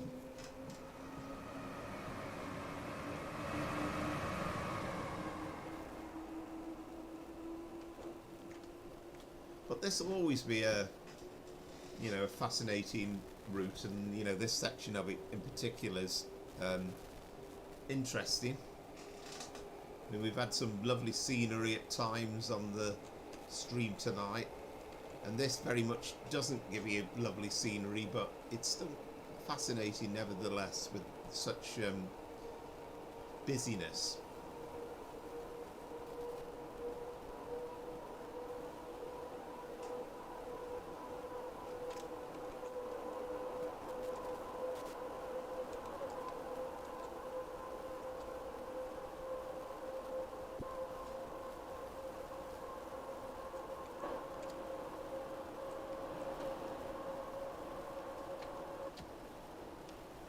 We've got another DC line service, and we've got the whole timetable, both the 4-car and the 5-car variations, every 15 minutes in each direction.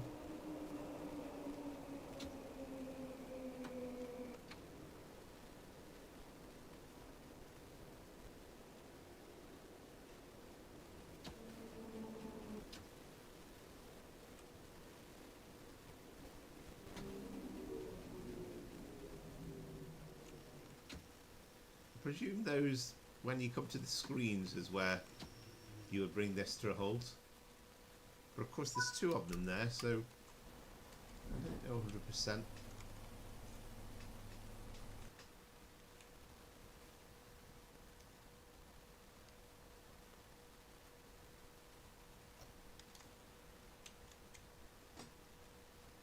Lovely colouring, this autumnal look.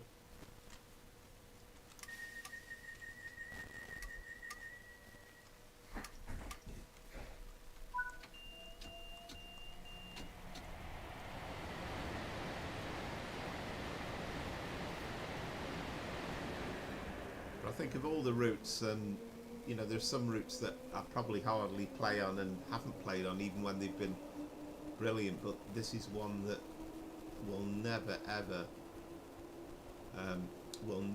be boring. I mean, even when it first came out, and you know, there's a lot of criticism over what they included and what they didn't include, and the timetable, they came in for a lot of flack and various things, but it's been a fabulous route since day one, really. So we got kind of 40, and then we go up to 45 again, and we cross under the West Coast Main Line. We head towards Stonebridge Park, depot, one of the depots on the left. But it will be on the left pretty soon. Of course, we've got the AWS ramps, but you won't hear them on this. You don't hear them on tube stop.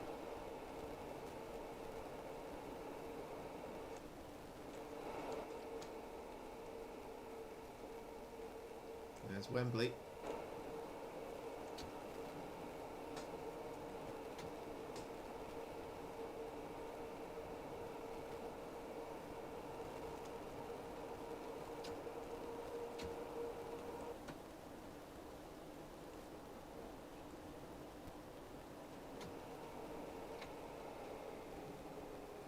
You'd expect in real life this to be a fairly busy service. 7 minutes to 8 on a weekday morning.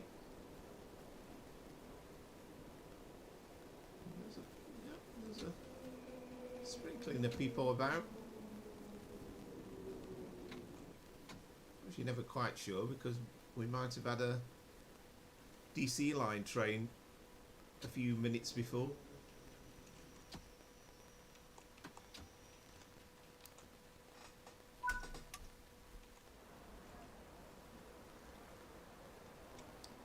That's Wembley, and then I don't know what that building's called, but then you've got the North Circular. Of course, we got some new advertising that went in with this mod as well. Advertising the NFL there. Now, very much like the look of here, it looks like busy. It looks like you kind of expect the North Circular would look.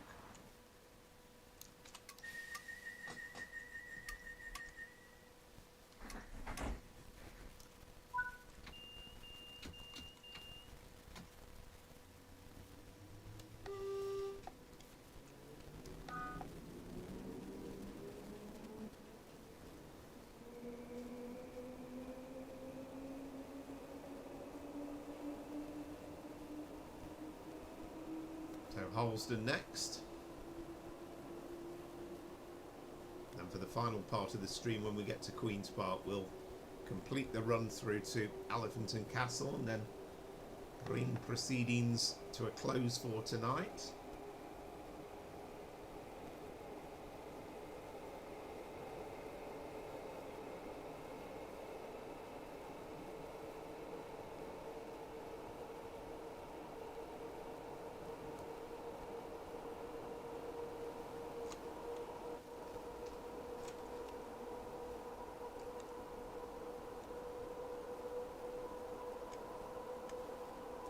You get the feeling of distant scenery, don't you, without it being too labour intensive with the frame rates.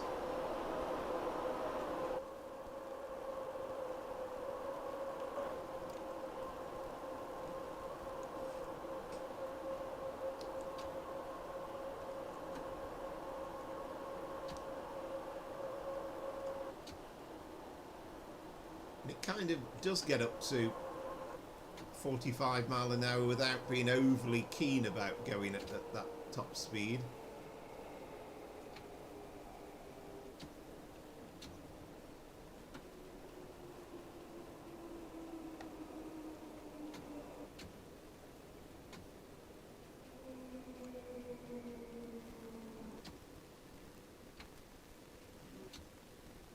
And we are running a little bit behind schedule, but I always find it virtually impossible to keep to time on driving this. I think you'd have to be super experienced to know exactly when to start braking. Ticket checks are in operation at this station. Please have your ticket ready for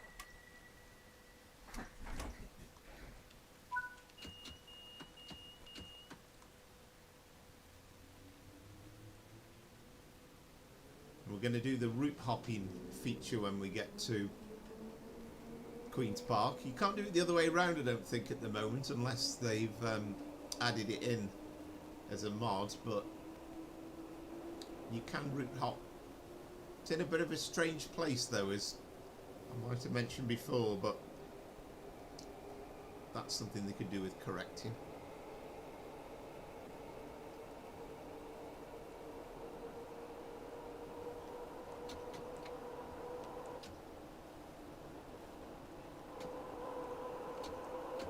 Loving the graffiti as well.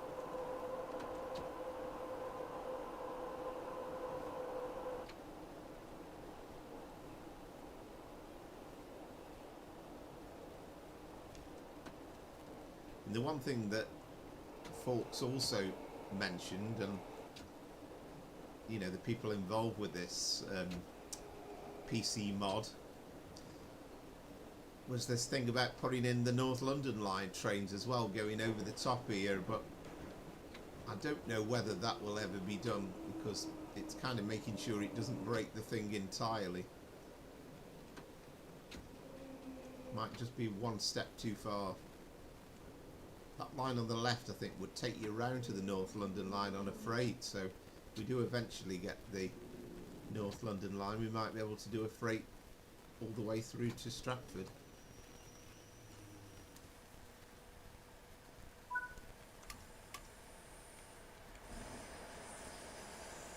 Still got those funny 710 mods in, so we've got, that was a Greater Anglia one, I think, and the Elizabeth line ones. I must remember to unsubscribe at some point, because it's nice to have them, but look completely inaccurate driving along here.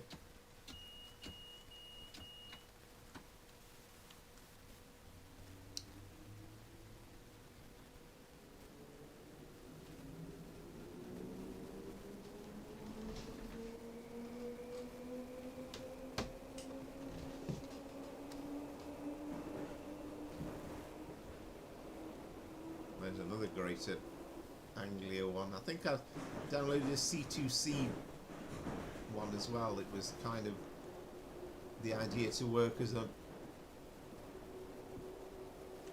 for the Goblin line.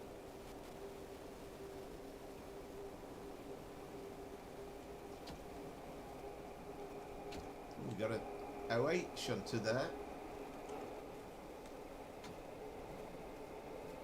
I mean, some of those shunter moves on the you see that some of the shunter moves on the West Coast Main Line look interesting as well. Although you could spend quite a long time doing them. But yeah, I think that Bakerloo Line train was basically being held because of the platform being occupied for the DC line train.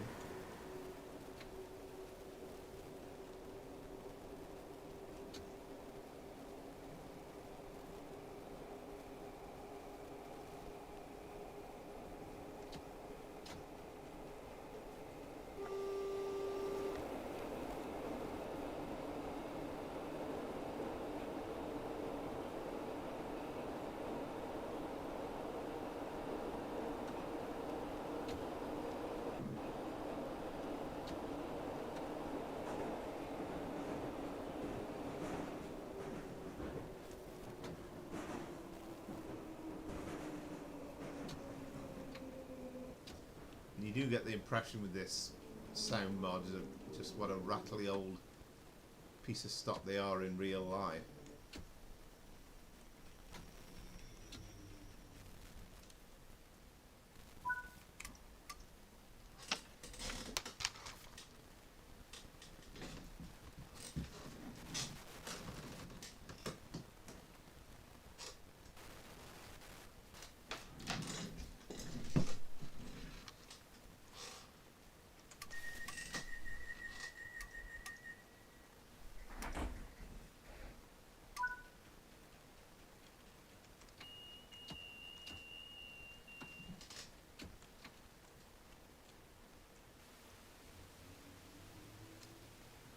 There's a 350 coming along.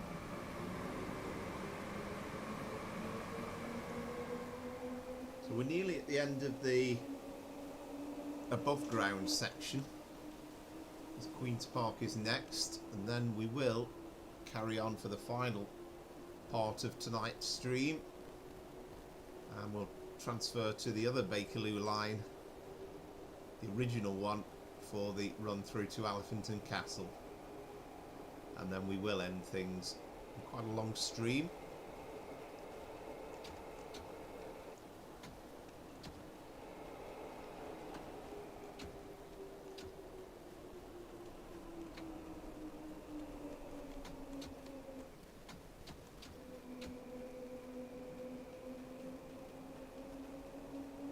That is basically approach control, but of course when you see a red, you should be approaching it with the thought that you might have to stop, like when I had the red a bit earlier on the East Coast Main Line, and I was saved by the fact that it did clear.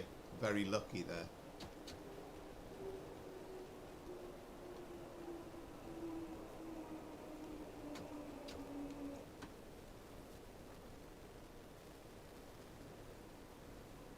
And we're going to do this strange thing of feeling as though we're basically going through the sheds.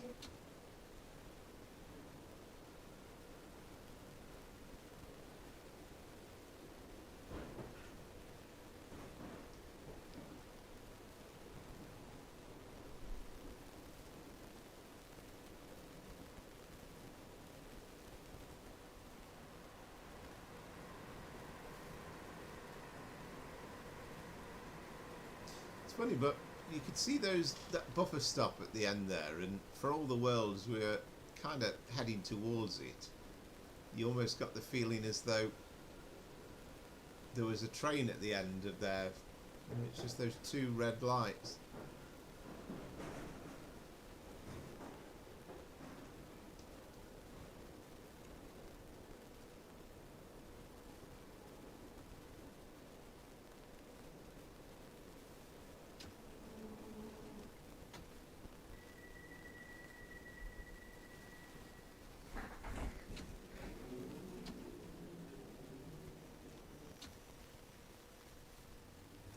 Again, great representation of all the graffiti.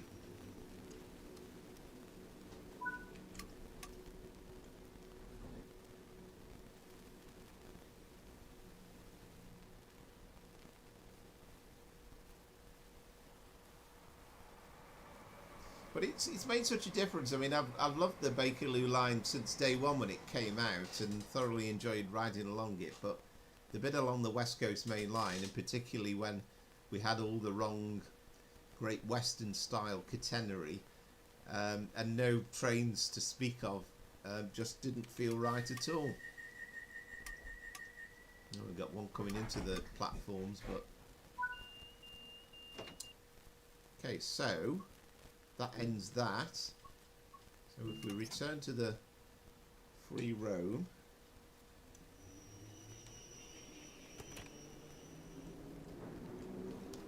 oh, well, that didn't go well, did it? Oh dear. Right, okay. Right, well, the idea was there, we're going to come out of the train and then actually use the route hopping mode to take us into Elephant and Castle, but unfortunately it didn't allow us to do that, did it? I should really have done that whilst we were in the platforms, maybe. Anyway, not to worry. I think it was, what time was it? It was 8:05, wasn't it? So we'll basically reload up Bakerloo and do a train from 8:05.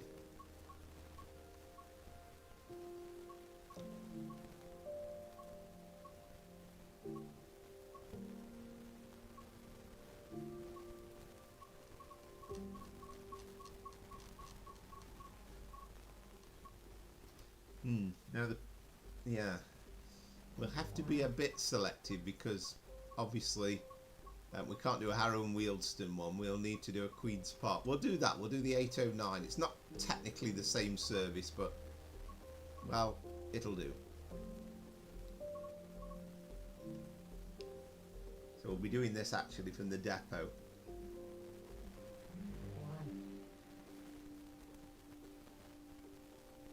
I wasn't quite expecting it to move off so quickly. Ah, right, well that's crashed on me, so we'll... Okay, well that's fine. So let's reload up the game from scratch.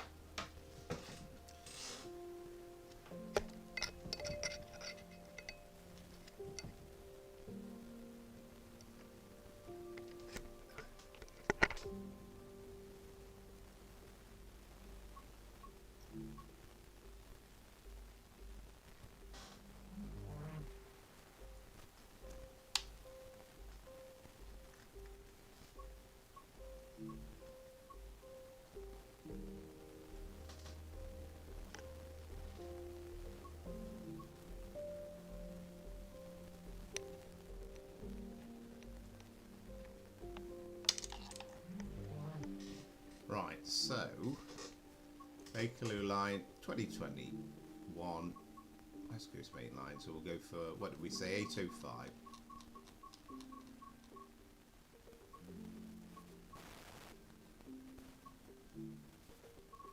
I'll do is that's near enough.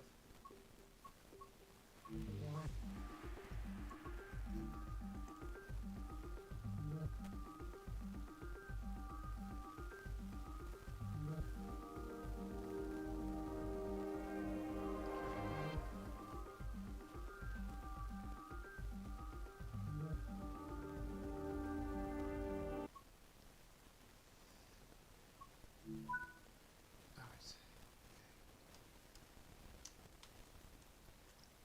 We'll do this procedure again. So control P is on. Sit in the seat. I only do that so we can hear the train a bit better, because if you just open the windows, as of right, it won't actually make a noise at all.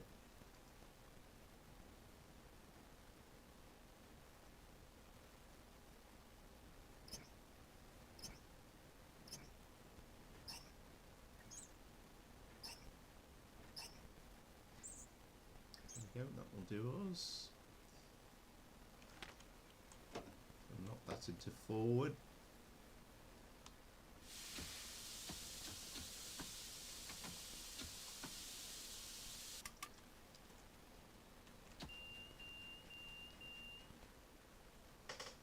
So we are about a minute away from departure.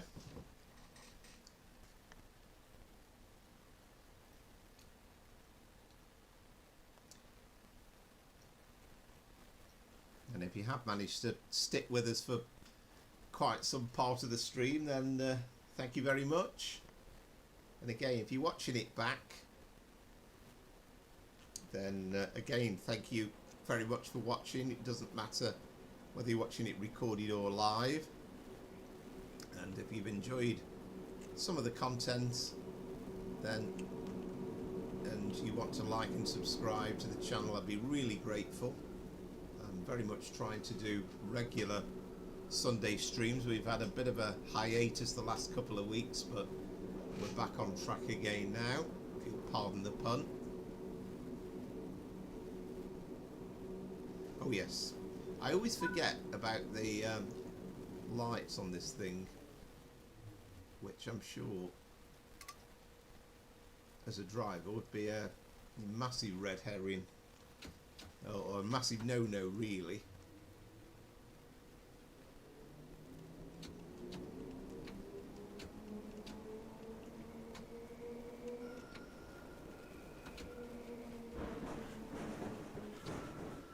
As would be coming out of the depot at 15 mile an hour as well.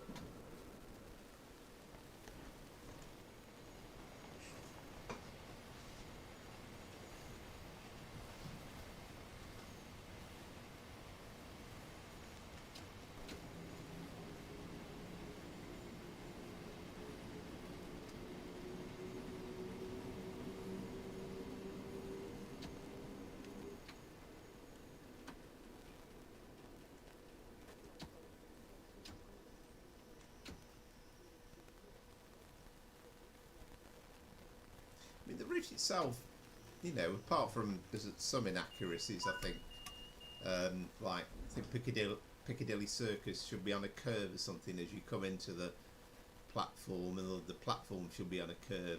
And there's one or two things that aren't quite right.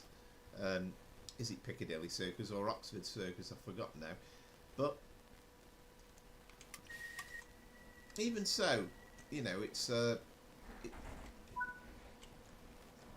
still a great run.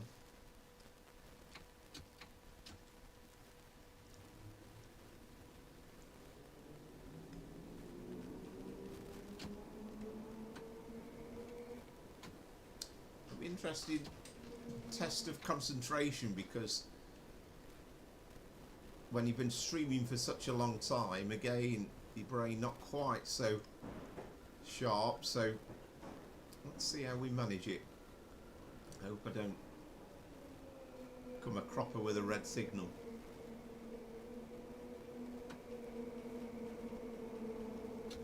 Right, now we've got 35.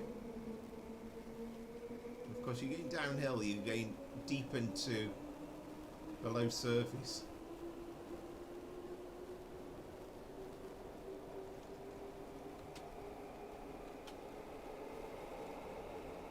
Yeah, that's something I like to do on this section, because again, you wouldn't do it in real life.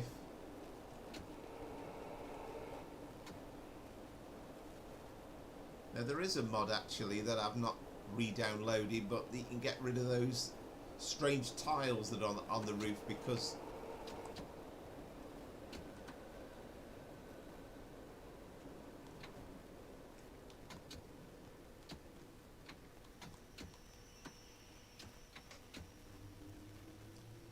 Now, what was I talking about? Not being completely concentrating.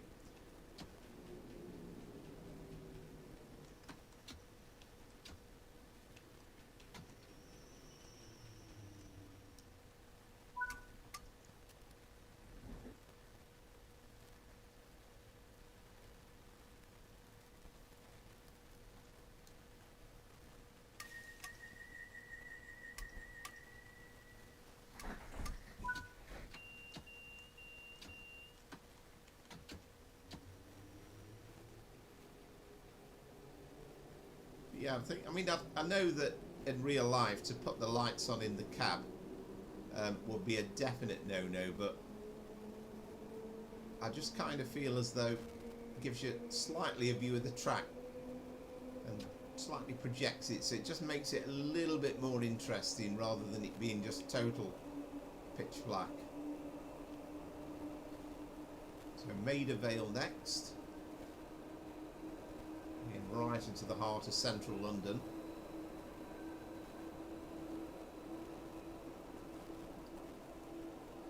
And I'm not sure, I mean at some point I think the idea is that the route hopping will work on this older route as well. I mean maybe they've modded it in so that it works already, but I'm not totally sure.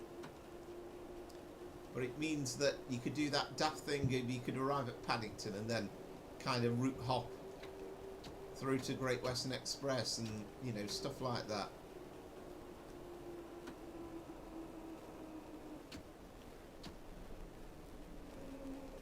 Again, you'd expect it to be busy this time of the day, and it certainly is.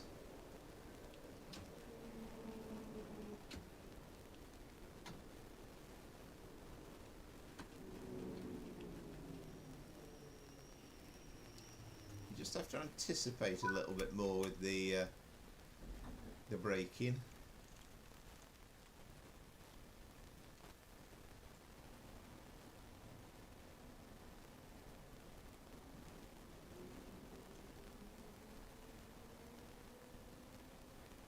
Quite a few haven't boarded mine. Perhaps they've seen mine driving.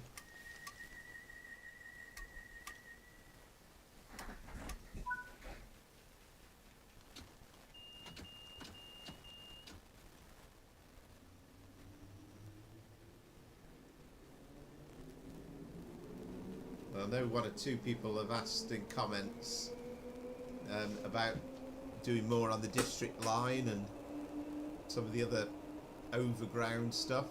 We'll perhaps give that a go at some point.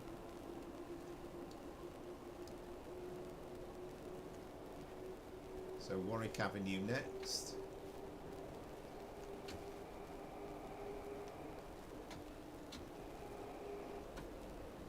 Again, we are on a downhill gradient, we have to be mindful of that.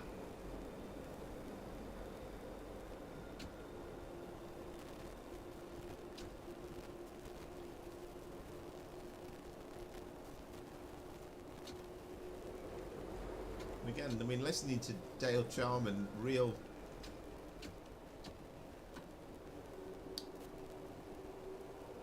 information about what to do and how to drive, and you know, he talks about, you know, kind of very defensive driving, I think, and you know, very careful, and very often the line speed is such, and he'll say it's just not necessary to actually do the full line speed. Probably coming to the stations a bit faster though.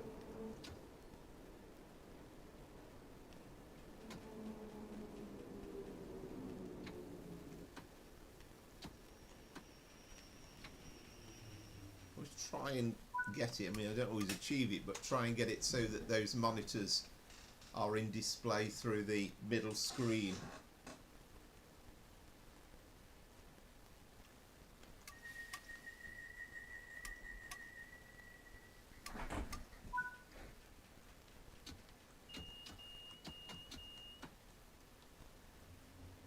Perhaps we might spot when we come into Paddington, see whether there is one of those route hopping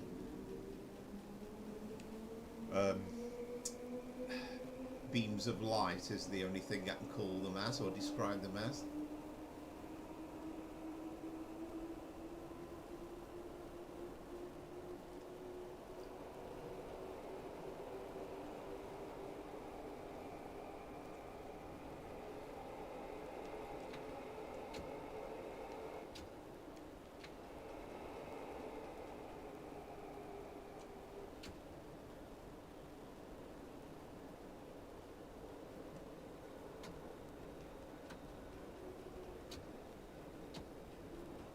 I mean, I do love the challenge on the Met Line of that section between Finchley Road and Baker Street, and the approach controls, and the fact that you have to very carefully do it and be below a certain speed, and kind of got the hang of it. Took a bit of learning, but you just can't do it gung-ho, that's for sure.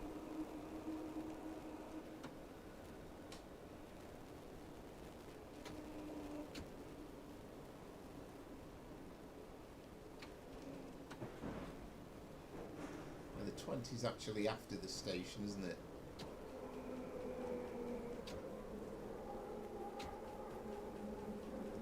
Most people seem to be behaving themselves, and they are behind the yellow line.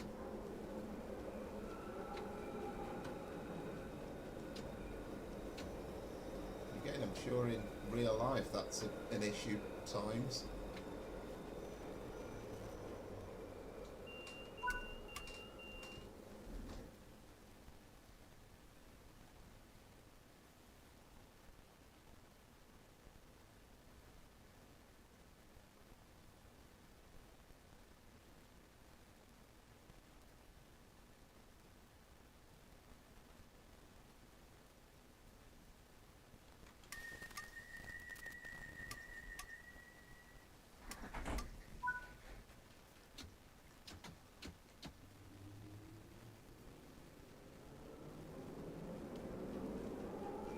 We are at 20.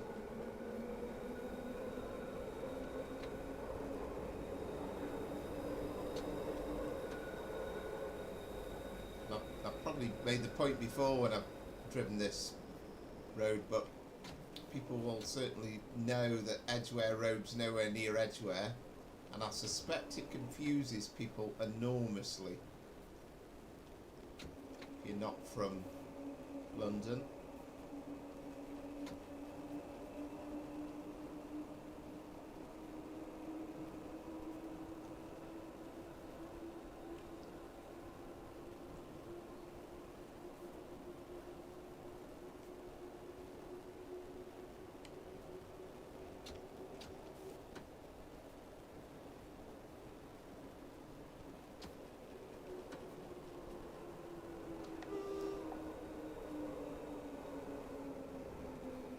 Another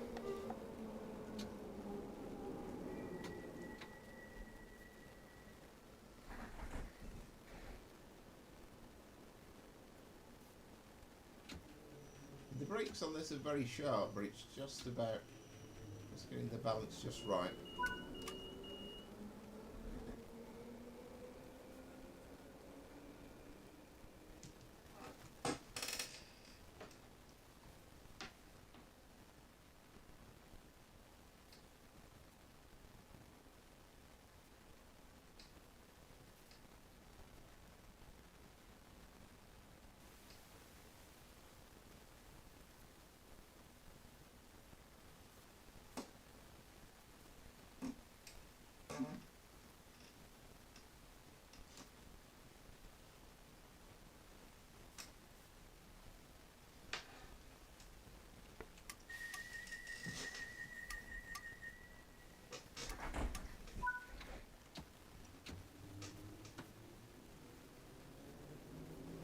So Marylebone next, not Marylebone as I've said for many years.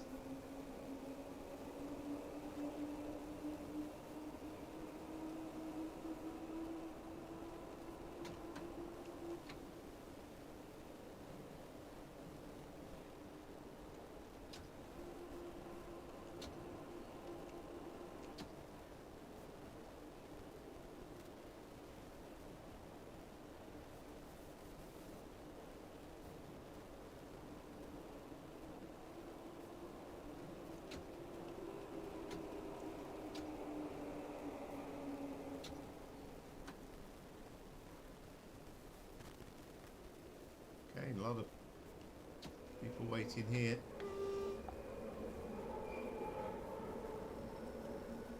I love the sounds.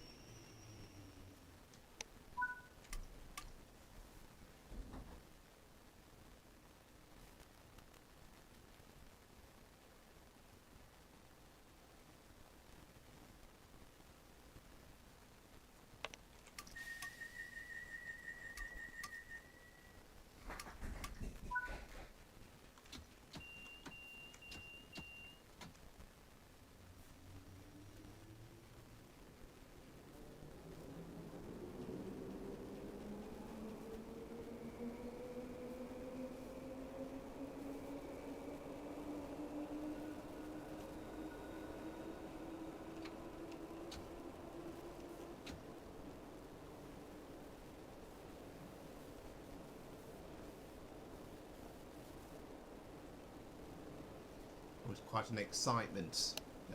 You're on the Bakerloo Line and you're heading towards Baker Street.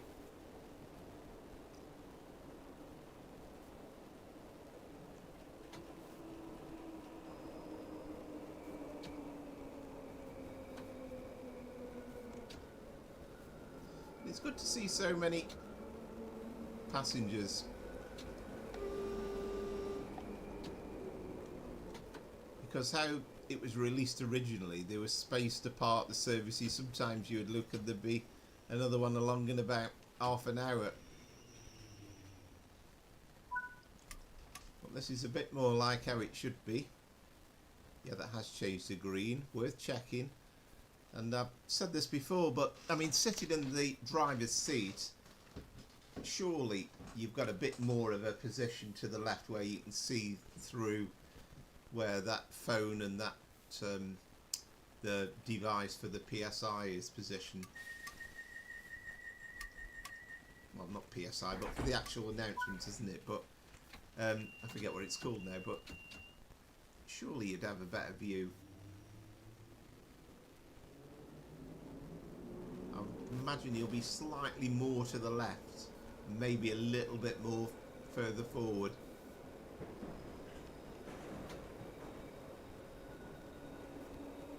So we've got Regent's Park next. I'm quite liking how you can see the track quite clearly though.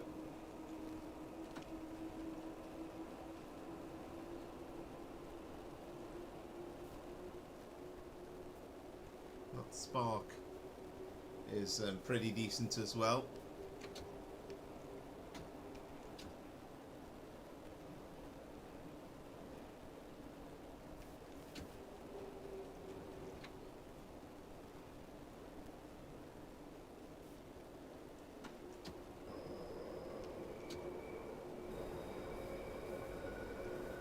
Lurches around as well. Again, it's very much what you would expect, and they certainly are noisy old things, these.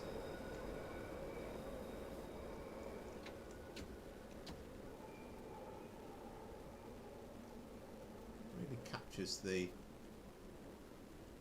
you know, the beautiful artwork, but also without being obsessively clean as well.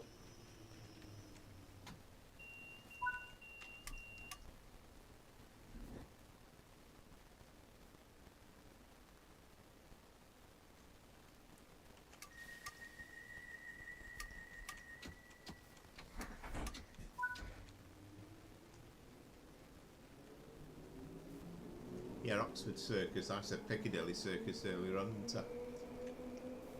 Silly me.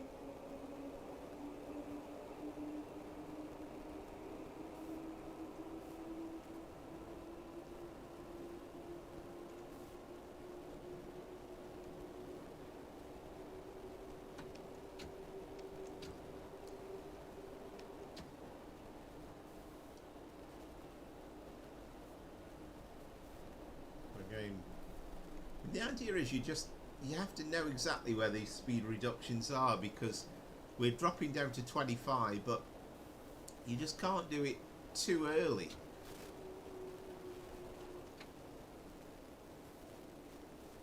And that was just about right, doing it just in front of the signal. Whereas the 20 is clearly just before this signal, so again, you would know.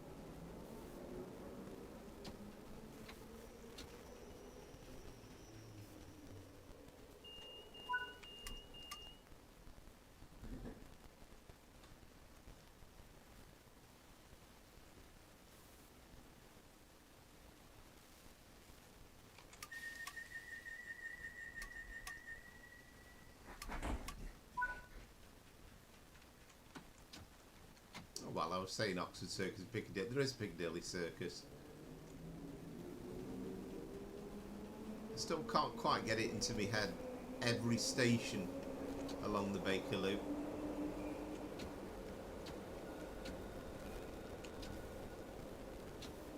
So we've got to be a bit careful here. We're going downhill.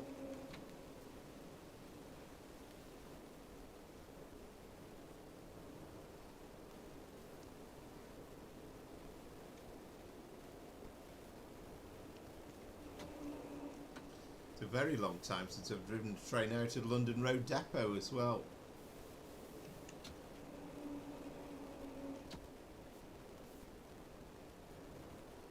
I didn't even know that existed before this route came along. It's one of those things, if they'd not included it, I don't know that a lot of people would have massively been bothered about it. You know, having the depots, well, the depot at Stonebridge Park and that stuff going on at Queen's Park as well, but it's super great that they did include it though.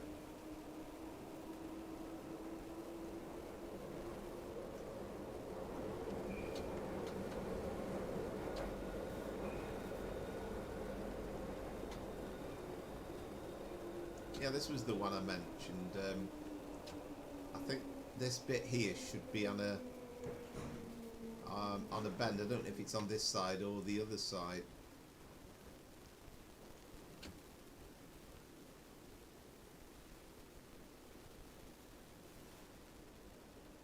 There's plenty of passengers waiting, but I'm not totally convinced that they will all board the train.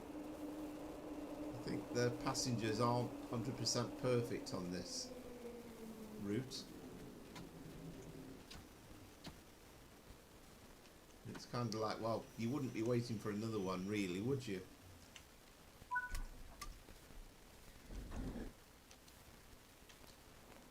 And we'll see, you know, if we swing the camera around. Yeah, you've still got people waiting.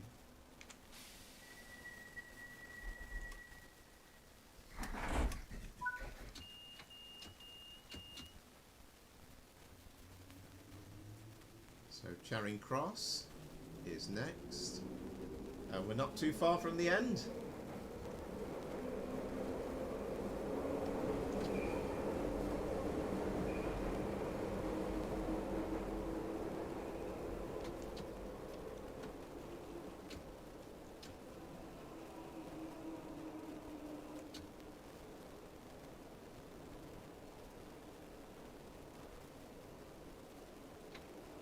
You can argue the only time we're going to cross into South London in this stream tonight is when we go past Waterloo.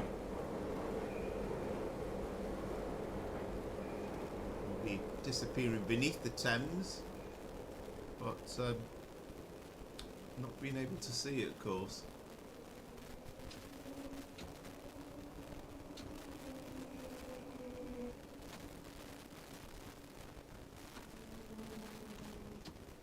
Most people thought when this route first come out that it would be kind of too bright and too shiny and spotless, but they've done a good job on that actually.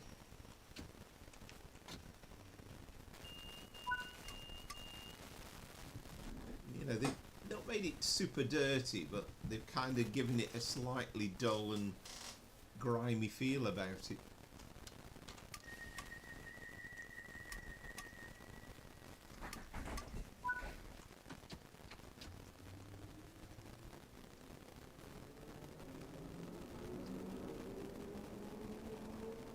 So Embankment and then it's Waterloo, isn't it? So we'll know when we're going underneath the Thames.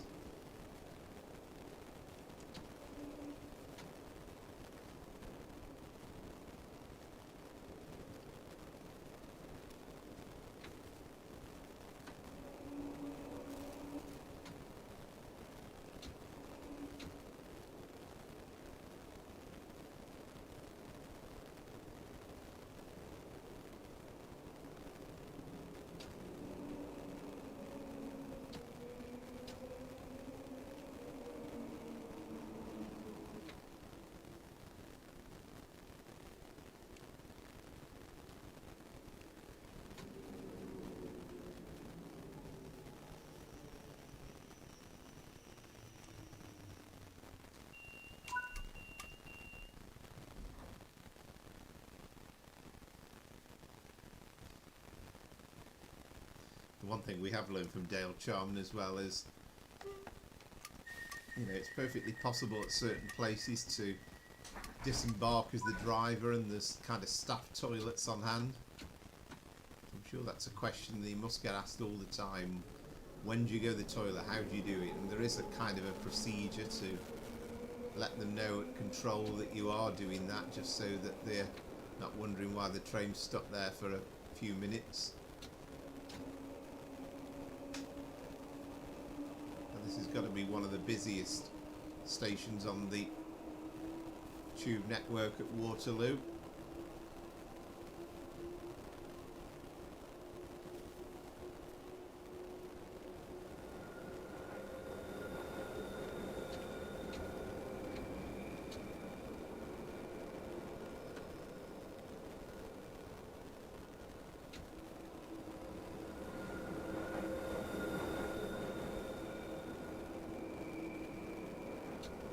They're so different to drive than mainline trains. You know, you think we were driving the Class 91 earlier on the Peterborough to Leeds section, and it's just a completely different animal.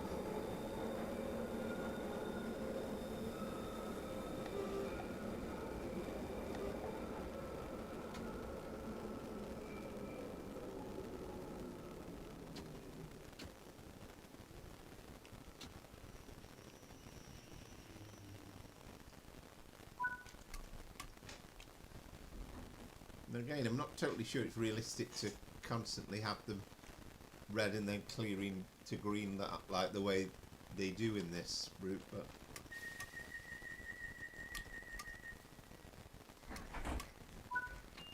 again, it's important as the driver. I mean, we've got a view blocked a little bit so we couldn't see it, that we did check that it was green.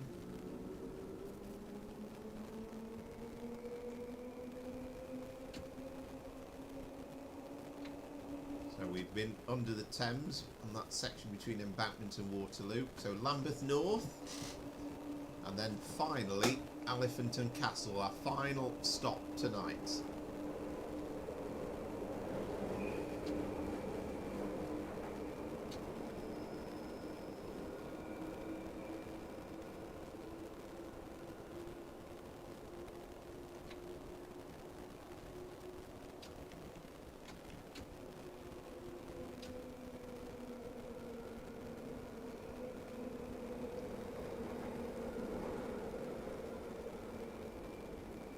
We'll see when we get past that.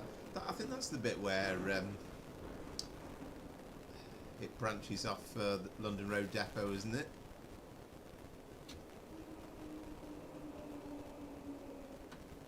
Essentially, you do a you go into service from the depot almost, and you just miss out on a couple of the stations.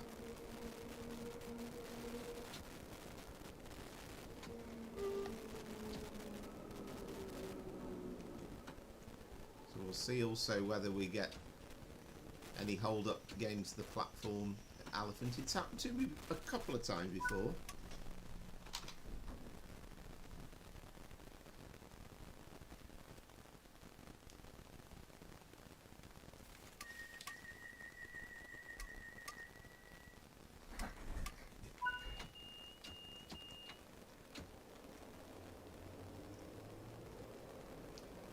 You very much have to be conscious of that. You certainly don't want to go bowling along.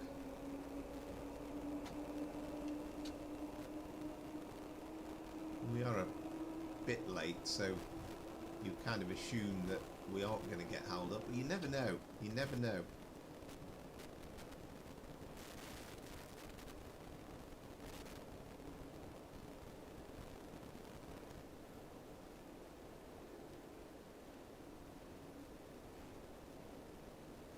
These sequence of signals, so we drop down to 20.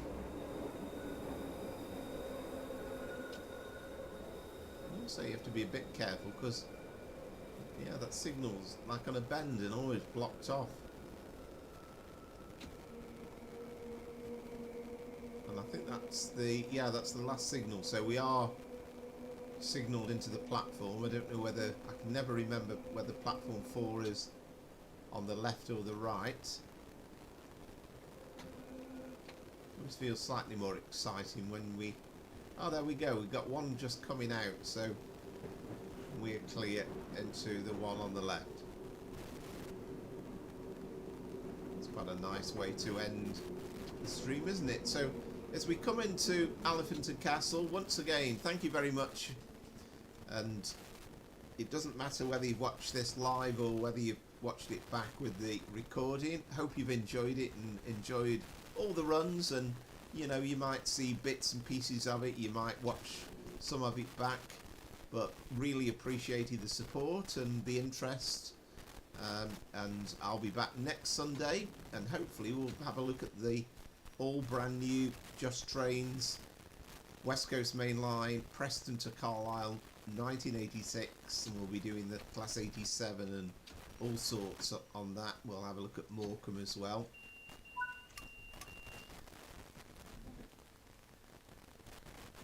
But if you've enjoyed tonight and you haven't done so before, then I'd be really appreciated and grateful if you could like and subscribe, because it very much helps the interest in the channel, and hopefully we can keep that going. And that's it. That's been myself, Powerflower Trains and Planes, and until next Sunday, from me, it's goodbye.